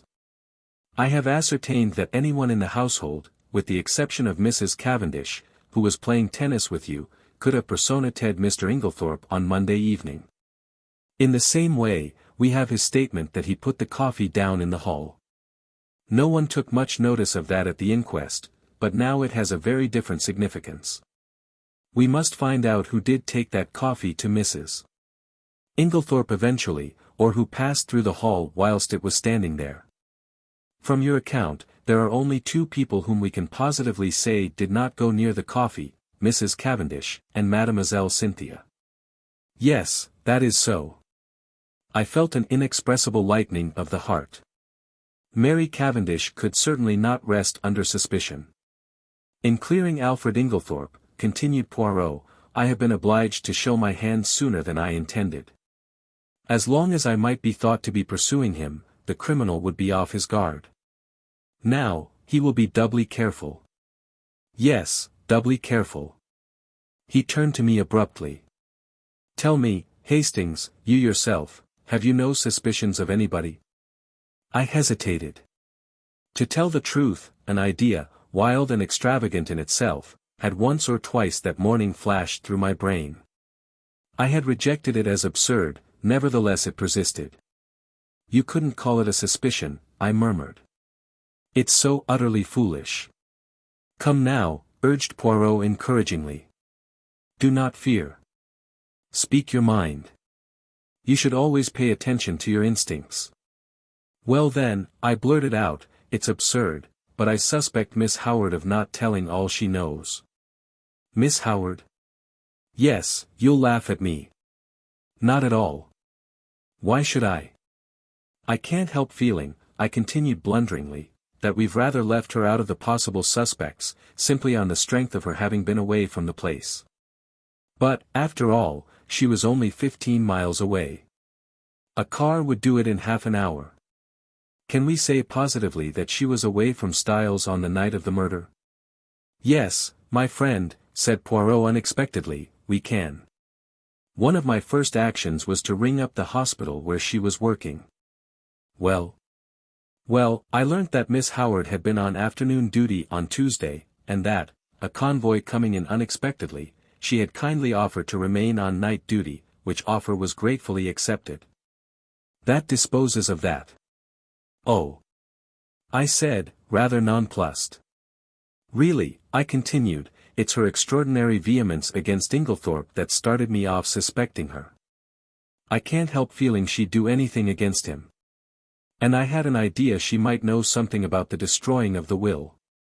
She might have burnt the new one, mistaking it for the earlier one in his favor. She is so terribly bitter against him. You consider her vehemence unnatural? Why, yes. She is so very violent. I wondered really whether she is quite sane on that point. Poirot shook his head energetically. No, you are on a wrong tack there. There is nothing weak-minded or degenerate about Miss Howard. She is an excellent specimen of well-balanced English beef and brawn. She is sanity itself. Yet her hatred of Inglethorp seems almost a mania. My idea was, a very ridiculous one, no doubt, that she had intended to poison him, and that, in some way, Mrs. Inglethorp got hold of it by mistake. But I don't at all see how it could have been done. The whole thing is absurd and ridiculous to the last degree. Still, you are right in one thing. It is always wise to suspect everybody until you can prove logically, and to your own satisfaction, that they are innocent. Now, what reasons are there against Miss Howard's having deliberately poisoned Mrs. Inglethorp? Why, she was devoted to her. I exclaimed. Cha! Cried Poirot irritably. You argue like a child. If Miss Howard were capable of poisoning the old lady, she would be quite equally capable of simulating devotion. No, we must look elsewhere. You are perfectly correct in your assumption that her vehemence against Alfred Inglethorp is too violent to be natural, but you are quite wrong in the deduction you draw from it. I have drawn my own deductions, which I believe to be correct, but I will not speak of them at present. He paused a minute, then went on. Now, to my way of thinking, there is one insuperable objection to Miss Howard's being the murderess. And that is, that in no possible way could Mrs. Inglethorp's death benefit Miss Howard. Now there is no murder without a motive. I reflected. Could not Mrs. Inglethorp have made a will in her favor? Poirot shook his head. But you yourself suggested that possibility to Mr. Wells. Poirot smiled. That was for a reason. I did not want to mention the name of the person who was actually in my mind. Miss Howard occupied very much the same position, so I used her name instead. Still, Mrs. Inglethorp might have done so. Why, that will, made on the afternoon of her death may. But Poirot's shake of the head was so energetic that I stopped. No, my friend. I have certain little ideas of my own about that will. But I can tell you this much, it was not in Miss Howard's favor. I accepted his assurance, though I did not really see how he could be so positive about the matter. Well, I said, with a sigh, we will acquit Miss Howard, then. It is partly your fault that I ever came to suspect her. It was what you said about her evidence at the inquest that set me off. Poirot looked puzzled. What did I say about her evidence at the inquest? Don't you remember? When I cited her and John Cavendish as being above suspicion? Oh, yes. He seemed a little confused, but recovered himself. By the way, Hastings, there is something I want you to do for me. Certainly. What is it? Next time you happen to be alone with Lawrence Cavendish, I want you to say this to him. I have a message for you, from Poirot. He says, find the extra coffee cup, and you can rest in peace. Nothing more. Nothing less. Find the extra coffee cup, and you can rest in peace. Is that right?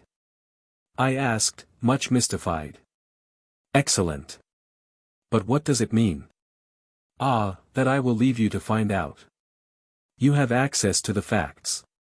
Just say that to him, and see what he says. Very well, but it's all extremely mysterious. We were running into Tadminster now, and Poirot directed the car to the analytical chemist. Poirot hopped down briskly, and went inside. In a few minutes he was back again. There, he said. That is all my business. What were you doing there? I asked, in lively curiosity. I left something to be analyzed. Yes, but what? The sample of cocoa I took from the saucepan in the bedroom. But that has already been tested. I cried, stupefied. Dar. Bauerstein had it tested, and you yourself laughed at the possibility of there being strychnine in it. I know Dr. Bauerstein had it tested, replied Poirot quietly. Well, then. Well, I have a fancy for having it analyzed again, that is all. And not another word on the subject could I drag out of him. This proceeding of Poirot's, in respect of the cocoa, puzzled me intensely. I could see neither rhyme nor reason in it.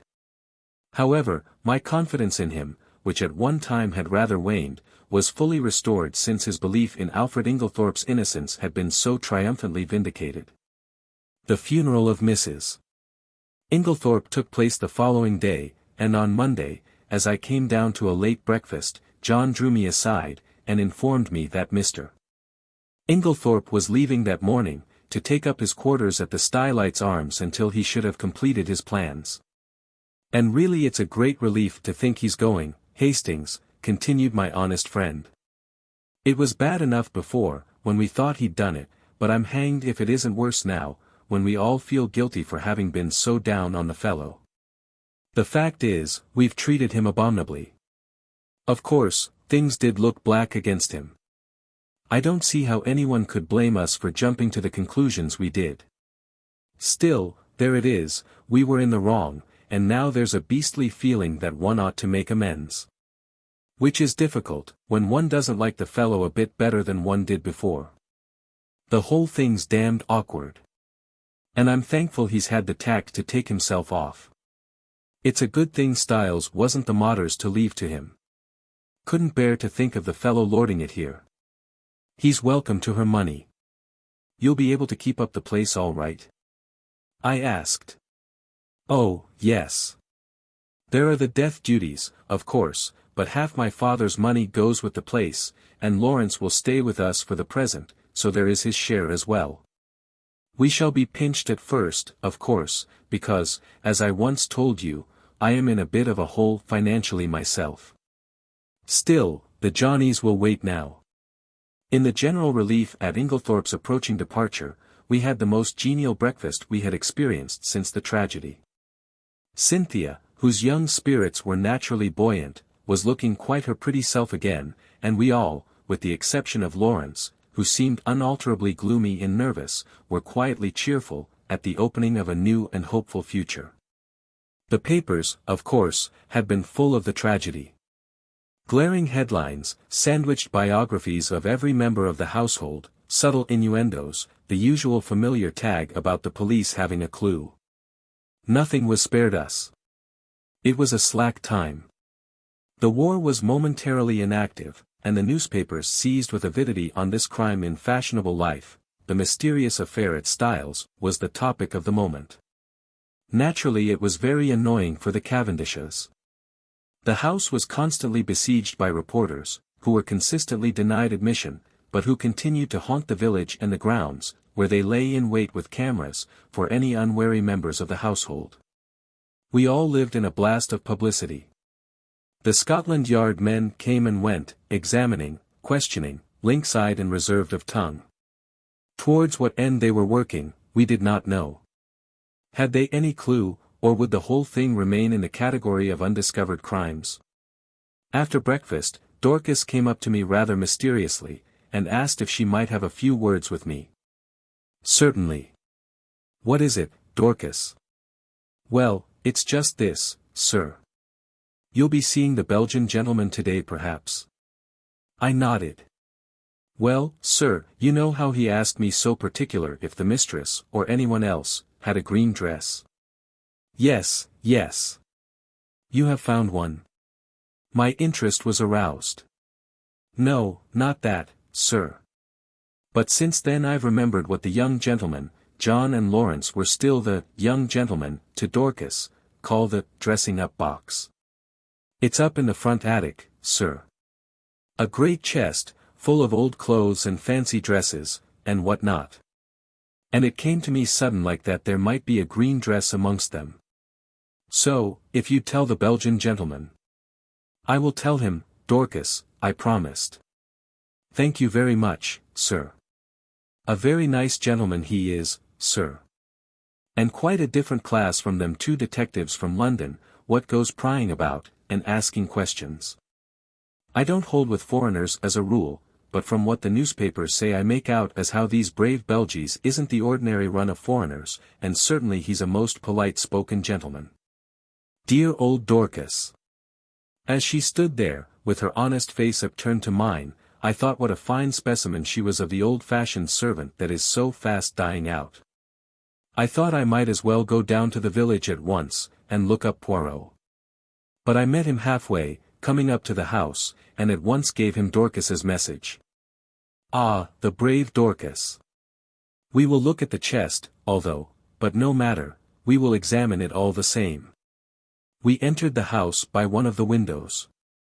There was no one in the hall, and we went straight up to the attic. Sure enough, there was the chest, a fine old piece, all studded with brass nails, and full to overflowing with every imaginable type of garment. Poirot bundled everything out on the floor with scant ceremony. There were one or two green fabrics of varying shades, but Poirot shook his head over them all. He seemed somewhat apathetic in the search, as though he expected no great results from it. Suddenly he gave an exclamation. What is it? Look! The chest was nearly empty, and there, reposing right at the bottom, was a magnificent black beard. Oh ho, said Poirot. Oh ho! He turned it over in his hands, examining it closely. New, he remarked. Yes, quite new. After a moment's hesitation, he replaced it in the chest, heaped all the other things on top of it as before, and made his way briskly downstairs. He went straight to the pantry, where we found Dorcas busily polishing her silver. Poirot wished her good morning with Gallic politeness, and went on. We have been looking through that chest, Dorcas. I am much obliged to you for mentioning it. There is, indeed, a fine collection there. Are they often used, may I ask? Well, sir, not very often nowadays, though from time to time we do have what the young gentlemen call a dress-up night. And very funny it is sometimes, sir. Mr. Lawrence, he's wonderful. Most comic. I shall never forget the night he came down as the Tsar of Persia, I think he called it, a sort of Eastern king it was. He had the big paper knife in his hand, and mind, Dorcas, he says, you'll have to be very respectful. This is my specially sharpened scimitar, and it's off with your head if I'm at all displeased with you. Miss Cynthia, she was what they call an Apache, or some such name, a Frenchified sort of cutthroat, I take it to be. A real sight she looked. You'd never have believed a pretty young lady like that could have made herself into such a ruffian. Nobody would have known her. These evenings must have been great fun, said Poirot genially. I suppose Mr. Lawrence wore that fine black beard in the chest upstairs, when he was Shah of Persia? He did have a beard, sir, replied Dorcas, smiling. And well I know it, for he borrowed 2 skeins of my black wool to make it with. And I'm sure it looked wonderfully natural at a distance. I didn't know as there was a beard up there at all. It must have been got quite lately, I think. There was a red wig, I know, but nothing else in the way of hair. Burnt corks they use mostly, though 'tis messy getting it off again. Miss Cynthia was a nigger once, and, oh, the trouble she had.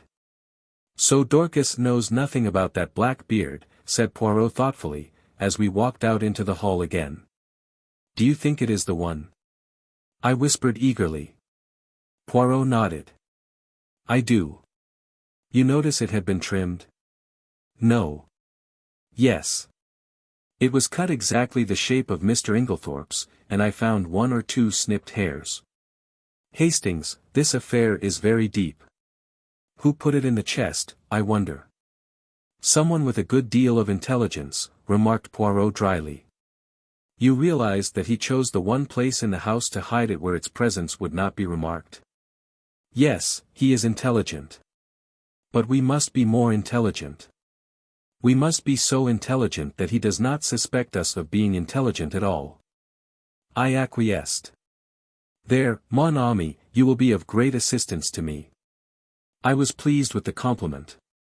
There had been times when I hardly thought that Poirot appreciated me at my true worth. "Yes," he continued, staring at me thoughtfully, "you will be invaluable." This was naturally gratifying, but Poirot's next words were not so welcome. "I must have an ally in the house," he observed reflectively. "You have me," I protested.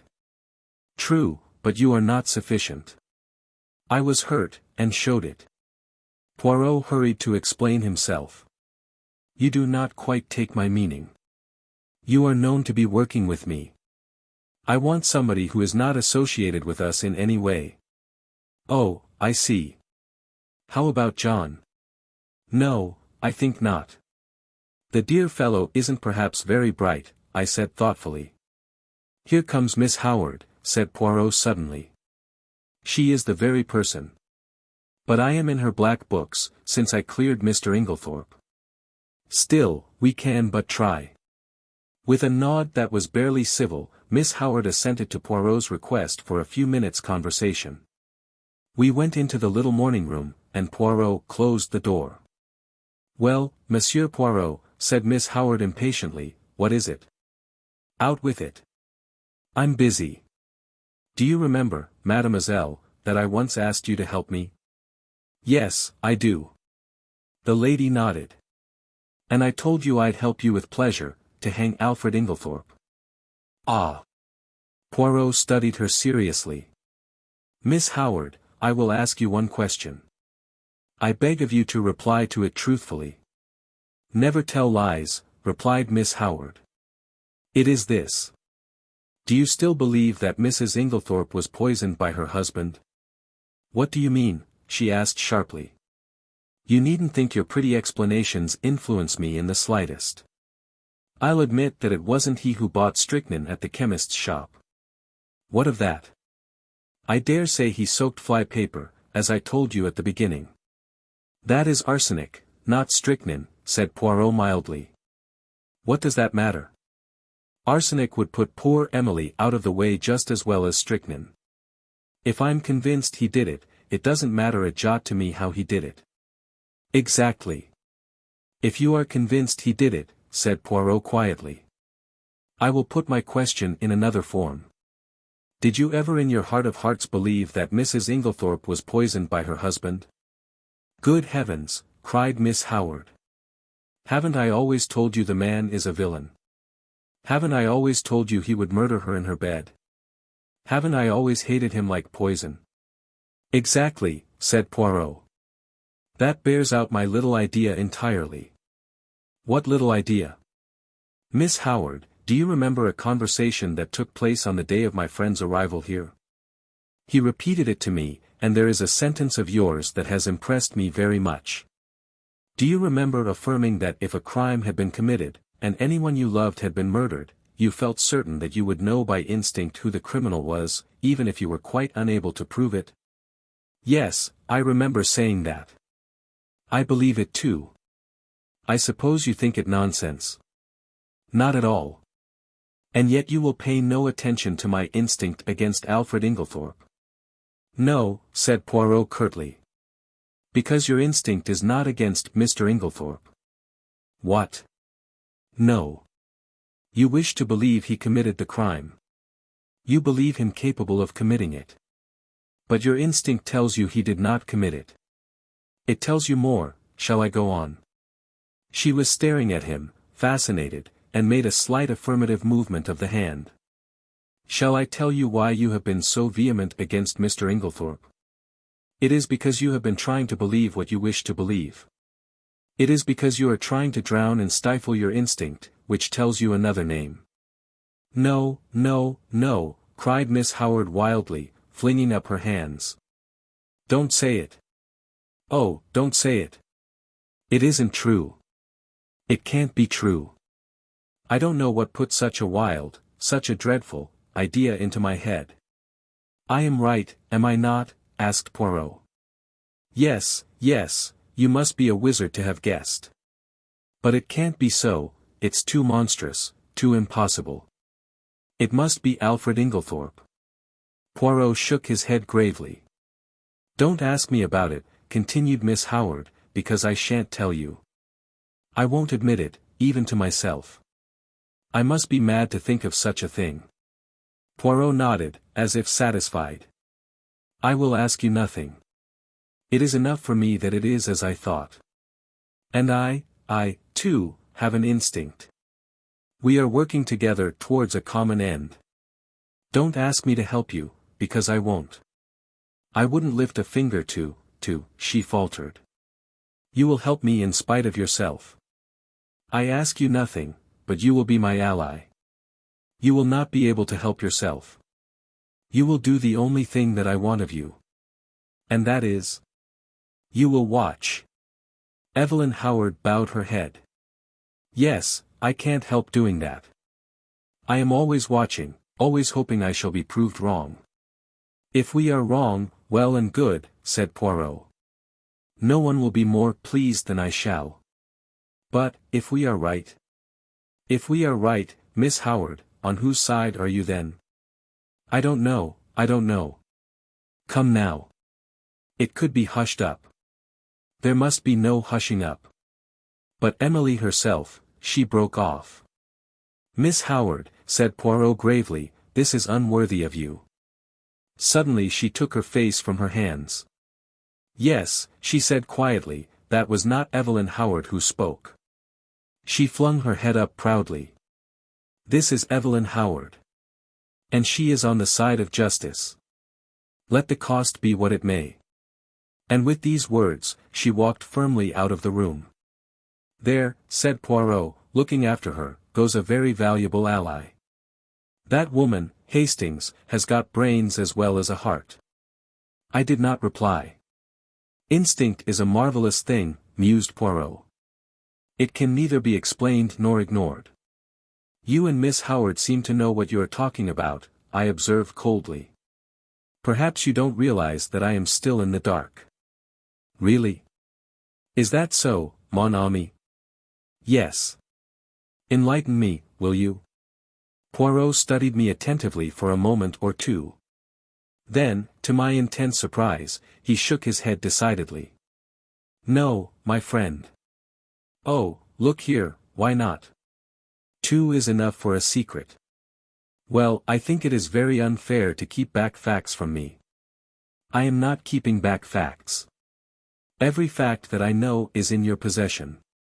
You can draw your own deductions from them. This time it is a question of ideas. Still, it would be interesting to know." Poirot looked at me very earnestly, and again shook his head. "You see," he said sadly, "you have no instincts." "It was intelligence you were requiring just now," I pointed out. "The two often go together," said Poirot enigmatically. The remark seemed so utterly irrelevant that I did not even take the trouble to answer it. But I decided that if I made any interesting and important discoveries, as no doubt I should, I would keep them to myself, and surprise Poirot with the ultimate result. There are times when it is one's duty to assert oneself. Chapter 9. Doctor. B'Ustien. I had had no opportunity as yet of passing on Poirot's message to Lawrence. But now, as I strolled out on the lawn, still nursing a grudge against my friend's high-handedness, I saw Lawrence on the croquet lawn, aimlessly knocking a couple of very ancient balls about, with a still more ancient mallet. It struck me that it would be a good opportunity to deliver my message. Otherwise, Poirot himself might relieve me of it. It was true that I did not quite gather its purport, but I flattered myself that by Lawrence's reply, and perhaps a little skillful cross-examination on my part, I should soon perceive its significance. Accordingly I accosted him. "I've been looking for you," I remarked untruthfully. "Have you?" "Yes. The truth is, I've got a message for you, from Poirot." "Yes."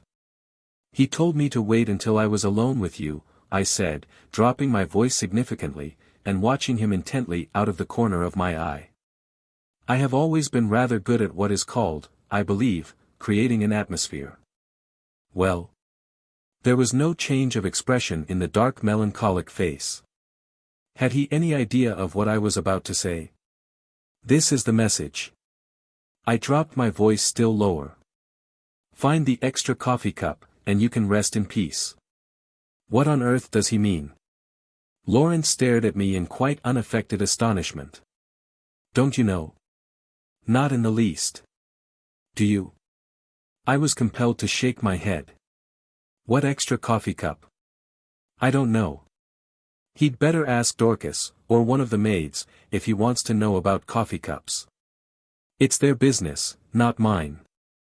I don't know anything about the coffee cups, except that we've got some that are never used, which are a perfect dream. Old Worcester. You're not a connoisseur, are you, Hastings?" I shook my head. "You miss a lot. A really perfect bit of old china, it's pure delight to handle it, or even to look at it." "Well, what am I to tell Poirot?" "Tell him I don't know what he's talking about. It's double Dutch to me." "All right." I was moving off towards the house again when he suddenly called me back. "I say, what was the end of that message? Say it over again, will you? Find the extra coffee cup, and you can rest in peace." "Are you sure you don't know what it means?" I asked him earnestly. He shook his head. "No," he said musingly, "I don't. I wish I did." The boom of the gong sounded from the house, and we went in together. Poirot had been asked by John to remain to lunch, and was already seated at the table. By tacit consent, all mention of the tragedy was barred. We conversed on the war, and other outside topics. But after the cheese and biscuits had been handed round, and Dorcas had left the room, Poirot suddenly leant forward to Mrs. Cavendish. "Pardon me, madam, for recalling unpleasant memories, but I have a little idea." Poirot's little ideas were becoming a perfect byword, and would like to ask one or two questions. "Of me?" "Certainly. You are too amiable, madam.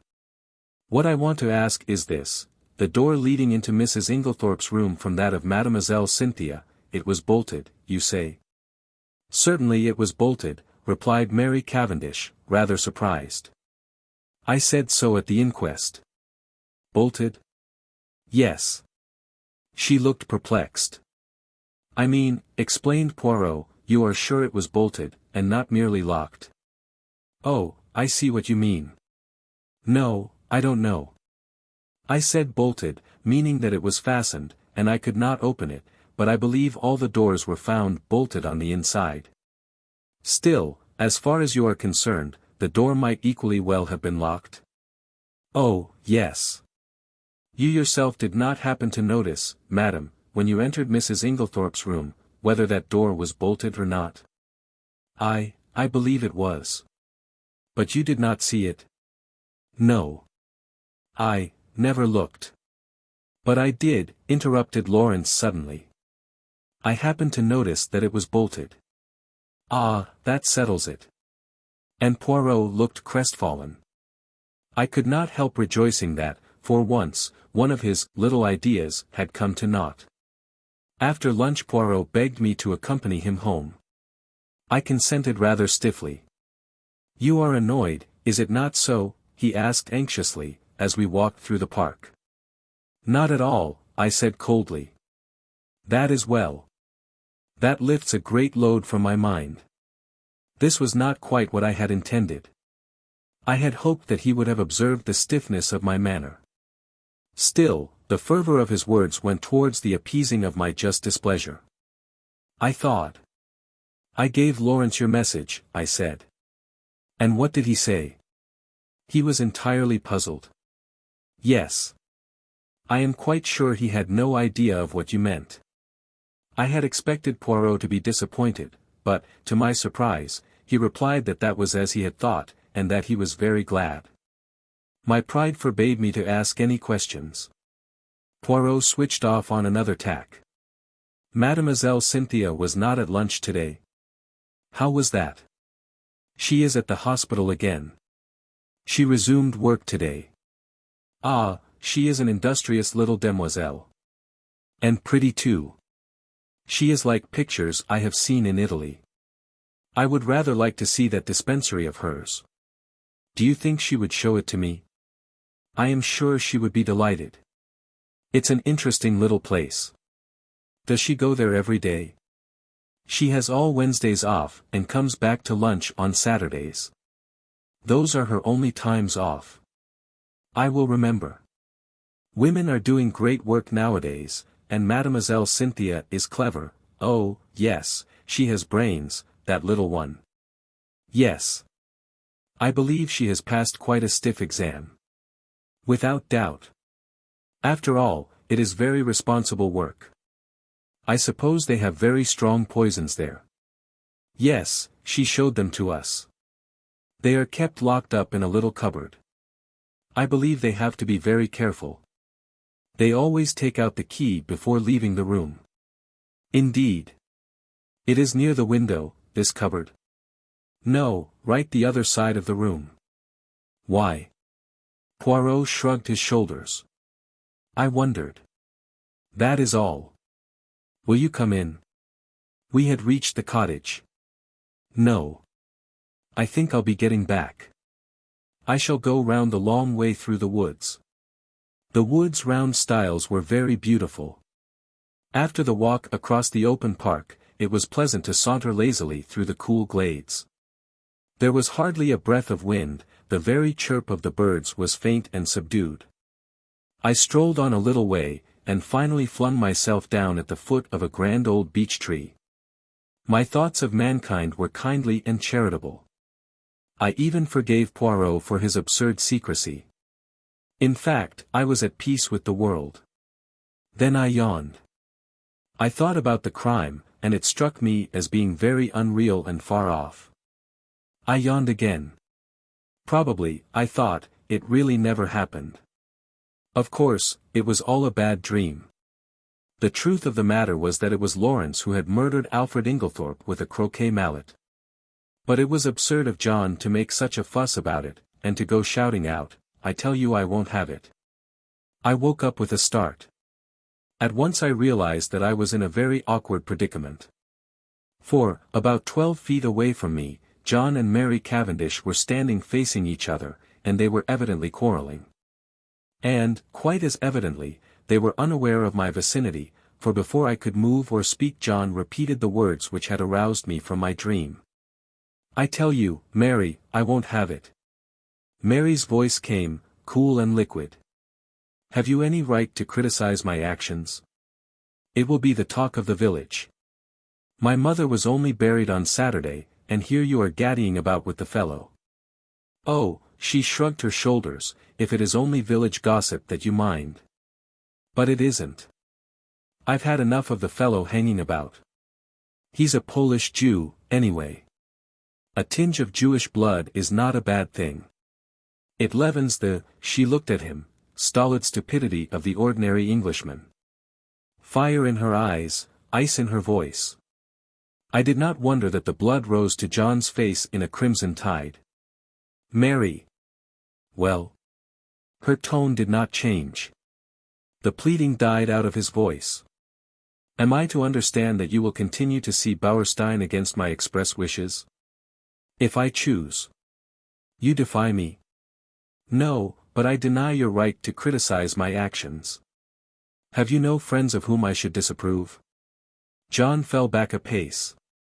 The color ebbed slowly from his face. "What do you mean?" he said, in an unsteady voice. "You see," said Mary quietly.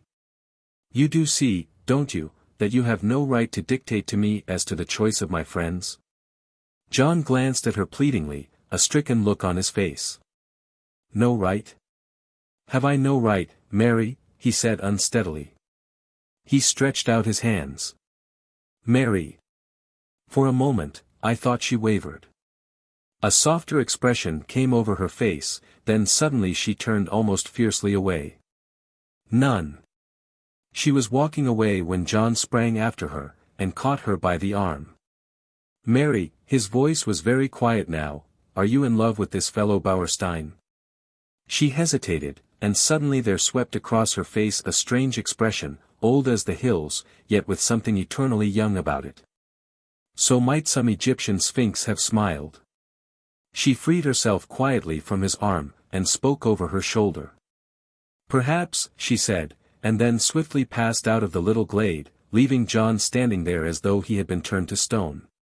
Rather ostentatiously, I stepped forward, crackling some dead branches with my feet as I did so. John turned. Luckily, he took it for granted that I had only just come upon the scene. Hello, Hastings.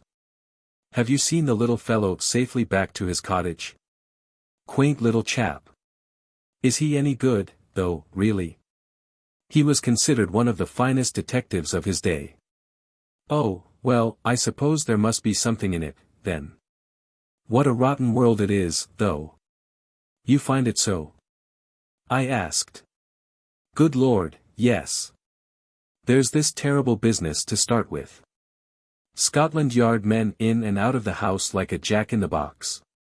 Never know where they won't turn up next. Screaming headlines in every paper in the country, damn all journalists, I say. Do you know there was a whole crowd staring in at the lodge gates this morning? Sort of Madame Tussauds Chamber of Horrors business that can be seen for nothing. Pretty thick, isn't it? Cheer up, John. I said soothingly. It can't last forever. Can't it, though? It can last long enough for us never to be able to hold up our heads again. No, no, you're getting morbid on the subject. Enough to make a man morbid, to be stalked by beastly journalists and stared at by gaping moon-faced idiots, wherever he goes. But there's worse than that. What? John lowered his voice. Have you ever thought, Hastings, it's a nightmare to me, who did it? I can't help feeling sometimes it must have been an accident. Because, who could have done it? Now Inglethorp's out of the way, there's no one else. No one, I mean, except one of us. Yes, indeed, that was nightmare enough for any man. One of us. Yes, surely it must be so, unless. A new idea suggested itself to my mind. Rapidly, I considered it. The light increased. Poirot's mysterious doings, his hints, they all fitted in. Fool that I was not to have thought of this possibility before, and what a relief for us all. No, John, I said, it isn't one of us. How could it be? I know, but, still, who else is there? Can't you guess? No. I looked cautiously round, and lowered my voice. Dr. Bauerstein. I whispered. Impossible. Not at all. But what earthly interest could he have in my mother's death? That I don't see, I confessed, but I'll tell you this, Poirot thinks so. Poirot? Does he? How do you know? I told him of Poirot's intense excitement on hearing that Dr. Bauerstein had been at Styles on the fatal night, and added. He said twice, that alters everything. And I've been thinking. You know Inglethorp said he had put down the coffee in the hall. Well, it was just then that Bauerstein arrived. Isn't it possible that, as Inglethorp brought him through the hall, the doctor dropped something into the coffee in passing? Said John. It would have been very risky. Yes, but it was possible. And then, how could he know it was her coffee? No, old fellow, I don't think that will wash. But I had remembered something else. You're quite right. That wasn't how it was done. Listen. And I then told him of the cocoa sample which Poirot had taken to be analyzed. John interrupted just as I had done. But, look here, Bauerstein had had it analyzed already? Yes, that's the point. I didn't see it either until now. Don't you understand? Bauerstein had it analyzed, that's just it. If Bauerstein's the murderer, nothing could be simpler than for him to substitute some ordinary cocoa for his sample, and send that to be tested. And of course they would find no strychnine. But no one would dream of suspecting Bauerstein, or think of taking another sample, except Poirot, I added, with belated recognition. Yes, but what about the bitter taste that cocoa won't disguise? Well, we've only his word for that. And there are other possibilities.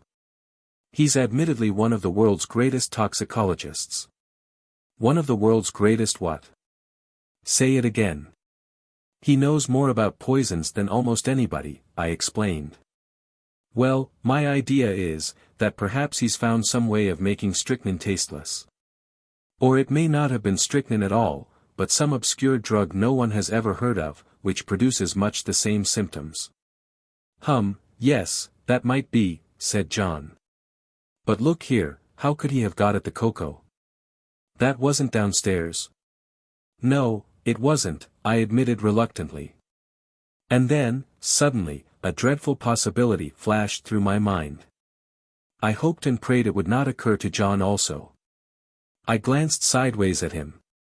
He was frowning perplexedly, and I drew a deep breath of relief, for the terrible thought that had flashed across my mind was this, that Dr. Bauerstein might have had an accomplice. Yet surely it could not be. Surely no woman as beautiful as Mary Cavendish could be a murderess. Yet beautiful women had been known to poison. And suddenly I remembered that first conversation at tea on the day of my arrival, and the gleam in her eyes as she had said that poison was a woman's weapon. How agitated she had been on that fatal Tuesday evening. Had Mrs. Inglethorp discovered something between her and Bauerstein, and threatened to tell her husband? Was it to stop that denunciation that the crime had been committed? Then I remembered that enigmatical conversation between Poirot and Evelyn Howard. Was this what they had meant? Was this the monstrous possibility that Evelyn had tried not to believe? Yes, it all fitted in. No wonder Miss Howard had suggested hushing it up. Now I understood that unfinished sentence of hers, Emily herself, and in my heart I agreed with her. Would not Mrs. Inglethorp have preferred to go unavenged rather than have such terrible dishonor fall upon the name of Cavendish? There's another thing, said John suddenly, and the unexpected sound of his voice made me start guiltily. Something which makes me doubt if what you say can be true. What's that? I asked, thankful that he had gone away from the subject of how the poison could have been introduced into the cocoa. Why, the fact that Bauerstein demanded a post-mortem. He needn't have done so. Little Wilkins would have been quite content to let it go at heart disease. Yes, I said doubtfully. But we don't know. Perhaps he thought it safer in the long run. Someone might have talked afterwards. Then the Home Office might have ordered exhumation. The whole thing would have come out, then, and he would have been in an awkward position, for no one would have believed that a man of his reputation could have been deceived into calling it heart disease. Yes, that's possible, admitted John. Still, he added, I'm blessed if I can see what his motive could have been. I trembled. Look here, I said, I may be altogether wrong. And, remember, all this is in confidence. Oh, of course, that goes without saying. We had walked, as we talked, and now we passed through the little gate into the garden. Voices rose near at hand, for tea was spread out under the sycamore tree, as it had been on the day of my arrival. Cynthia was back from the hospital, and I placed my chair beside her, and told her of Poirot's wish to visit the dispensary. Of course. I'd love him to see it. He'd better come to tea there one day. I must fix it up with him.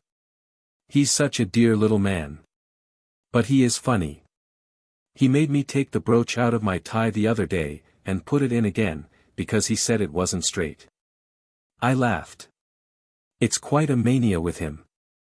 Yes, isn't it? We were silent for a minute or two, and then, glancing in the direction of Mary Cavendish, and dropping her voice, Cynthia said. Mr. Hastings. Yes. After tea, I want to talk to you. Her glance at Mary had set me thinking. I fancied that between these two there existed very little sympathy. For the first time, it occurred to me to wonder about the girl's future. Mrs. Inglethorp had made no provisions of any kind for her, but I imagined that John and Mary would probably insist on her making her home with them, at any rate until the end of the war. John, I knew, was very fond of her, and would be sorry to let her go. John, who had gone into the house, now reappeared. His good-natured face wore an unaccustomed frown of anger. Confound those detectives. I can't think what they're after. They've been in every room in the house, turning things inside out, and upside down. It really is too bad. I suppose they took advantage of our all being out. I shall go for that fellow Jap, when I next see him. Lot of Paul Priss, grunted Miss Howard. Lawrence opined that they had to make a show of doing something. Mary Cavendish said nothing.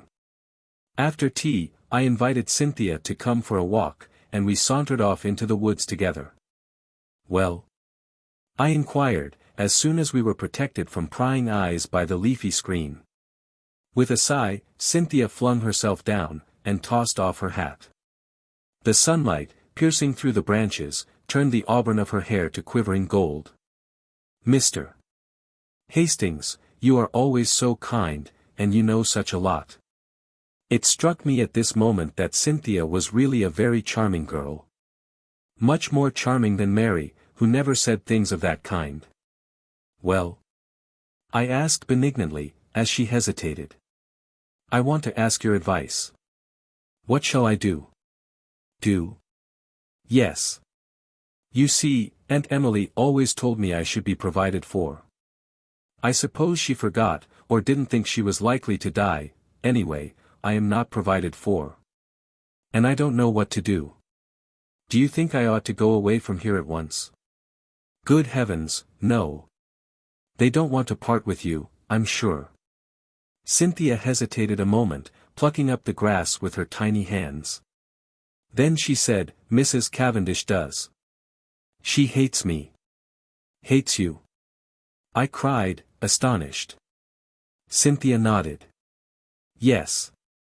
I don't know why, but she can't bear me, and he can't either. There, I know you're wrong, I said warmly.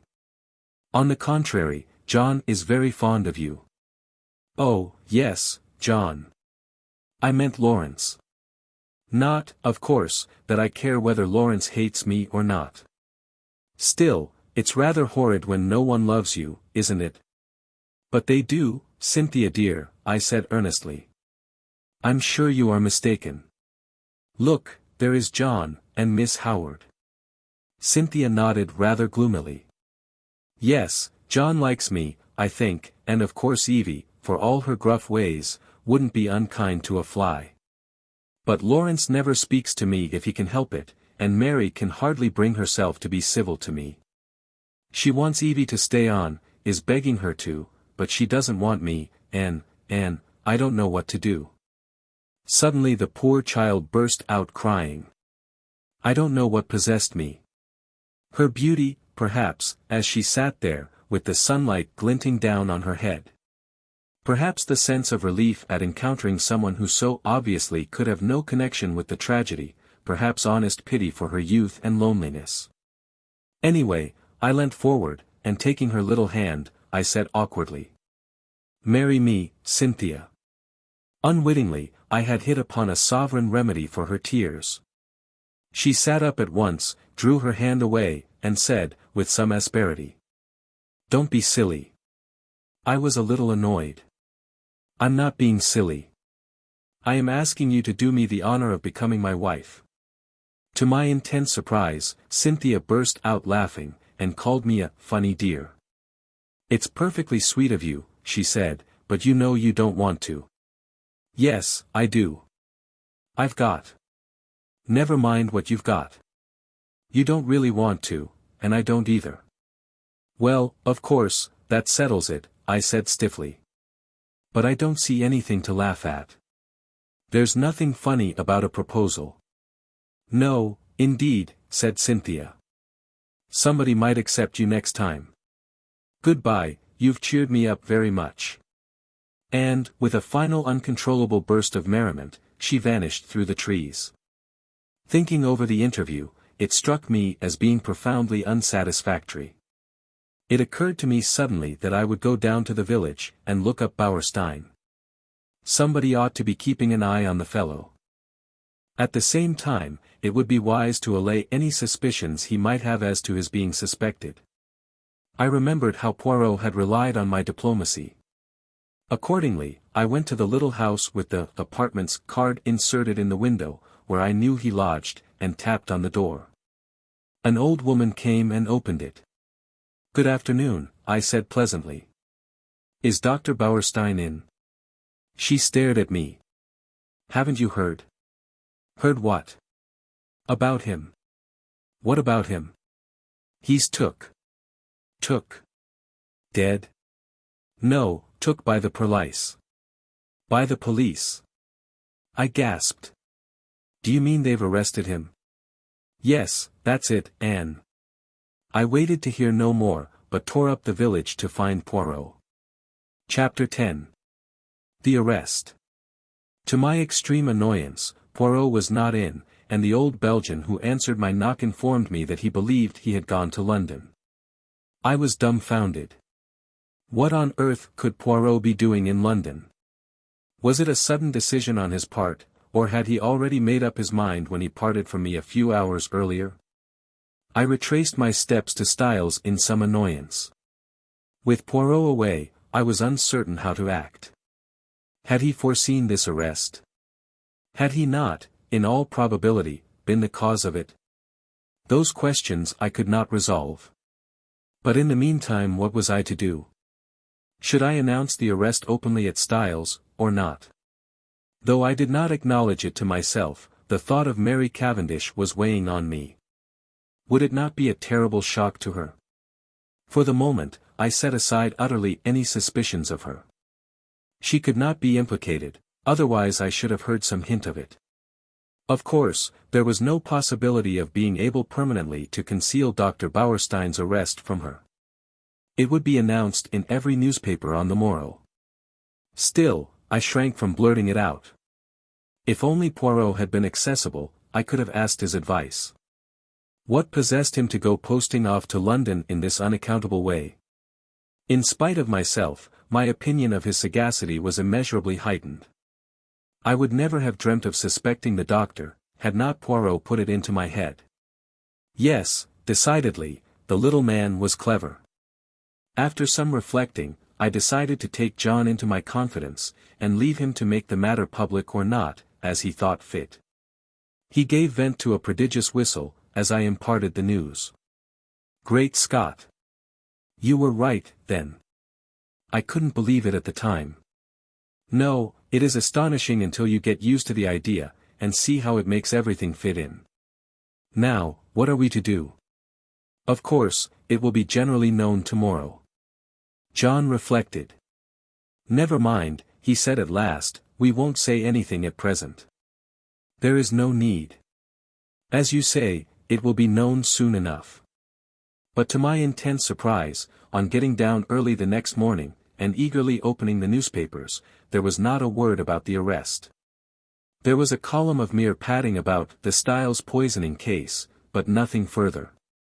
It was rather inexplicable, but I suppose that, for some reason or other, Japp wished to keep it out of the papers. It worried me just a little, for it suggested the possibility that there might be further arrests to come. After breakfast, I decided to go down to the village, and see if Poirot had returned yet, but, before I could start, a well-known face blocked one of the windows, and a well-known voice said, "Bonjour, mon ami." "Poirot," I exclaimed, with relief, and seizing him by both hands, I dragged him into the room. I was never so glad to see anyone. "Listen, I have said nothing to anybody but John. Is that right?" "My friend," replied Poirot, I do not know what you are talking about. Dr. Bauerstein's arrest, of course, I answered impatiently. Is Bauerstein arrested, then? Did you not know it? Not the least in the world. But, pausing a moment, he added, still, it does not surprise me. After all, we are only 4 miles from the coast. The coast? I asked, puzzled. What has that got to do with it? Poirot shrugged his shoulders. Surely, it is obvious. Not to me. No doubt I am very dense, but I cannot see what the proximity of the coast has got to do with the murder of Mrs. Inglethorp. Nothing at all, of course, replied Poirot, smiling. But we were speaking of the arrest of Dr. Bauerstein. Well, he is arrested for the murder of Mrs. Inglethorp. What? Cried Poirot, in apparently lively astonishment. Dr. Bauerstein arrested for the murder of Mrs. Inglethorp?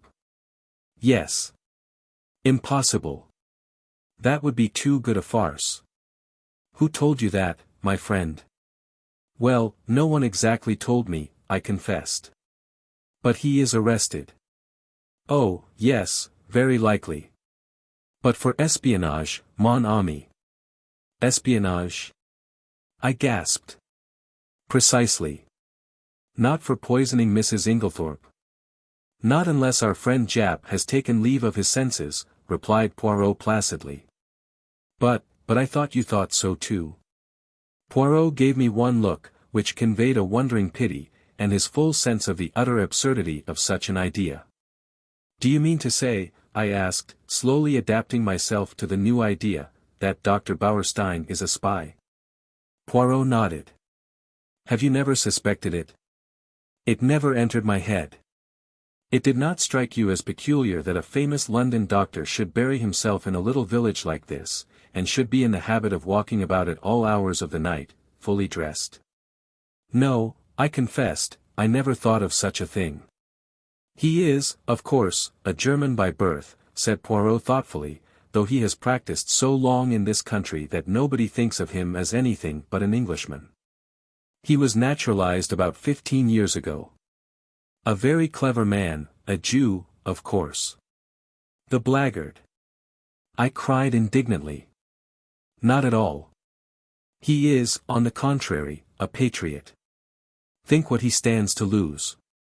I admire the man myself. But I could not look at it in Poirot's philosophical way. And this is the man with whom Mrs. Cavendish has been wandering about all over the country. I cried indignantly. Yes. I should fancy he had found her very useful, remarked Poirot. So long as gossip busied itself in coupling their names together, any other vagaries of the doctor's passed unobserved. Then you think he never really cared for her? I asked eagerly, rather too eagerly, perhaps, under the circumstances. That, of course, I cannot say, but, shall I tell you my own private opinion, Hastings? Yes. Well, it is this, that Mrs. Cavendish does not care, and never has cared one little jot about Dr. Bauerstein. Do you really think so? I could not disguise my pleasure. I am quite sure of it. And I will tell you why. Yes. Because she cares for someone else, mon ami. Oh. What did he mean?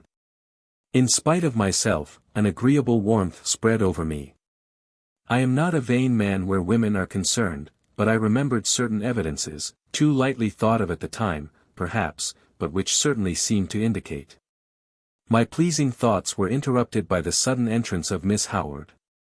She glanced round hastily to make sure there was no one else in the room, and quickly produced an old sheet of brown paper. This she handed to Poirot, murmuring as she did so the cryptic words. On top of the wardrobe. Then she hurriedly left the room. Poirot unfolded the sheet of paper eagerly, and uttered an exclamation of satisfaction. He spread it out on the table. Come here, Hastings. Now tell me, what is that initial, J or L? It was a medium-sized sheet of paper, rather dusty, as though it had lain by for some time. But it was the label that was attracting Poirot's attention. At the top, it bore the printed stamp of Messrs. Parkson's, the well-known theatrical costumiers, and it was addressed to, the debatable initial, Cavendish, Esq, Styles Court, Styles St. Mary, Essex. It might be T, or it might be L, I said, after studying the thing for a minute or two. It certainly isn't a J. Good, replied Poirot, folding up the paper again. I, also, am of your way of thinking. It is an L, depend upon it. Where did it come from? I asked curiously. Is it important? Moderately so. It confirms a surmise of mine. Having deduced its existence, I set Miss Howard to search for it, and, as you see, she has been successful. What did she mean by, on the top of the wardrobe? She meant, replied Poirot promptly, that she found it on top of a wardrobe. A funny place for a piece of brown paper, I mused. Not at all. The top of a wardrobe is an excellent place for brown paper and cardboard boxes. I have kept them there myself. Neatly arranged, there is nothing to offend the eye. Poirot, I asked earnestly, have you made up your mind about this crime? Yes, that is to say, I believe I know how it was committed. Ah. Unfortunately, I have no proof beyond my surmise, unless, with sudden energy, he caught me by the arm, and whirled me down the hall, calling out in French in his excitement, Mademoiselle Dorcas, un moment, s'il vous plaît. Dorcas, quite flurried by the noise, came hurrying out of the pantry. My good Dorcas, I have an idea, a little idea, if it should prove justified, what magnificent chance.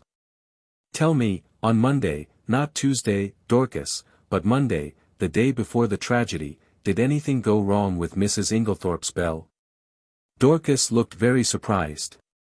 Yes, sir, now you mention it, it did, though I don't know how you came to hear of it. A mouse, or some such, must have nibbled the wire through. The man came and put it right on Tuesday morning. With a long-drawn exclamation of ecstasy, Poirot led the way back to the morning-room. See you, one should not ask for outside proof, no, reason should be enough. But the flesh is weak, it is consolation to find that one is on the right track. Ah, my friend, I am like a giant refreshed. I run. I leap. And, in very truth, run and leap he did, gambolling wildly down the stretch of lawn outside the long window. What is your remarkable little friend doing? Asked a voice behind me, and I turned to find Mary Cavendish at my elbow. She smiled, and so did I. What is it all about? Really, I can't tell you. He asked Dorcas some question about a bell, and appeared so delighted with her answer that he is capering about as you see. Mary laughed. How ridiculous. He's going out of the gate. Isn't he coming back today? I don't know. I've given up trying to guess what he'll do next. Is he quite mad, Mr. Hastings? I honestly don't know. Sometimes, I feel sure he is as mad as a hatter. And then, just as he is at his maddest, I find there is method in his madness. I see. In spite of her laugh, Mary was looking thoughtful this morning. She seemed grave, almost sad. It occurred to me that it would be a good opportunity to tackle her on the subject of Cynthia.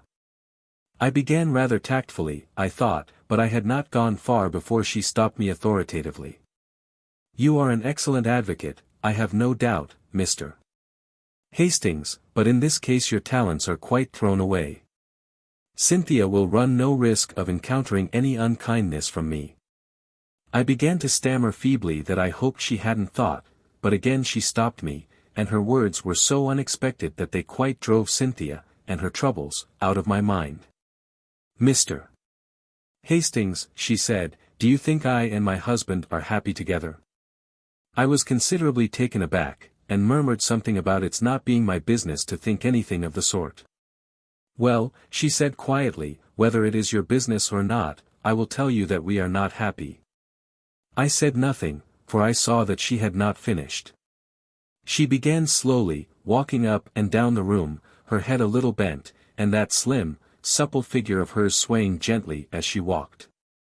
She stopped suddenly, and looked up at me. "You don't know anything about me, do you?" she asked.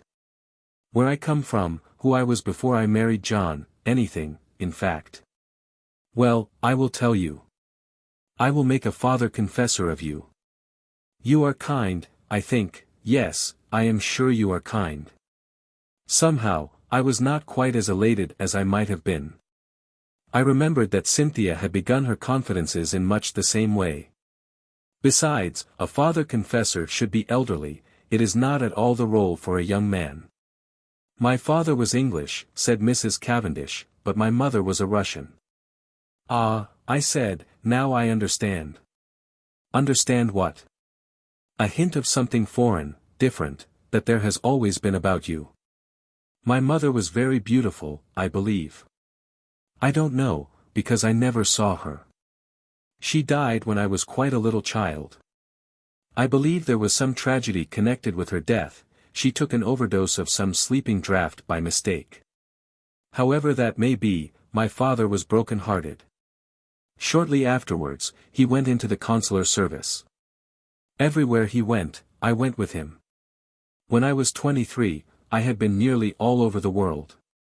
It was a splendid life, I loved it. There was a smile on her face, and her head was thrown back. She seemed living in the memory of those old glad days. Then my father died. He left me very badly off. I had to go and live with some old aunts in Yorkshire. She shuddered. You will understand me when I say that it was a deadly life for a girl brought up as I had been. The narrowness, the deadly monotony of it, almost drove me mad. She paused a minute, and added in a different tone, and then I met John Cavendish. Yes. You can imagine that, from my aunt's point of view, it was a very good match for me. But I can honestly say it was not this fact which weighed with me. No, he was simply a way of escape from the insufferable monotony of my life. I said nothing, and after a moment, she went on. Don't misunderstand me. I was quite honest with him. I told him, what was true, that I liked him very much, that I hoped to come to like him more, but that I was not in any way what the world calls, in love with him. He declared that that satisfied him, and so, we were married. She waited a long time, a little frown had gathered on her forehead. She seemed to be looking back earnestly into those past days. I think, I am sure, he cared for me at first.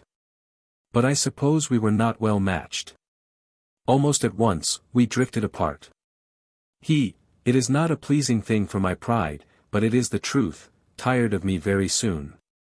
I must have made some murmur of dissent, for she went on quickly, oh, yes, he did. Not that it matters now that we've come to the parting of the ways. What do you mean? She answered quietly. I mean that I am not going to remain at Styles. You and John are not going to live here. John may live here, but I shall not. You are going to leave him? Yes. But why? She paused a long time, and said at last. Perhaps, because I want to be free. And, as she spoke, I had a sudden vision of broad spaces, virgin tracts of forests, untrodden lands, and a realization of what freedom would mean to such a nature as Mary Cavendish. I seemed to see her for a moment as she was, a proud wild creature, as untamed by civilization as some shy bird of the hills. A little cry broke from her lips. You don't know, how this hateful place has been prison to me. I understand, I said, but don't do anything rash. Oh, rash. Her voice mocked at my prudence. Then suddenly I said a thing I could have bitten out my tongue for. You know that Dr. Bauerstein has been arrested? An instant coldness passed like a mask over her face, blotting out all expression. John was so kind as to break that to me this morning. Well, what do you think? I asked feebly. Of what? Of the arrest? What should I think? Apparently he is a German spy, so the gardener had told John. Her face and voice were absolutely cold and expressionless. Did she care, or did she not? She moved away a step or two, and fingered one of the flower vases. "These are quite dead. I must do them again. Would you mind moving? Thank you, Mr. Hastings." And she walked quietly past me out of the window, with a cool little nod of dismissal.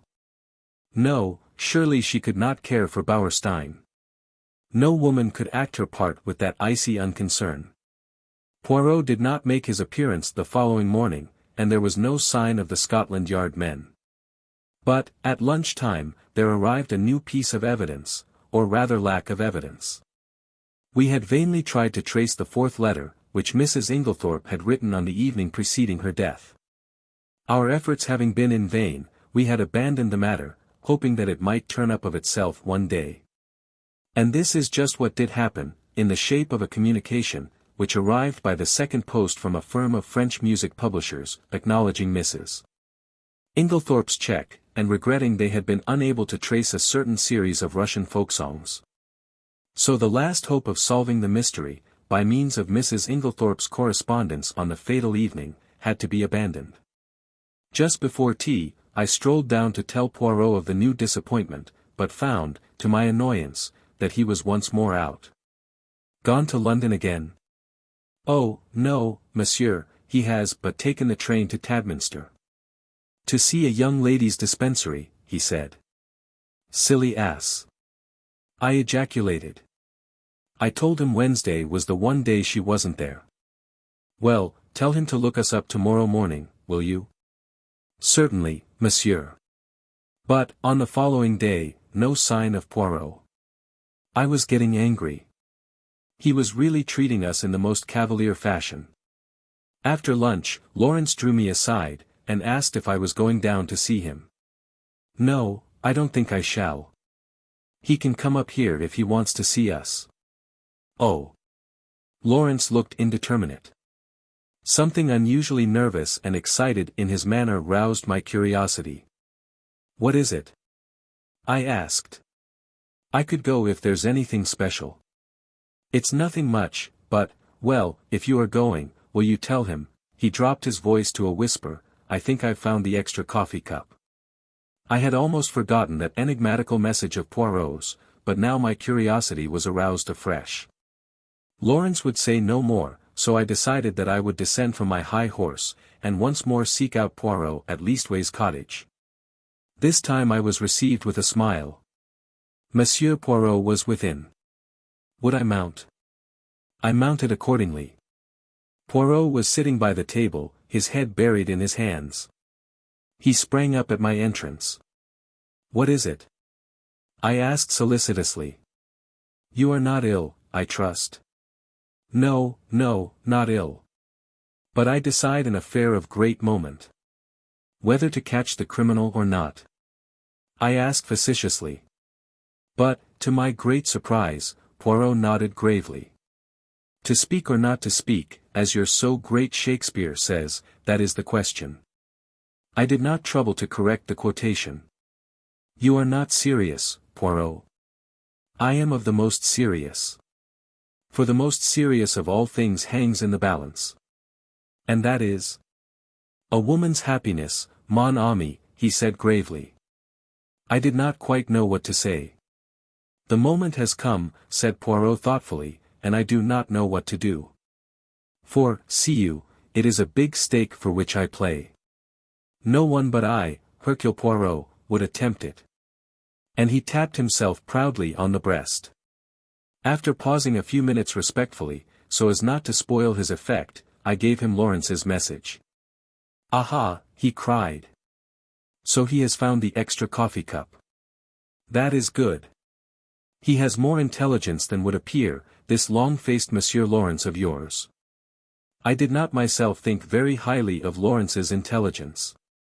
But I forbore to contradict Poirot, and gently took him to task for forgetting my instructions as to which were Cynthia's days off. "It is true. I have the head of a sieve." However, the other young lady was most kind.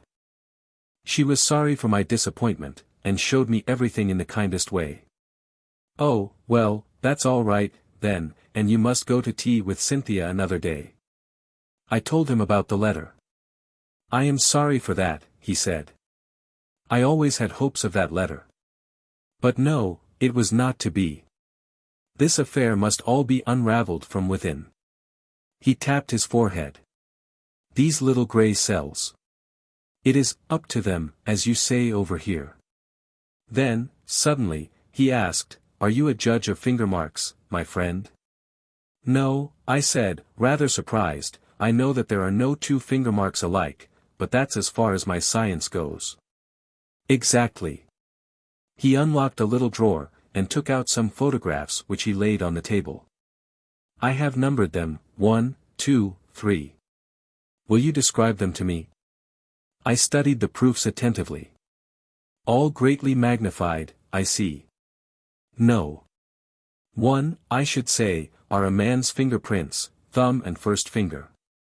Number 2 are a lady's, they are much smaller, and quite different in every way. No. 3-inch, I paused for some time, there seemed to be a lot of confused finger marks, but here, very distinctly, are number ones. Overlapping the others? Yes. You recognize them beyond fail? Oh, yes, they are identical. Poirot nodded, and gently taking the photographs from me locked them up again. I suppose, I said, that as usual, you are not going to explain. On the contrary. Number 1 were the fingerprints of Monsieur Lawrence. No. 2 were those of Mademoiselle Cynthia. They are not important. I merely obtained them for comparison. Number 3 is a little more complicated. Yes. It is, as you see, highly magnified. You may have noticed a sort of blur extending all across the picture. I will not describe to you the special apparatus, dusting powder, etc., which I used. It is a well-known process to the police, and by means of it you can obtain a photograph of the fingerprints of any object in a very short space of time. Well, my friend, you have seen the finger marks, it remains to tell you the particular object on which they had been left. Go on, I am really excited. Eh bien. Photo no. 3 represents the highly magnified surface of a tiny bottle in the top poison cupboard of the dispensary in the Red Cross Hospital at Tadminster, which sounds like the house that Jack built. Good heavens! I exclaimed. But what were Lawrence Cavendish's finger marks doing on it? He never went near the poison cupboard the day we were there. Oh, yes, he did. Impossible. We were all together the whole time. Poirot shook his head. No, my friend, there was a moment when you were not all together.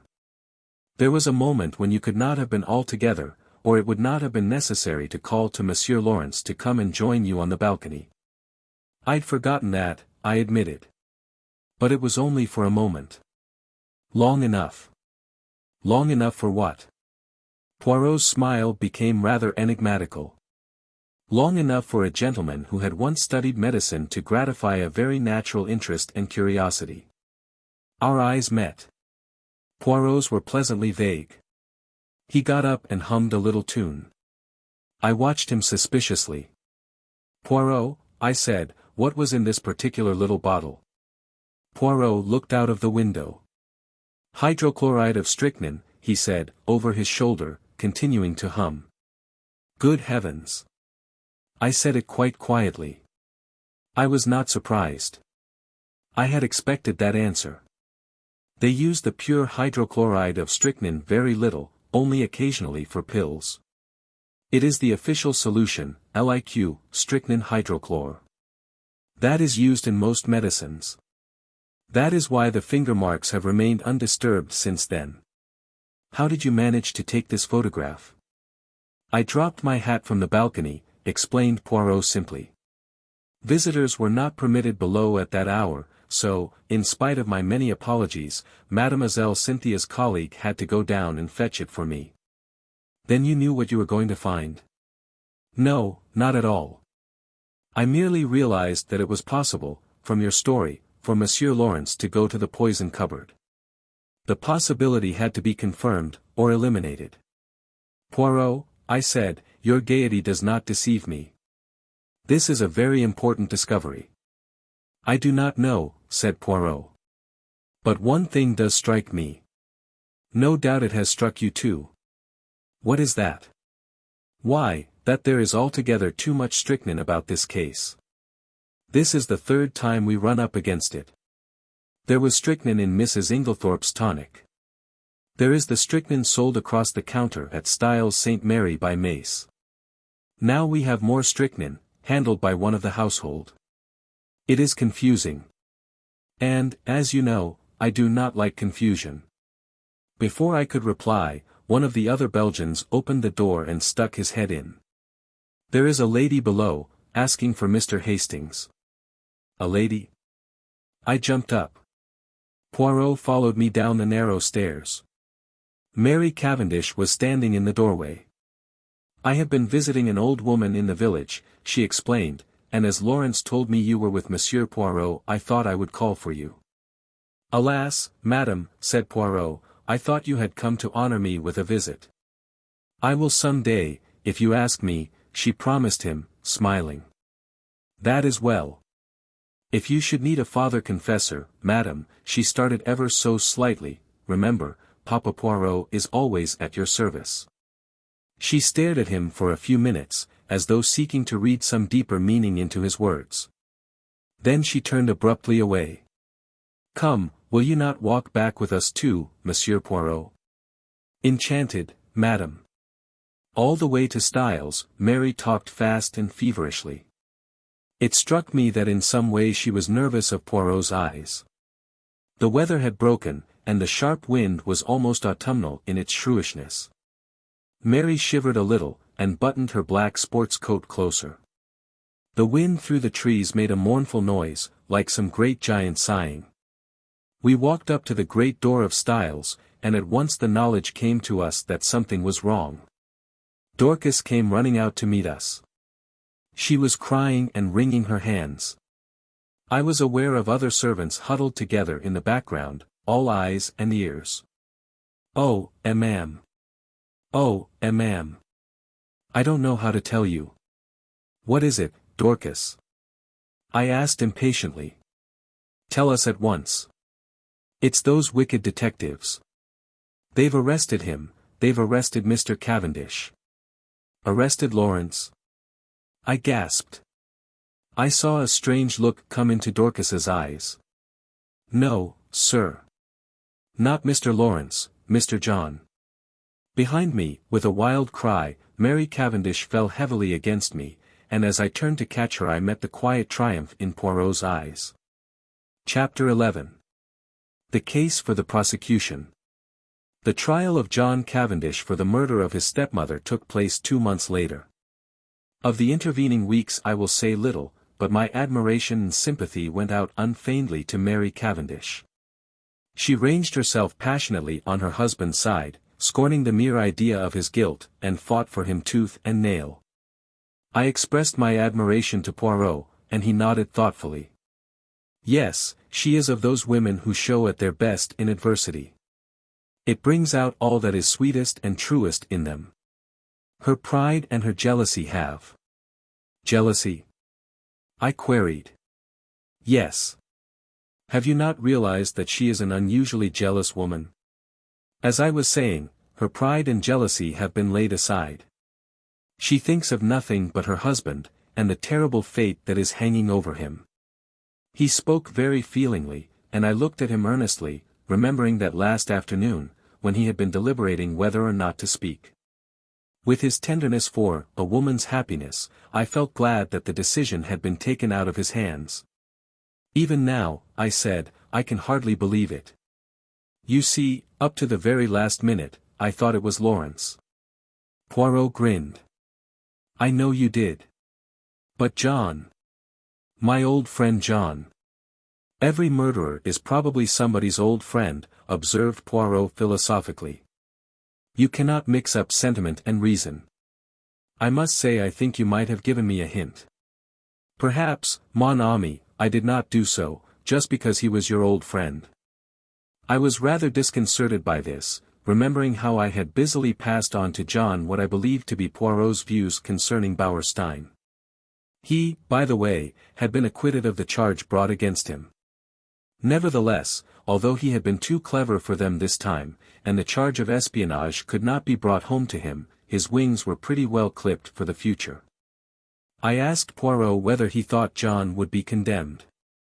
To my intense surprise, he replied that, on the contrary, he was extremely likely to be acquitted. But, Poirot, I protested. Oh, my friend, have I not said to you all along that I have no proofs? It is one thing to know that a man is guilty, it is quite another matter to prove him so. And, in this case, there is terribly little evidence. That is the whole trouble. Hercule Poirot, no, but I lack the last link in my chain. And unless I can find that missing link, he shook his head gravely. When did you first suspect John Cavendish? I asked, after a minute or two. Did you not suspect him at all? No, indeed. Not after that fragment of conversation you overheard between Mrs. Cavendish and her mother-in-law, and her subsequent lack of frankness at the inquest. No. Did you not put two and two together, and reflect that if it was not Alfred Inglethorp who was quarrelling with his wife, and you remember, he strenuously denied it at the inquest, it must be either Lawrence or John. Now, if it was Lawrence, Mary Cavendish's conduct was just as inexplicable. But if, on the other hand, it was John, the whole thing was explained quite naturally. So, I cried, a light breaking in upon me, it was John who quarreled with his mother that afternoon? Exactly. And you have known this all along? Certainly. Mrs. Cavendish's behavior could only be explained that way. And yet you say he may be acquitted? Poirot shrugged his shoulders. Certainly I do. At the police court proceedings, we shall hear the case for the prosecution, but in all probability his solicitors will advise him to reserve his defense. That will be sprung upon us at the trial. And, by the way, I have a word of caution to give you, my friend. I must not appear in the case. What? No. Officially, I have nothing to do with it. Until I have found that last link in my chain, I must remain behind the scenes. Mrs. Cavendish must think I am working for her husband, not against him. I say, that's playing it a bit low down, I protested. Not at all. We have to deal with a most clever and unscrupulous man, and we must use any means in our power, otherwise he will slip through our fingers. That is why I have been careful to remain in the background. All the discoveries have been made by Jap, and Jap will take all the credit. If I am called upon to give evidence at all, he smiled broadly, it will probably be as a witness for the defense. I could hardly believe my ears. It is quite en règle, continued Poirot. Strangely enough, I can give evidence that will demolish one contention of the prosecution. Which one? The one that relates to the destruction of the will. John Cavendish did not destroy that will. Poirot was a true prophet. I will not go into the details of the police court proceedings, as it involves many tiresome repetitions. I will merely state baldly that John Cavendish reserved his defense, and was duly committed for trial. September found us all in London. Mary took a house in Kensington, Poirot being included in the family party. I myself had been given a job at the War Office, so was able to see them continually. As the weeks went by, the state of Poirot's nerves grew worse and worse. That last link he talked about was still lacking. Privately, I hoped it might remain so, for what happiness could there be for Mary, if John were not acquitted? On September 15 John Cavendish appeared in the dock at the Old Bailey, charged with the wilful murder of Emily Agnes Inglethorp, and pleaded not guilty. Sir Ernest Heavyweather, the famous K.C., had been engaged to defend him. Mr. Phillips, K.C., opened the case for the Crown. The murder, he said, was a most premeditated and cold-blooded one. It was neither more nor less than the deliberate poisoning of a fond and trusting woman by the stepson to whom she had been more than a mother. Ever since his boyhood, she had supported him. He and his wife had lived at Styles Court in every luxury, surrounded by her care and attention. She had been their kind and generous benefactress. He proposed to call witnesses to show how the prisoner, a profligate and spendthrift, had been at the end of his financial tether, and had also been carrying on an intrigue with a certain Mrs. Raikes, a neighboring farmer's wife. This having come to his stepmother's ears, she taxed him with it on the afternoon before her death, and a quarrel ensued, part of which was overheard. On the previous day, the prisoner had purchased strychnine at the village chemist's shop, wearing a disguise by means of which he hoped to throw the onus of the crime upon another man, to wit, Mrs. Inglethorpe's husband, of whom he had been bitterly jealous. Luckily for Mr. Inglethorpe, he had been able to produce an unimpeachable alibi. On the afternoon of July 17, continued counsel, immediately after the quarrel with her son, Mrs. Inglethorpe made a new will. This will was found destroyed in the grate of her bedroom the following morning, but evidence had come to light which showed that it had been drawn up in favor of her husband. Deceased had already made a will in his favor before her marriage, but, and Mr. Phillips wagged an expressive forefinger, the prisoner was not aware of that. What had induced the deceased to make a fresh will, with the old one still extant, he could not say. She was an old lady, and might possibly have forgotten the former one. Or, this seemed to him more likely, she may have had an idea that it was revoked by her marriage, as there had been some conversation on the subject. Ladies were not always very well versed in legal knowledge. She had, about a year before, executed a will in favor of the prisoner. He would call evidence to show that it was the prisoner who ultimately handed his stepmother her coffee on the fatal night. Later in the evening, he had sought admission to her room, on which occasion, no doubt, he found an opportunity of destroying the will which, as far as he knew, would render the one in his favor valid. The prisoner had been arrested in consequence of the discovery, in his room, by Detective Inspector Japp, a most brilliant officer, of the identical phial of strychnine which had been sold at the village chemist's to the supposed Mr. Inglethorpe on the day before the murder. It would be for the jury to decide whether or not these damning facts constituted an overwhelming proof of the prisoner's guilt.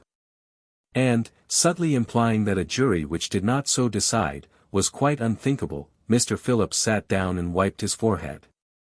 The first witnesses for the prosecution were mostly those who had been called at the inquest, the medical evidence being again taken first. Sir Ernest Heavyweather, who was famous all over England for the unscrupulous manner in which he bullied witnesses, only asked 2 questions. "I take it, Dr. Bauerstein, that strychnine, as a drug, acts quickly?" "Yes." "And that you are unable to account for the delay in this case?" "Yes." "Thank you." Mr. Mace identified the phial handed him by counsel as that sold by him to Mr. Inglethorpe. Pressed, he admitted that he only knew Mr. Inglethorpe by sight. He had never spoken to him. The witness was not cross-examined. Alfred Inglethorpe was called, and denied having purchased the poison. He also denied having quarreled with his wife. Various witnesses testified to the accuracy of these statements. The gardener's evidence, as to the witnessing of the will was taken, and then Dorcas was called. Dorcas, faithful to her young gentleman, denied strenuously that it could have been John's voice she heard, and resolutely declared, in the teeth of everything, that it was Mr. Inglethorpe who had been in the boudoir with her mistress. A rather wistful smile passed across the face of the prisoner in the dock. He knew only too well how useless her gallant defiance was, since it was not the object of the defense to deny this point. Mrs. Cavendish, of course, could not be called upon to give evidence against her husband. After various questions on other matters, Mr. Phillips asked, "In the month of June last, do you remember a parcel arriving for Mr. Lawrence Cavendish from Parkson's?" Dorcas shook her head. "I don't remember, sir." "It may have done, but Mr. Lawrence was away from home part of June. In the event of a parcel arriving for him whilst he was away, what would be done with it?" "It would either be put in his room or sent on after him." "By you?" "No, sir, I should leave it on the hall table. It would be Miss Howard who would attend to anything like that." Evelyn Howard was called and, after being examined on other points, was questioned as to the parcel. "Don't remember." "Lots of parcels come." Can't remember one special one. You do not know if it was sent after Mr. Lawrence Cavendish to Wales, or whether it was put in his room. Don't think it was sent after him. Should have remembered it if it was. Supposing a parcel arrived addressed to Mr. Lawrence Cavendish, and afterwards it disappeared, should you remark its absence? No, don't think so. I should think someone had taken charge of it. I believe, Miss Howard, that it was you who found this sheet of brown paper. He held up the same dusty piece which Poirot and I had examined in the morning room at Styles. Yes, I did. How did you come to look for it? The Belgian detective who was employed on the case asked me to search for it. Where did you eventually discover it? On the top of a wardrobe. On top of the prisoner's wardrobe? I believe so. Did you not find it yourself? Yes. Then you must know where you found it.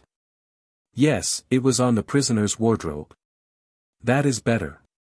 An assistant from Parkson's, theatrical costumiers, testified that on June 29, they had supplied a black beard to Mr. L. Cavendish, as requested.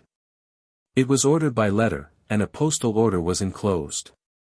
No, they had not kept the letter. All transactions were entered in their books.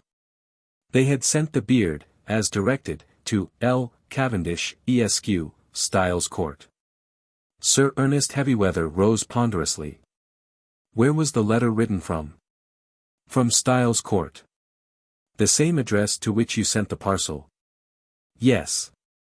And the letter came from there? Yes. Like a beast of prey, Heavyweather fell upon him.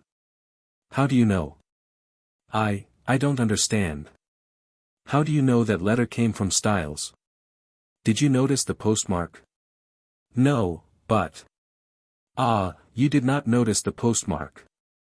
And yet you affirm so confidently that it came from Styles. It might, in fact, have been any postmark. Why, yes.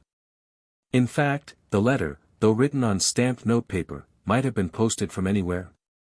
From Wales, for instance. The witness admitted that such might be the case, and Sir Ernest signified that he was satisfied. Elizabeth Wells, second housemaid at Styles, stated that after she had gone to bed she remembered that she had bolted the front door, instead of leaving it on the latch as Mr. Inglethorp had requested. She had accordingly gone downstairs again to rectify her error. Hearing a slight noise in the west wing, she had peeped along the passage, and had seen Mr. John Cavendish knocking at Mrs. Inglethorpe's door. Sir Ernest Heavyweather made short work of her, and under his unmerciful bullying she contradicted herself hopelessly, and Sir Ernest sat down again with a satisfied smile on his face. With the evidence of Annie, as to the candle grease on the floor, and as to seeing the prisoner take the coffee into the boudoir, the proceedings were adjourned until the following day. As we went home, Mary Cavendish spoke bitterly against the prosecuting counsel. That hateful man! What a net he has drawn around my poor John! How he twisted every little fact until he made it seem what it wasn't. Well, I said consolingly, it will be the other way about tomorrow. Yes, she said meditatively, then suddenly dropped her voice. Mr. Hastings, you do not think, surely it could not have been Lawrence? Oh, no, that could not be. But I myself was puzzled, and as soon as I was alone with Poirot I asked him what he thought Sir Ernest was driving at. Ah, said Poirot appreciatively. He is a clever man, that Sir Ernest. Do you think he believes Lawrence guilty? I do not think he believes or cares anything. No, what he is trying for is to create such confusion in the minds of the jury that they are divided in their opinion as to which brother did it. He is endeavoring to make out that there is quite as much evidence against Lawrence as against John, and I am not at all sure that he will not succeed. Detective Inspector Japp was the first witness called when the trial was reopened, and gave his evidence succinctly and briefly. After relating the earlier events, he proceeded. Acting on information received, Superintendent Summerhay and myself searched the prisoner's room, during his temporary absence from the house. In his chest of drawers, hidden beneath some underclothing, we found, First, a pair of gold-rimmed pince-nez similar to those worn by Mr. Inglethorp, these were exhibited. Secondly, this phial. The phial was that already recognized by the chemist's assistant, a tiny bottle of blue glass, containing a few grains of a white crystalline powder, and labeled, strychnine hydrochloride.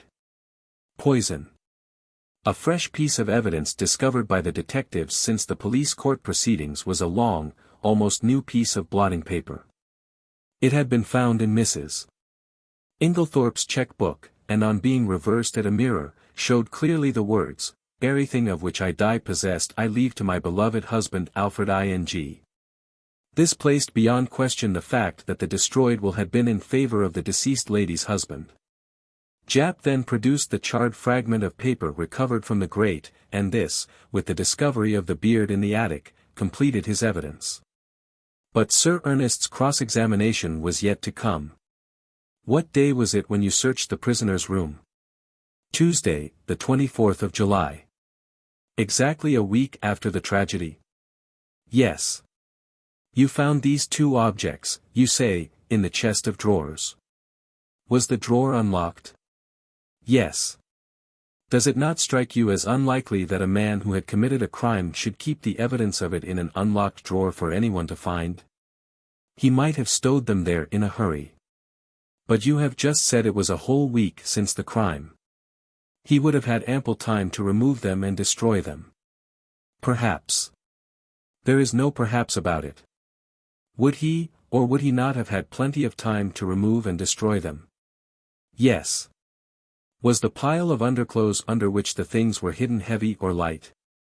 "Heavyish. In other words, it was winter underclothing. Obviously, the prisoner would not be likely to go to that drawer." "Perhaps not. Kindly answer my question.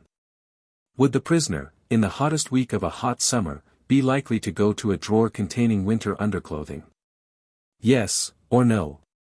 "No." "In that case, is it not possible that the articles in question might have been put there by a third person, and that the prisoner was quite unaware of their presence?" "I should not think it likely. But it is possible." "Yes. That is all." More evidence followed. Evidence as to the financial difficulties in which the prisoner had found himself at the end of July. Evidence as to his intrigue with Mrs. Raikes, poor Mary, that must have been bitter hearing for a woman of her pride. Evelyn Howard had been right in her facts, though her animosity against Alfred Inglethorpe had caused her to jump to the conclusion that he was the person concerned. Lawrence Cavendish was then put into the box. In a low voice, in answer to Mr. Phillips' questions, he denied having ordered anything from Parkson's in June. In fact, on June 29, he had been staying away, in Wales. Instantly, Sir Ernest's chin was shooting pugnaciously forward. "You deny having ordered a black beard from Parkson's on June 29? "I do." "Ah. In the event of anything happening to your brother, who will inherit Styles Court?" The brutality of the question called a flush to Lawrence's pale face. The judge gave vent to a faint murmur of disapprobation, and the prisoner in the dock leant forward angrily. Heavyweather cared nothing for his client's anger. "Answer my question, if you please." "I suppose," said Lawrence quietly, "that I should." "What do you mean by you suppose?" "Your brother has no children. You would inherit it, wouldn't you?" "Yes." "Ah, that's better," said Heavyweather, with ferocious geniality. "And you'd inherit a good slice of money too, wouldn't you?" "Really, Sir Ernest," protested the judge, "these questions are not relevant." Sir Ernest bowed, and having shot his arrow proceeded. "On Tuesday, the July 17th, you went, I believe, with another guest, to visit the dispensary at the Red Cross Hospital in Tadminster?" "Yes." "Did you, while you happened to be alone for a few seconds, unlock the poison cupboard, and examine some of the bottles?" I may have done so." "I put it to you that you did do so?" "Yes." Sir Ernest fairly shot the next question at him. "Did you examine one bottle in particular?" "No, I do not think so." "Be careful, Mr. Cavendish. I am referring to a little bottle of hydrochloride of strychnine. Lawrence was turning a sickly greenish color. Oh, I am sure I didn't.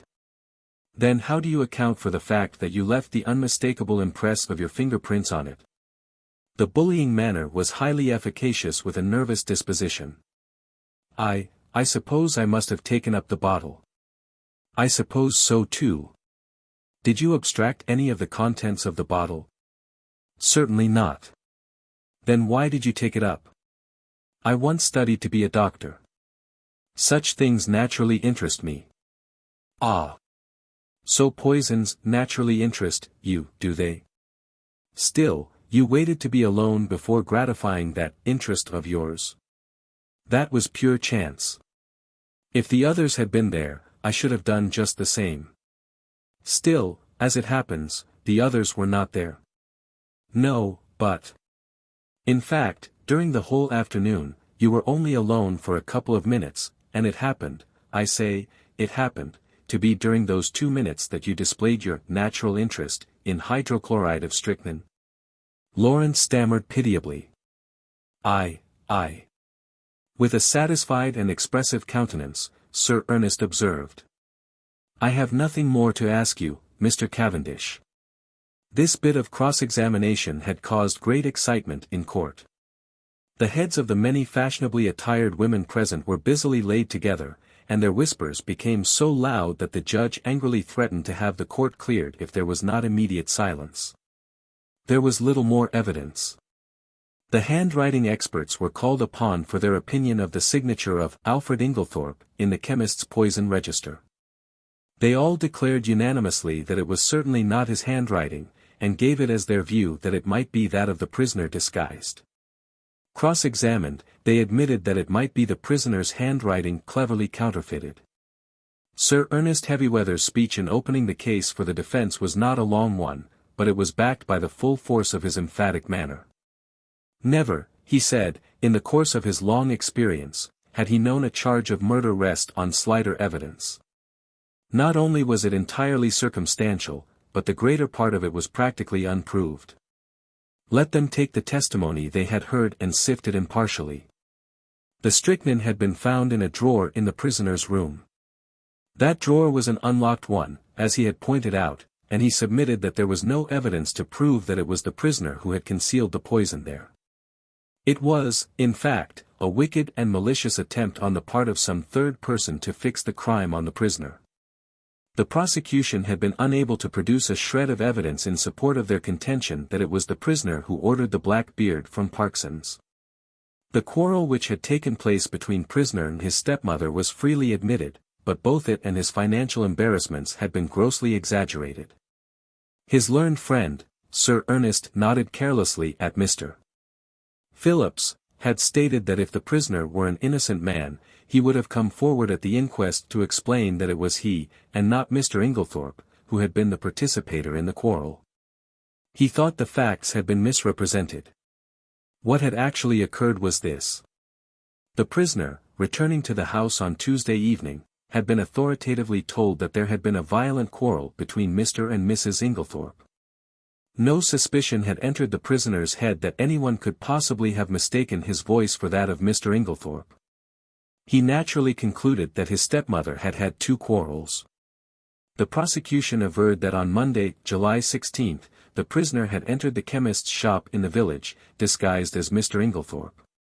The prisoner, on the contrary, was at that time at a lonely spot called Marston Spinney, where he had been summoned by an anonymous note, couched in blackmailing terms, and threatening to reveal certain matters to his wife unless he complied with its demands. The prisoner had, accordingly, gone to the appointed spot, and after waiting there vainly for half an hour had returned home. Unfortunately, he had met with no one on the way there or back who could vouch for the truth of his story, but luckily he had kept the note, and it would be produced as evidence. As for the statement relating to the destruction of the will, the prisoner had formerly practiced at the bar, and was perfectly well aware that the will made in his favor a year before was automatically revoked by his stepmother's remarriage. He would call evidence to show who did destroy the will, and it was possible that that might open up quite a new view of the case. Finally, He would point out to the jury that there was evidence against other people besides John Cavendish. He would direct their attention to the fact that the evidence against Mr. Lawrence Cavendish was quite as strong, if not stronger than that against his brother. He would now call the prisoner. John acquitted himself well in the witness box. Under Sir Ernest's skillful handling, he told his tale credibly and well. The anonymous note received by him was produced, and handed to the jury to examine. The readiness with which he admitted his financial difficulties, and the disagreement with his stepmother, lent value to his denials. At the close of his examination, he paused, and said, "I should like to make one thing clear. I utterly reject and disapprove of Sir Ernest Heavywether's insinuations against my brother. My brother, I am convinced, had no more to do with the crime than I have." Sir Ernest merely smiled, and noted with a sharp eye that John's protest had produced a very favorable impression on the jury. Then the cross-examination began. "I understand you to say that it never entered your head that the witnesses at the inquest could possibly have mistaken your voice for that of Mr. Inglethorp. Is not that very surprising?" "No, I don't think so. I was told there had been a quarrel between my mother and Mr. Inglethorp, and it never occurred to me that such was not really the case. Not when the servant Dorcas repeated certain fragments of the conversation, fragments which you must have recognized." "I did not recognize them." "Your memory must be unusually short." "No, but we were both angry, and, I think, said more than we meant. I paid very little attention to my mother's actual words." Mr. Phillip's incredulous sniff was a triumph of forensic skill. He passed on to the subject of the note. "You have produced this note very opportunely. Tell me, is there nothing familiar about the handwriting of it?" "Not that I know of." "Do you not think that it bears a marked resemblance to your own handwriting, carelessly disguised?" "No, I do not think so." "I put it to you that it is your own handwriting." "No. I put it to you that, anxious to prove an alibi, you conceived the idea of a fictitious and rather incredible appointment, and wrote this note yourself in order to bear out your statement." "No. Is it not a fact that, at the time you claim to have been waiting about at a solitary and unfrequented spot, you were really in the chemist's shop in Styles St. Mary, where you purchased strychnine in the name of Alfred Inglethorp?" "No, that is a lie. I put it to you that, wearing a suit of Mr. Inglethorp's clothes, with a black beard trimmed to resemble his, you were there, and signed the register in his name." "That is absolutely untrue." "Then I will leave the remarkable similarity of handwriting between the note, the register, and your own, to the consideration of the jury," said Mr. Phillips, and sat down with the air of a man who has done his duty, but who was nevertheless horrified by such deliberate perjury. After this, as it was growing late, the case was adjourned till Monday. Poirot, I noticed, was looking profoundly discouraged. He had that little frown between the eyes that I knew so well. "What is it, Poirot?" I inquired. "Ah, mon ami, things are going badly, badly."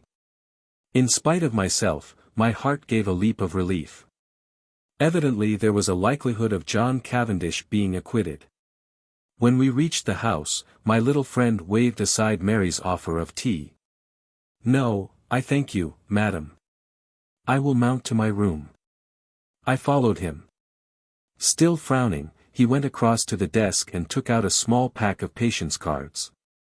Then he drew up a chair to the table, and, to my utter amazement, began solemnly to build card houses. My jaw dropped involuntarily, and he said at once, "No, mon ami, I am not in my second childhood. I steady my nerves, that is all. This employment requires precision of the fingers. With precision of the fingers goes precision of the brain. And never have I needed that more than now." "What is the trouble?" I asked. With a great thump on the table, Poirot demolished his carefully built-up edifice. "It is this, mon ami. That I can build card houses 7 stories high, but I cannot, find, that last link of which I spoke to you." I could not quite tell what to say, so I held my peace, and he began slowly building up the cards again, speaking in jerks as he did so. It is done, so. By placing one card on another, with mathematical precision. I watched the card house rising under his hands, story by story. He never hesitated or faltered. It was really almost like a conjuring trick. What a steady hand you've got, I remarked. I believe I've only seen your hand shake once. On an occasion when I was enraged, without doubt, observed Poirot, with great placidity. Yes indeed. You were in a towering rage. Do you remember? It was when you discovered that the lock of the dispatch case in Mrs. Inglethorp's bedroom had been forced. You stood by the mantelpiece, twiddling the things on it in your usual fashion, and your hand shook like a leaf. I must say. But I stopped suddenly.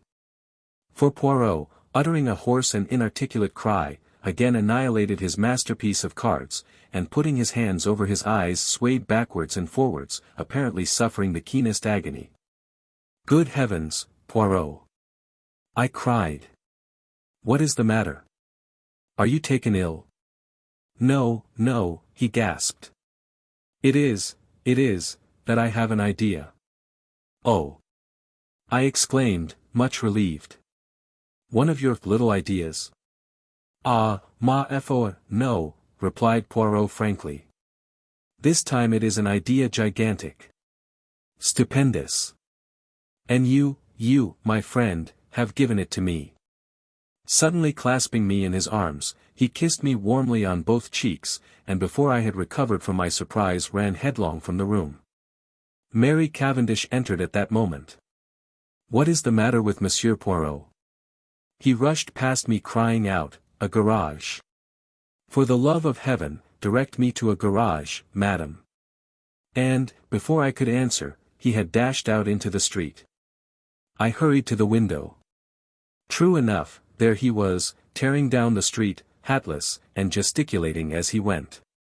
I turned to Mary with a gesture of despair. He'll be stopped by a policeman in another minute. There he goes, round the corner. Our eyes met, and we stared helplessly at one another. What can be the matter? I shook my head. I don't know. He was building card houses, when suddenly he said he had an idea, and rushed off as you saw. Well, said Mary, I expect he will be back before dinner. But night fell, and Poirot had not returned. Chapter 12. The Last Link. Poirot's abrupt departure had intrigued us all greatly. Sunday morning wore away, and still he did not reappear. But about 3 o'clock a ferocious and prolonged hooting outside drove us to the window, to see Poirot alighting from a car, accompanied by Japp and Summerhay. The little man was transformed. He radiated an absurd complacency. He bowed with exaggerated respect to Mary Cavendish. Madam, I have your permission to hold a little réunion in the salon. It is necessary for everyone to attend. Mary smiled sadly. You know, Monsieur Poirot, that you have carte blanche in every way. You are too amiable, madam. Still beaming, Poirot marshalled us all into the drawing-room, bringing forward chairs as he did so. Miss Howard, here. Mademoiselle Cynthia. Monsieur Lawrence. The good Dorcas. And Annie. Bien. We must delay our proceedings a few minutes until Mr. Inglethorp arrives.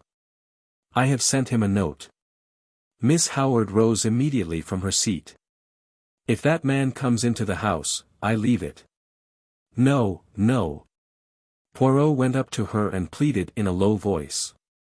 Finally Miss Howard consented to return to her chair. A few minutes later Alfred Inglethorp entered the room. The company once assembled, Poirot rose from his seat with the air of a popular lecturer, and bowed politely to his audience. Messieurs, Mesdames, as you all know, I was called in by Monsieur John Cavendish to investigate this case. I at once examined the bedroom of the deceased which, by the advice of the doctors, had been kept locked, and was consequently exactly as it had been when the tragedy occurred. I found, first, a fragment of green material. Second, a stain on the carpet near the window, still damp. Thirdly, an empty box of bromide powders. To take the fragment of green material first, I found it caught in the bolt of the communicating door between that room and the adjoining one occupied by Mademoiselle Cynthia. I handed the fragment over to the police, who did not consider it of much importance. Nor did they recognize it for what it was, a piece torn from a Greenland armlet. There was a little stir of excitement. Now there was only one person at Styles who worked on the land, Mrs. Cavendish. Therefore it must have been Mrs. Cavendish who entered the deceased's room through the door communicating with Mademoiselle Cynthia's room. But that door was bolted on the inside. I cried. When I examined the room, yes. But in the first place we have only her word for it, since it was she who tried that particular door and reported it fastened. In the ensuing confusion she would have had ample opportunity to shoot the bolt across. I took an early opportunity of verifying my conjectures. To begin with, the fragment corresponds exactly with a tear in Mrs. Cavendish's armlet. Also, at the inquest, Mrs. Cavendish declared that she had heard, from her own room, the fall of the table by the bed. I took an early opportunity of testing that statement by stationing my friend Monsieur Hastings in the left wing of the building, just outside Mrs. Cavendish's door. I myself, in company with the police, went to the deceased's room, and whilst there I, apparently accidentally, knocked over the table in question, but found that, as I had expected, Monsieur Hastings had heard no sound at all. This confirmed my belief that Mrs. Cavendish was not speaking the truth when she declared that she had been dressing in her room at the time of the tragedy. In fact, I was convinced that, far from having been in her own room, Mrs. Cavendish was actually in the deceased's room when the alarm was given. I shot a quick glance at Mary. She was very pale, but smiling. I proceeded to reason on that assumption. Mrs. Cavendish is in her mother-in-law's room. We will say that she is seeking for something and has not yet found it. Suddenly Mrs. Inglethorp awakens and is seized with an alarming paroxysm. She flings out her arm, overturning the bed table, and then pulls desperately at the bell. Mrs. Cavendish, startled, drops her candle, scattering the grease on the carpet. She picks it up, and retreats quickly to Mademoiselle Cynthia's room, closing the door behind her. She hurries out into the passage, for the servants must not find her where she is. But it is too late. Already footsteps are echoing along the gallery which connects the two wings. What can she do? Quick as thought, she hurries back to the young girl's room, and starts shaking her awake. The hastily aroused household come trooping down the passage. They are all busily battering at Mrs. Inglethorpe's door. It occurs to nobody that Mrs. Cavendish has not arrived with the rest, but, and this is significant, I can find no one who saw her come from the other wing. He looked at Mary Cavendish. Am I right, madam? She bowed her head. Quite right, monsieur. You understand that, if I had thought I would do my husband any good by revealing these facts, I would have done so. But it did not seem to me to bear upon the question of his guilt or innocence. In a sense, that is correct, madam. But it cleared my mind of many misconceptions, and left me free to see other facts in their true significance. The will, cried Lawrence. Then it was you, Mary, who destroyed the will. She shook her head, and Poirot shook his also. No, he said quietly. There is only one person who could possibly have destroyed that will, Mrs. Inglethorpe herself. Impossible! I exclaimed. She had only made it out that very afternoon. Nevertheless, mon ami, it was Mrs. Inglethorpe. Because, in no other way can you account for the fact that, on one of the hottest days of the year, Mrs. Inglethorpe ordered a fire to be lighted in her room. I gave a gasp. What idiots we had been never to think of that fire as being incongruous. Poirot was continuing. The temperature on that day, messieurs, was 80 degrees in the shade. Yet Mrs. Inglethorpe ordered a fire. Why? Because she wished to destroy something, and could think of no other way. You will remember that, in consequence of the war economics practiced at Styles, no waste paper was thrown away. There was therefore no means of destroying a thick document such as a will. The moment I heard of a fire being lighted in Mrs. Inglethorpe's room, I leaped to the conclusion that it was to destroy some important document, possibly a will. So the discovery of the charred fragment in the grate was no surprise to me. I did not, of course, know at the time that the will in question had only been made this afternoon, and I will admit that, when I learnt that fact, I fell into a grievous error. I came to the conclusion that Mrs. Inglethorpe's determination to destroy her will arose as a direct consequence of the quarrel she had that afternoon, and that therefore the quarrel took place after, and not before the making of the will. Here, as we know, I was wrong, and I was forced to abandon that idea. I faced the problem from a new standpoint. Now, at 4 o'clock, Dorcas overheard her mistress saying angrily, "You need not think that any fear of publicity, or scandal between husband and wife will deter me." I conjectured, and conjectured rightly, that these words were addressed, not to her husband, but to Mr. John Cavendish. At 5 o'clock, an hour later, she uses almost the same words, but the standpoint is different. She admits to Dorcas, "I don't know what to do, scandal between husband and wife is a dreadful thing." At 4 o'clock she has been angry, but completely mistress of herself. At 5 o'clock she is in violent distress, and speaks of having had a great shock. Looking at the matter psychologically, I drew one deduction which I was convinced was correct. The second scandal she spoke of was not the same as the first, and it concerned herself. Let us reconstruct. At 4 o'clock, Mrs. Inglethorpe quarrels with her son, and threatens to denounce him to his wife, who, by the way, overheard the greater part of the conversation. At 4:30, Mrs. Inglethorpe, in consequence of a conversation on the validity of wills, makes a will in favor of her husband, which the two gardeners witness. At 5 o'clock, Dorcas finds her mistress in a state of considerable agitation, with a slip of paper, a letter, Dorcas thinks, in her hand, and it is then that she orders the fire in her room to be lighted. Presumably, then, between 4:30 and 5 o'clock, something has occurred to occasion a complete revolution of feeling, since she is now as anxious to destroy the will, as she was before to make it. What was that something? As far as we know, she was quite alone during that half-hour. Nobody entered or left that boudoir. What then occasioned this sudden change of sentiment? One can only guess, but I believe my guess to be correct. Mrs. Inglethorpe had no stamps in her desk. We know this, because later she asked Dorcas to bring her some. Now in the opposite corner of the room stood her husband's desk, locked. She was anxious to find some stamps, and, according to my theory, she tried her own keys in the desk.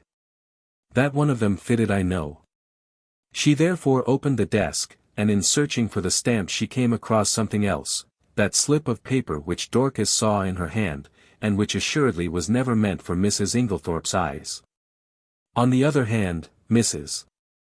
Cavendish believed that the slip of paper to which her mother-in-law clung so tenaciously was a written proof of her own husband's infidelity. She demanded it from Mrs. Inglethorpe, who assured her, quite truly, that it had nothing to do with that matter. Mrs. Cavendish did not believe her.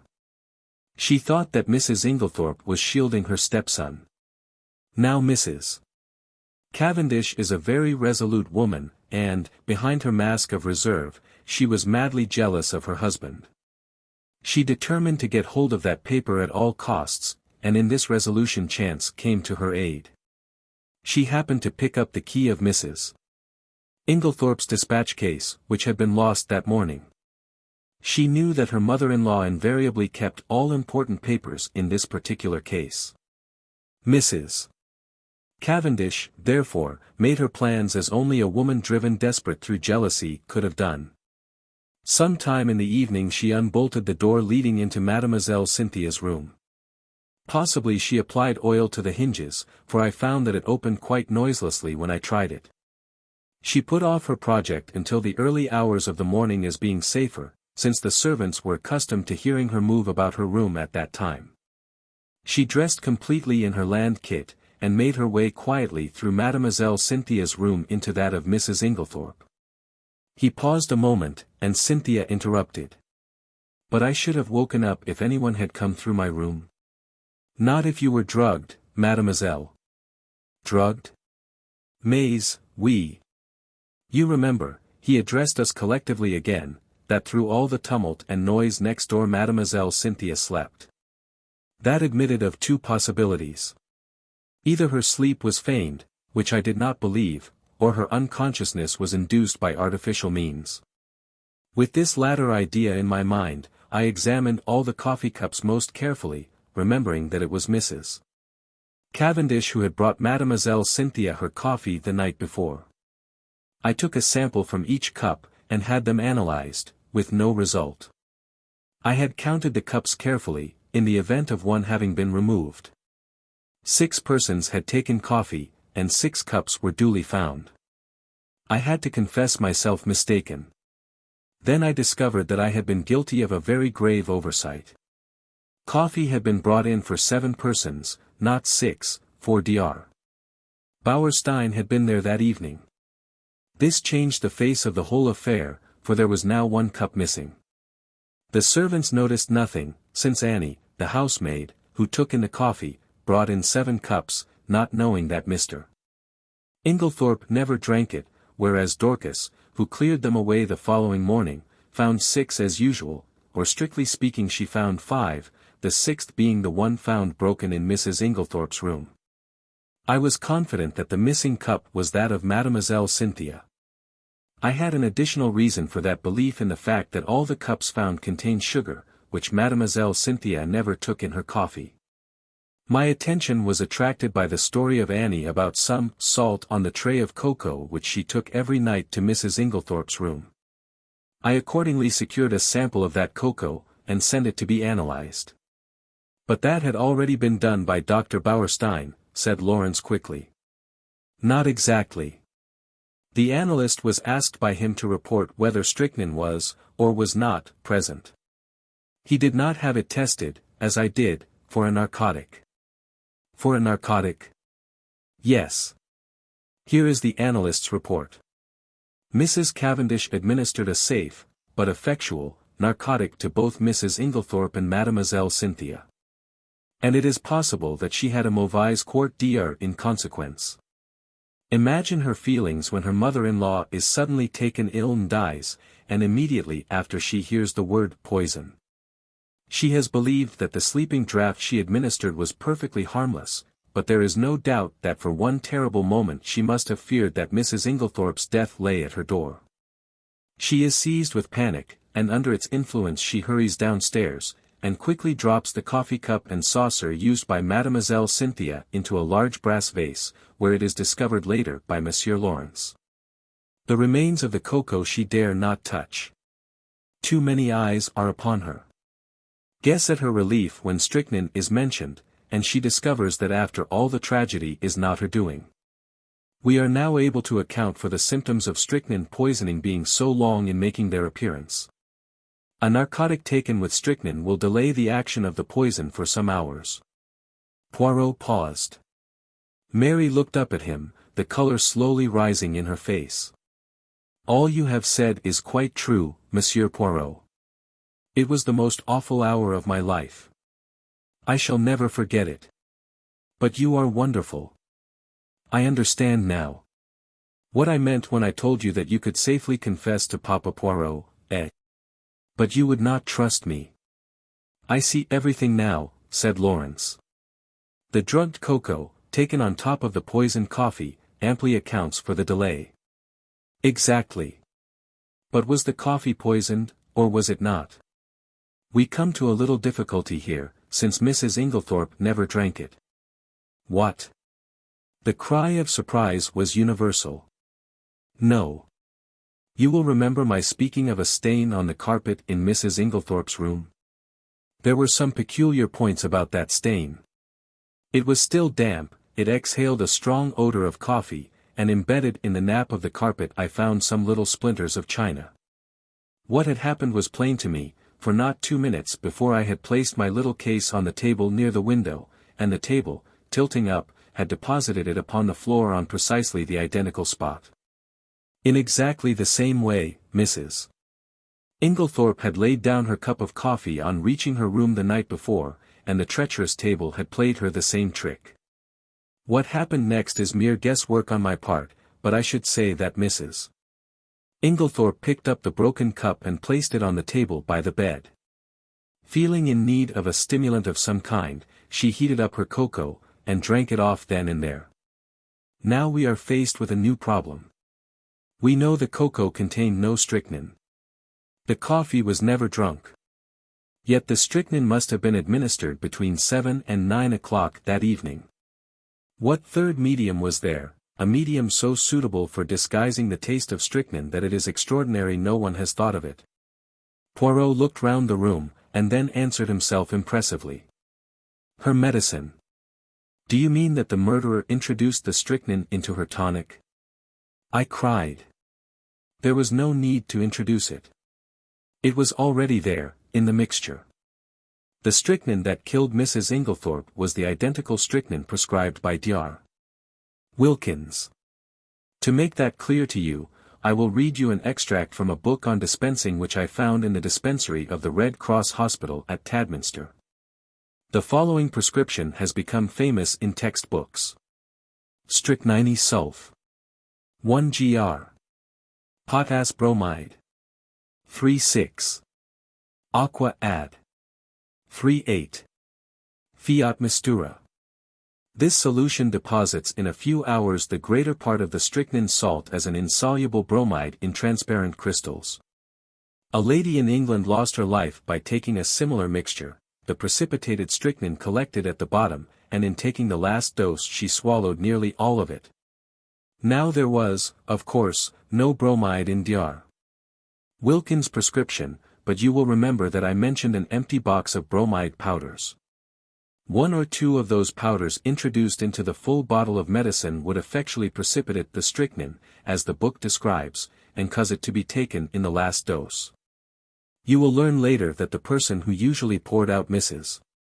Inglethorp's medicine was always extremely careful not to shake the bottle, but to leave the sediment at the bottom of it undisturbed.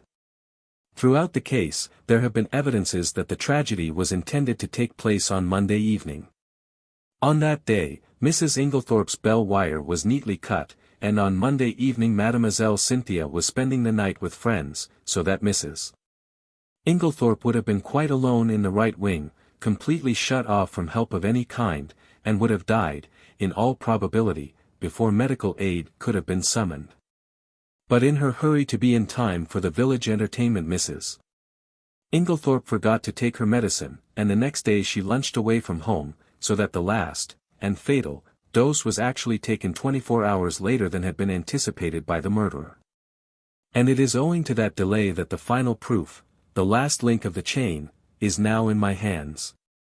Amid breathless excitement, he held out 3 thin strips of paper. A letter in the murderer's own handwriting, Ms. Amos. Had it been a little clearer in its terms, it is possible that Mrs. Inglethorp, warned in time, would have escaped. As it was, she realized her danger, but not the manner of it. In the deathly silence, Poirot pieced together the slips of paper and, clearing his throat, read. Dearest Evelyn, you will be anxious at hearing nothing. It is all right, only it will be tonight instead of last night. You understand. There's a good time coming once the old woman is dead and out of the way. No one can possibly bring home the crime to me. That idea of yours about the bromides was a stroke of genius. But we must be very circumspect. A false step. Here, my friends, the letter breaks off. Doubtless the writer was interrupted, but there can be no question as to his identity.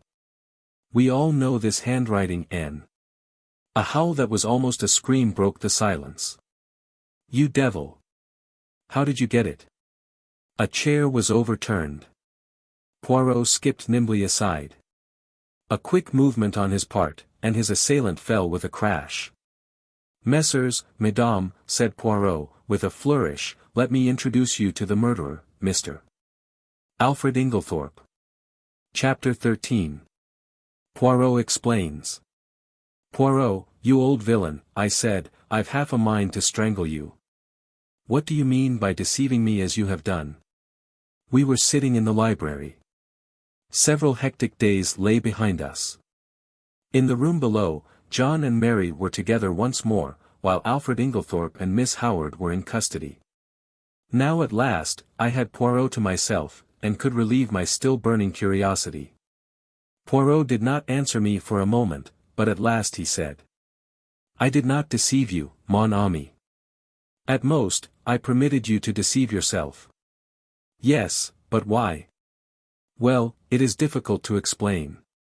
You see, my friend, you have a nature so honest, and a countenance so transparent, that, enfin, to conceal your feelings is impossible. If I had told you my ideas, the very first time you saw Mr. Alfred Inglethorp, that astute gentleman would have, in your so expressive idiom, smelt a rat. And then, bonjour to our chances of catching him. I think that I have more diplomacy than you give me credit for. My friend, besought Poirot, I implore you, do not enrage yourself.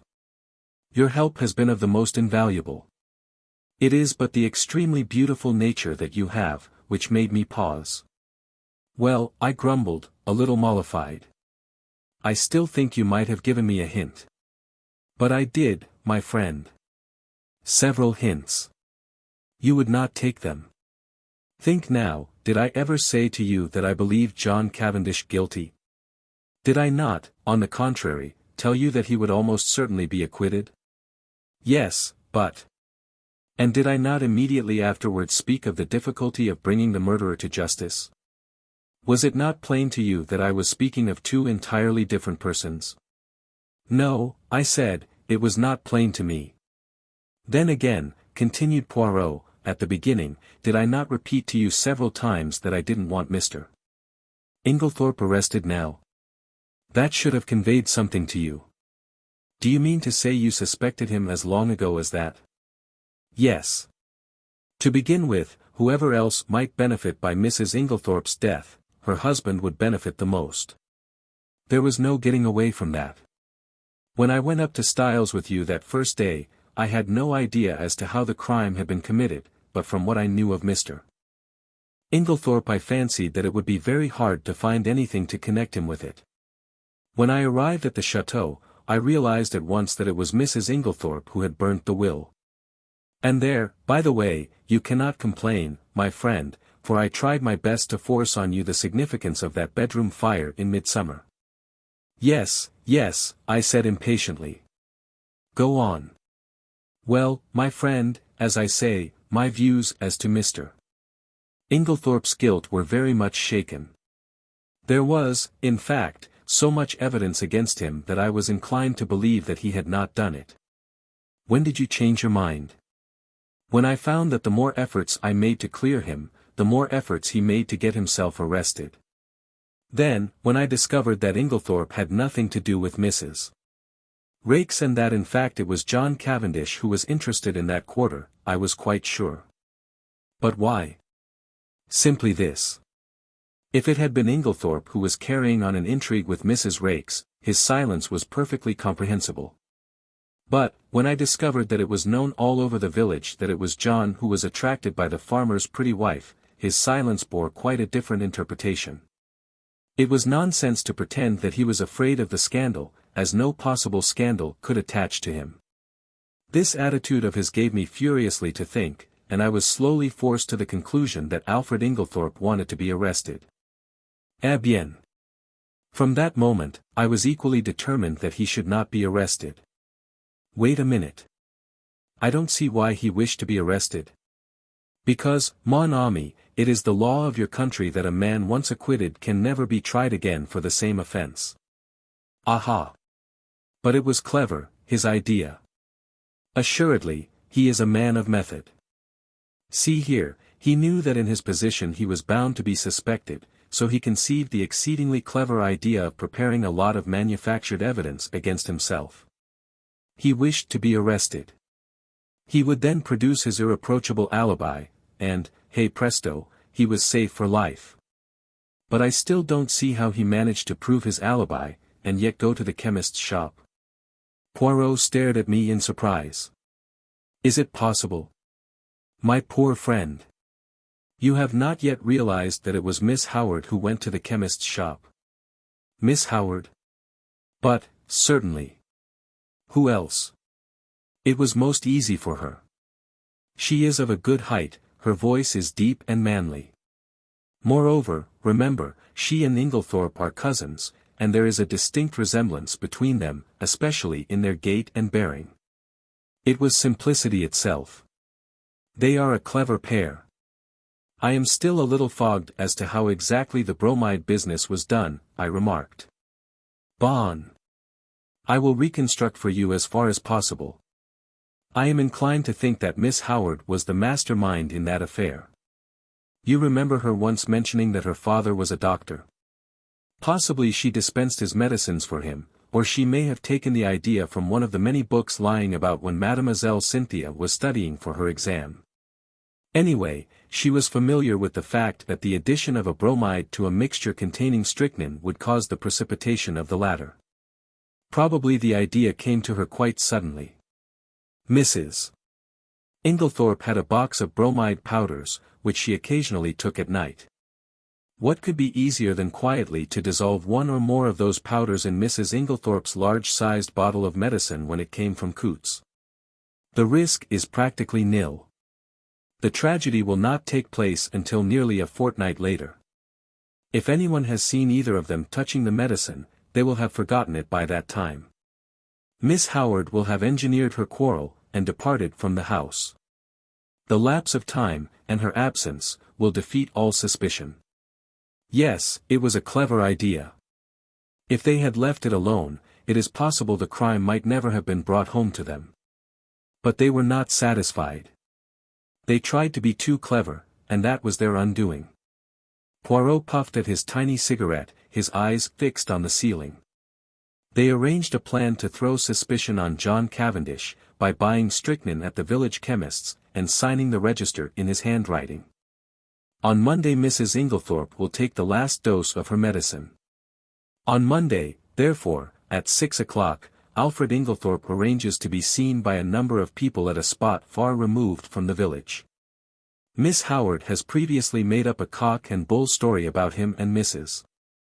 Raikes to account for his holding his tongue afterwards. At 6 o'clock, Miss Howard, disguised as Alfred Inglethorp, enters the chemist's shop, with her story about a dog, obtains the strychnine, and writes the name of Alfred Inglethorp in John's handwriting, which she had previously studied carefully.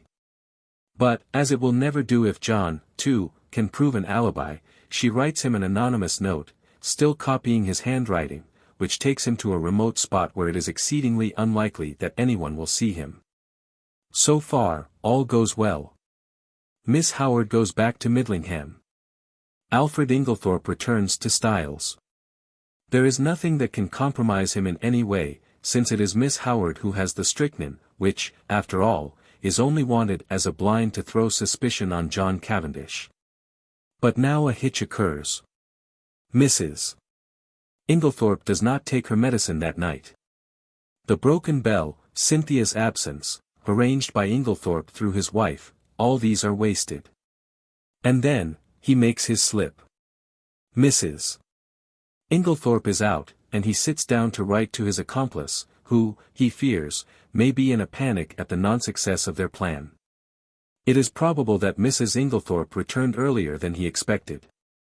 Caught in the act, and somewhat flurried, he hastily shuts and locks his desk. He fears that if he remains in the room he may have to open it again, and that Mrs. Inglethorp might catch sight of the letter before he could snatch it up. So he goes out and walks in the woods, little dreaming that Mrs. Inglethorp will open his desk, and discover the incriminating document. But this, as we know, is what happened. Mrs. Inglethorp reads it, and becomes aware of the perfidy of her husband and Evelyn Howard, though, unfortunately, the sentence about the bromides conveys no warning to her mind.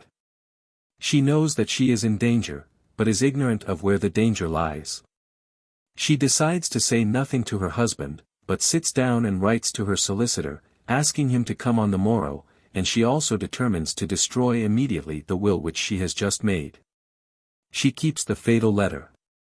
It was to discover that letter, then, that her husband forced the lock of the dispatch case. Yes, and from the enormous risk he ran we can see how fully he realized its importance. That letter accepted, there was absolutely nothing to connect him with the crime. There's only one thing I can't make out, why didn't he destroy it at once when he got hold of it? Because he did not dare take the biggest risk of all, that of keeping it on his own person. I don't understand.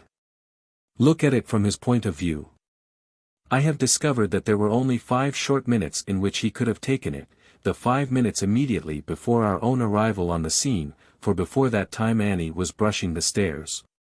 And would have seen anyone who passed going to the right wing. Figure to yourself the scene. He enters the room, unlocking the door by means of one of the other door keys, they were all much alike. He hurries to the dispatch case, it is locked, and the keys are nowhere to be seen. That is a terrible blow to him, for it means that his presence in the room cannot be concealed as he had hoped. But he sees clearly that everything must be risked for the sake of that damning piece of evidence. Quickly, he forces the lock with a penknife, and turns over the papers until he finds what he is looking for. But now a fresh dilemma arises, he dare not keep that piece of paper on him. He may be seen leaving the room, he may be searched. If the paper is found on him, it is certain doom. Probably, at this minute, too, he hears the sounds below of Mr. Wells and John leaving the boudoir. He must act quickly. Where can he hide this terrible slip of paper? The contents of the wastepaper basket are kept and in any case, are sure to be examined. There are no means of destroying it, and he dare not keep it. He looks round, and he sees, what do you think, mon ami? I shook my head. In a moment, he has torn the letter into long thin strips, and rolling them up into spills he thrusts them hurriedly in amongst the other spills in the vase on the mantelpiece. I uttered an exclamation. No one would think of looking there, Poirot continued. And he will be able, at his leisure, to come back and destroy this solitary piece of evidence against him. Then, all the time, it was in the spill vase in Mrs. Inglethorp's bedroom, under our very noses? I cried. Poirot nodded. Yes, my friend. That is where I discovered my last link, and I owe that very fortunate discovery to you. To me? Yes. Do you remember telling me that my hand shook as I was straightening the ornaments on the mantelpiece? Yes, but I don't see. No, but I saw. Do you know, my friend, I remembered that earlier in the morning, when we had been there together, I had straightened all the objects on the mantelpiece. And, if they were already straightened, there would be no need to straighten them again, unless, in the meantime, someone else had touched them. Dear me, I murmured, so that is the explanation of your extraordinary behavior. You rushed down to Styles, and found it still there. Yes, and it was a race for time. But I still can't understand why Inglethorp was such a fool as to leave it there when he had plenty of opportunity to destroy it. Ah, but he had no opportunity. I saw to that. You? Yes. Do you remember reproving me for taking the household into my confidence on the subject? Yes. Well, my friend, I saw there was just one chance. I was not sure then if Inglethorp was the criminal or not, but if he was I reasoned that he would not have the paper on him, but would have hidden it somewhere. And by enlisting the sympathy of the household I could effectually prevent his destroying it. He was already under suspicion, and by making the matter public I secured the services of about 10 amateur detectives, who would be watching him unceasingly. And being himself aware of their watchfulness he would not dare seek further to destroy the document. He was therefore forced to depart from the house, leaving it in the spill vase. But surely Miss Howard had ample opportunities of aiding him. Yes, but Miss Howard did not know of the paper's existence. In accordance with their prearranged plan, she never spoke to Alfred Inglethorp. They were supposed to be deadly enemies, and until John Cavendish was safely convicted they neither of them dared risk a meeting. Of course I had a watch kept on Mr. Inglethorp, hoping that sooner or later he would lead me to the hiding place. But he was too clever to take any chances. The paper was safe where it was. Since no one had thought of looking there in the first week, it was not likely they would do so afterwards. But for your lucky remark, we might never have been able to bring him to justice. I understand that now. But when did you first begin to suspect Miss Howard? When I discovered that she had told a lie at the inquest about the letter she had received from Mrs. Inglethorp. Why, what was there to lie about? You saw that letter. Do you recall its general appearance? Yes, more or less. You will recollect, then, that Mrs. Inglethorp wrote a very distinctive hand, and left large clear spaces between her words. But if you look at the date at the top of the letter you will notice that July 17th is quite different in this respect. Do you see what I mean? No, I confessed, I don't. You do not see that that letter was not written on the 17th, but on the 7th, the day after Miss Howard's departure. The 1 was written in before the 7 to turn it into the 17th. But why? That is exactly what I asked myself. Why does Miss Howard suppress the letter written on the 17th, and produce this faked one instead? Because she did not wish to show the letter of the 17th. Why, again? And at once a suspicion dawned in my mind. You will remember my saying that it was wise to beware of people who were not telling you the truth. And yet, I cried indignantly, after that, you gave me 2 reasons why Miss Howard could not have committed the crime. And very good reasons too, replied Poirot. For a long time they were a stumbling block to me until I remembered a very significant fact, that she and Alfred Inglethorp were cousins. She could not have committed the crime single-handed, but the reasons against that did not debar her from being an accomplice. And, then, there was that rather over-vehement hatred of hers. It concealed a very opposite emotion. There was, undoubtedly, a tie of passion between them long before he came to Styles. They had already arranged their infamous plot, that he should marry this rich, but rather foolish old lady, induce her to make a will leaving her money to him, and then gain their ends by a very cleverly conceived crime. If all had gone as they planned, they would probably have left England, and lived together on their poor victim's money.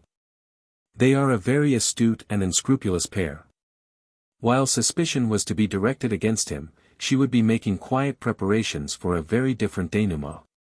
She arrives from Midlingham with all the compromising items in her possession. No suspicion attaches to her. No notice is paid to her coming and going in the house. She hides the strychnine and glasses in John's room. She puts the beard in the attic. She will see to it that sooner or later they are duly discovered. I don't quite see why they tried to fix the blame on John, I remarked. It would have been much easier for them to bring the crime home to Lawrence. Yes, but that was mere chance. All the evidence against him arose out of pure accident. It must, in fact, have been distinctly annoying to the pair of schemers. His manner was unfortunate, I observed thoughtfully. Yes. You realize, of course, what was at the back of that? No. You did not understand that he believed Mademoiselle Cynthia guilty of the crime? No, I exclaimed, astonished. Impossible. Not at all. I myself nearly had the same idea. It was in my mind when I asked Mr. Wells that first question about the will. Then there were the bromide powders which she had made up, and her clever male impersonations, as Dorcas recounted them to us. There was really more evidence against her than anyone else. You are joking, Poirot. No. Shall I tell you what made Monsieur Lawrence turn so pale when he first entered his mother's room on the fatal night? It was because, whilst his mother lay there, obviously poisoned, he saw, over your shoulder, that the door into Mademoiselle Cynthia's room was unbolted. But he declared that he saw it bolted. I cried. Exactly, said Poirot dryly. And that was just what confirmed my suspicion that it was not. He was shielding Mademoiselle Cynthia. But why should he shield her? Because he is in love with her. I laughed. There, Poirot, you are quite wrong. I happen to know for a fact that, far from being in love with her, he positively dislikes her. Who told you that, mon ami? Cynthia herself. La pauvre petite. And she was concerned. She said that she did not mind at all. Then she certainly did mind very much, remarked Poirot. They are like that, les femmes. What you say about Lawrence is a great surprise to me, I said. But why? It was most obvious. Did not Monsieur Lawrence make the sour face every time Mademoiselle Cynthia spoke and laughed with his brother? He had taken it into his long head that Mademoiselle Cynthia was in love with Monsieur John. When he entered his mother's room, and saw her obviously poisoned, he jumped to the conclusion that Mademoiselle Cynthia knew something about the matter. He was nearly driven desperate. First he crushed the coffee cup to powder under his feet, remembering that she had gone up with his mother the night before, and he determined that there should be no chance of testing its contents. Thenceforward, he strenuously, and quite uselessly, upheld the theory of death from natural causes. And what about the extra coffee cup?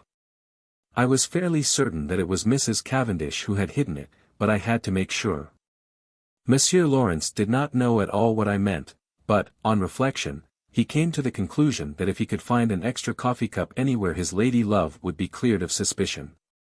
And he was perfectly right. One thing more. What did Mrs. Inglethorp mean by her dying words? They were, of course, an accusation against her husband. Dear me, Poirot, I said with a sigh, I think you have explained everything. I am glad it has all ended so happily. Even John and his wife are reconciled. Thanks to me. How do you mean, thanks to you? My dear friend, do you not realize that it was simply and solely the trial which has brought them together again? That John Cavendish still loved his wife, I was convinced. Also, that she was equally in love with him. But they had drifted very far apart. It all arose from a misunderstanding. She married him without love. He knew it. He is a sensitive man in his way, he would not force himself upon her if she did not want him. And, as he withdrew, her love awoke. But they are both unusually proud, and their pride held them inexorably apart. He drifted into an entanglement with Mrs. Raikes, and she deliberately cultivated the friendship of Dr. Bauerstein. Do you remember the day of John Cavendish's arrest, when you found me deliberating over a big decision? Yes, I quite understood your distress. Pardon me, mon ami, but you did not understand it in the least. I was trying to decide whether or not I would clear John Cavendish at once. I could have cleared him, though it might have meant a failure to convict the real criminals.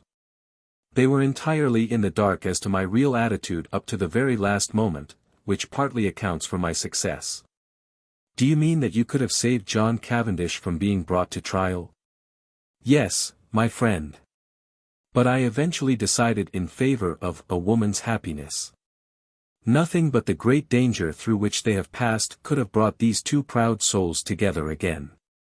I looked at Poirot in silent amazement.